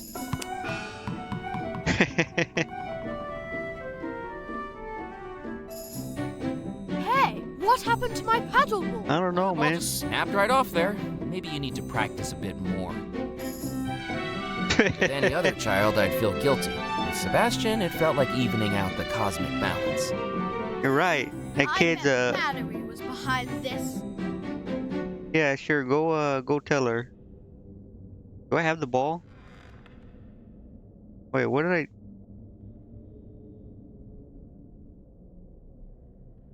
Where did it go? I wasn't paying attention. Do I need the ball?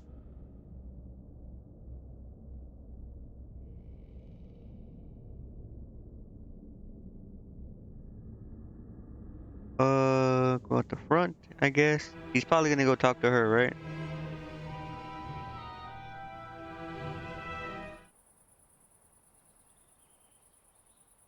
Surely.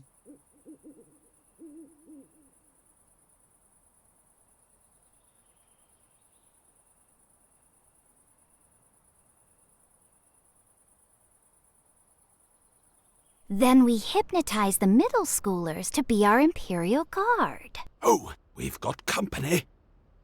I didn't need to. Okay, well.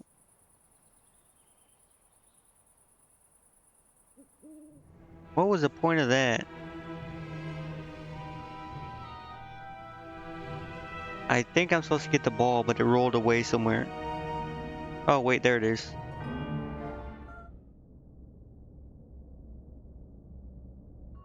I picked up the red rubber ball I'd cut from the paddle ball.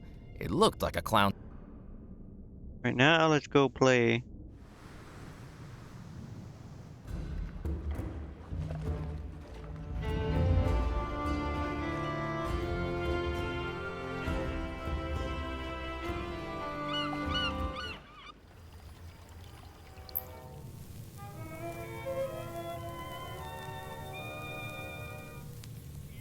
I had an idea. One that required skill, subtlety, and finesse. Or at least the ability to hurl a billiard ball through an open doorway. Yoink! Did you just touch the table? Absolutely not.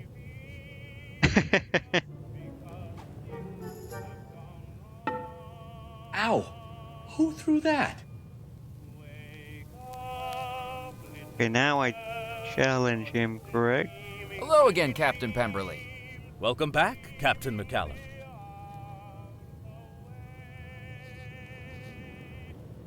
I'd like a rematch at English billiards. Thinking you can beat what I hit before?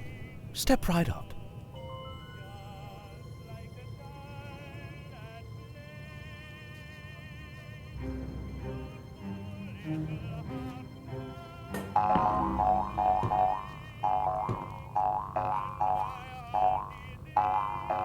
Yeah, I win, nerd.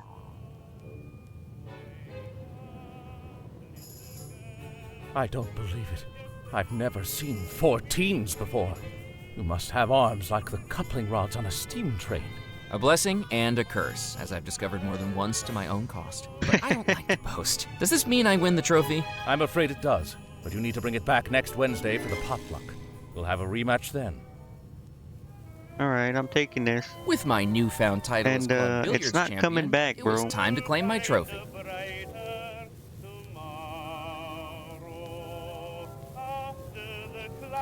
Yeah, that ain't happening. It's not coming back because this shit is going in a cannon.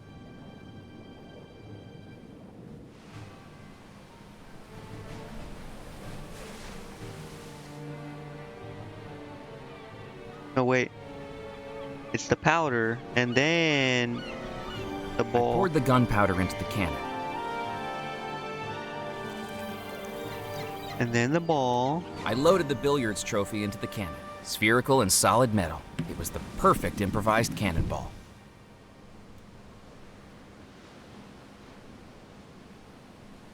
I packed in the gunpowder and makeshift cannonball. Now there were just 2 steps remaining. Aim and fire. Whoa! Oh. Hey, well.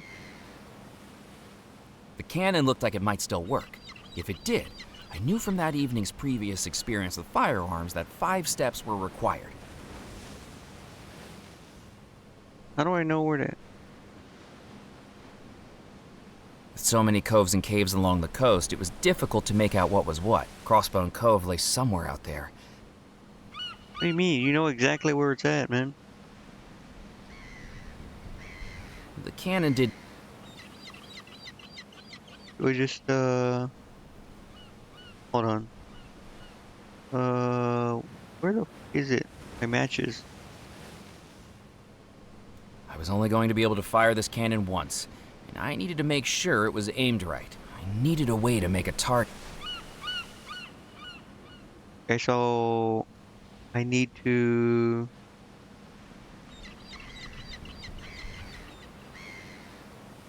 go there and put something there.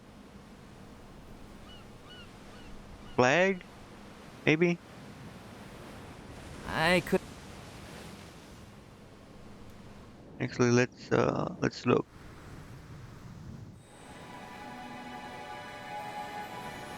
I couldn't do that. Oh, this? No. Nope. I did... I couldn't see a way through the fallen rocks. Bro. It was a pile of rocks, sturdily... It was now illuminated by the light from Fort de la Moor. I didn't want to disturb the rock... Hey, Crab, what is this thing? Ah, there's a cairn. Probably built centuries ago. What was it used for? The cairns were used by pirates as markers. You see, with all these coves and caves along the coastline, it'd be easy to lose track of which one held the booty. So they'd stack up the rocks and put something reflective on top, like a shard of metal from a broken cutlass or a handheld mirror. Then, as they'd sail the coast, they'd shine their lanterns across the beaches, and if they saw something reflect back, they knew that's where they'd hidden the stolen loot. Do you think the cove still has treasure? I don't think so. What's the point of hiding gold and jewels if you don't come back to collect and spend them? True that.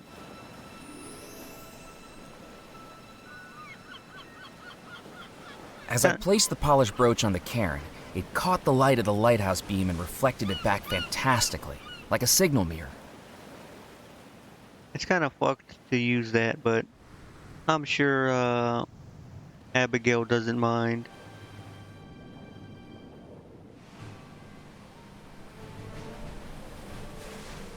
The cannon looked like it... The red light must have been the reflection of the brooch I planted, showing the exact location of Crossbone Cove. Let's fire it up, man. With the brooch at Crossbone Cove reflecting light back from the lighthouse, I knew exactly where to aim. I took a match out of the matchbook yeah, and lit but the cannon's aiming a fuse. cannon like isn't that easy, man. Unleash a broadside barrage. Ready the cannons, you scurvy scallywags! Pull the ship to port, down with the mainsail! Buckle your swash and fire! Oh my god. That looks like it might have worked. We'll find out. Well, blow me down. What's happened here? Did you do this, Murphy? No. I needed to find a way in. Well, Aladdin, I think you found your magic cave. Wait, where's the brooch, man? The cannon fire had worked. The boulders that had fallen in the rock slide were now rubble strewn across the beach, revealing what I'd been searching for, a dark cave winding into the cliffside.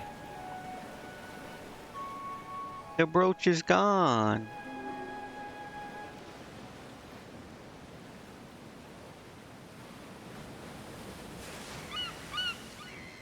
ghostly glow flickered from the far end of the cave as I slipped on the seaweed-covered rocks trying to reach it. I began to fear the worst, but as I emerged in the subterranean chamber, I discovered it was actually the otherworldly glow of plankton.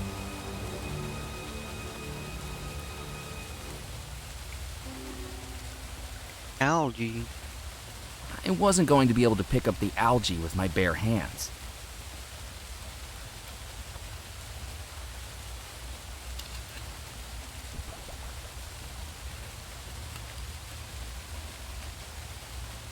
I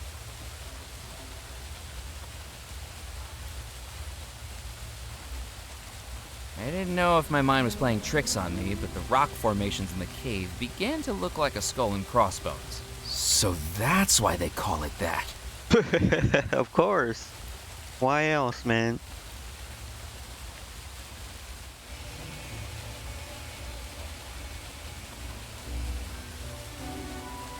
The thought of touching the skeleton sent a shiver down my spine. Wait, so this is Xavier, right? I found you, Xavier. Your final expedition won't have been in vain. I have all the keys. Murphy McCallan, you will pay for your insolence. I have the third key now, Rackham. The treasure doesn't belong to you. I will get to the Belmore treasure before you. Do you think this is a game, Murphy McCallan? You are toying with things beyond your understanding. Says I think you're just you, nervous man. that I'm closer to finding the treasure than you are. I will not be defeated by a mere mortal. Even if you claim the treasure, I will haunt you to the ends of the earth. There will be no escape from the terror and misery I will bring down upon you. Each time you sleep, I will turn your every dream into an unending nightmare. I've survived your attempts to kill me twice now, Rackham. Maybe you're not as powerful as you think you are. Even with the 3 keys, do you really think you can beat me to the treasure, Murphy? Yes. You are a mortal. I am an all-powerful spirit. I have looked upon the face of death, and still I remain here. Now it's time for you to look upon death too. Just as Xavier Belmore drowned in the rising tide of this cave, so shall you.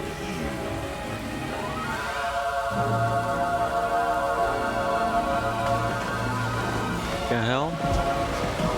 Just leave?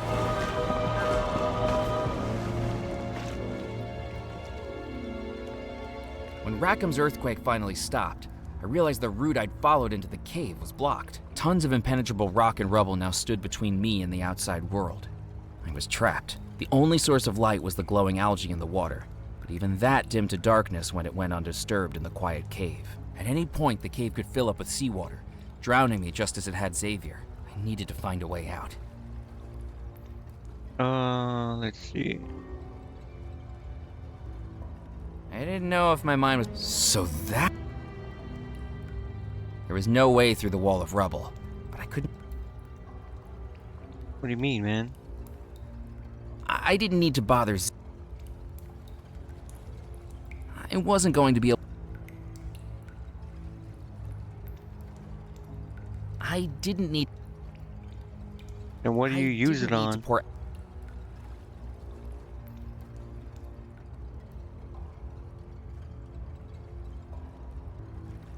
I'm trying to think. What can I use? As I stood still, I noticed the algae beginning to dim. I'd read that its glow was triggered by vibrations, and without my footsteps, it was getting darker. What is this? As the darkness dimmed in the cave, I began to make out a faint luminescence in the form of a whirlpool. Some turbulence beneath the water was making the algae glow, and I hoped it might be an underwater tunnel. But how am I supposed to get through there? Might have been my only way out, but swimming through the darkness would...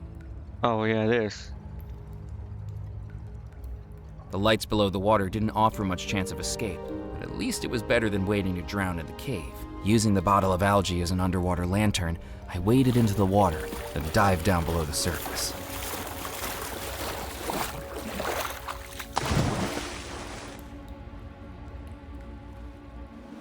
The underwater tunnels felt like a maze. I pulled myself past jagged rocks and twisting passages, with only the ethereal blue glow of the algae to light my way, until finally, with only seconds of air left in my lungs, I reached the surface. I'm back, bro. What are you doing over there? It's dangerous to swim out here, you know. You could get washed into a sea cave or something. Thanks for the advice, Crab. I'll make a note of that. Green from the seawater I'd swallowed, I could at least say I'd survived being drowned. And now I had Xavier's key. That was it. All 3 skeleton keys. Now it was time to open the vault. Okay, let's go back.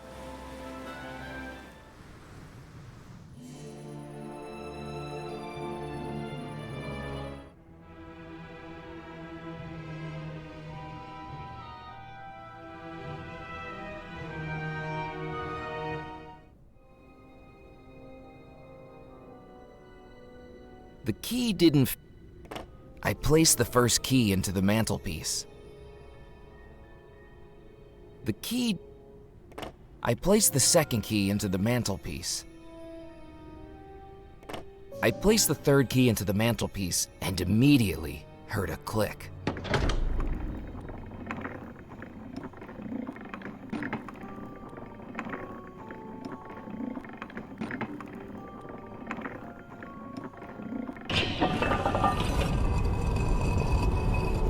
It's time.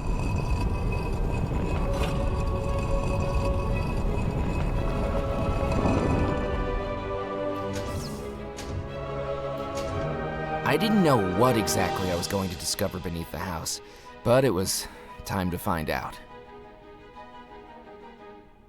I wouldn't go down there if I were you. This is the only way to save everyone in the house. I need to see what's down there.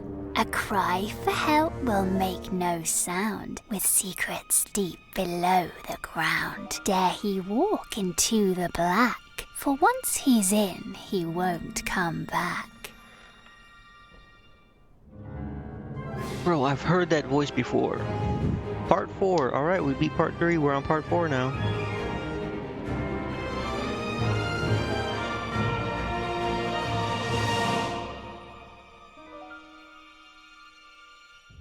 The staircase coiled down and down beneath the house, carved out of the very rock the house sat on. Lit only by flickering lanterns, I worked my way towards the green glow beckoning me at the end of the tunnel.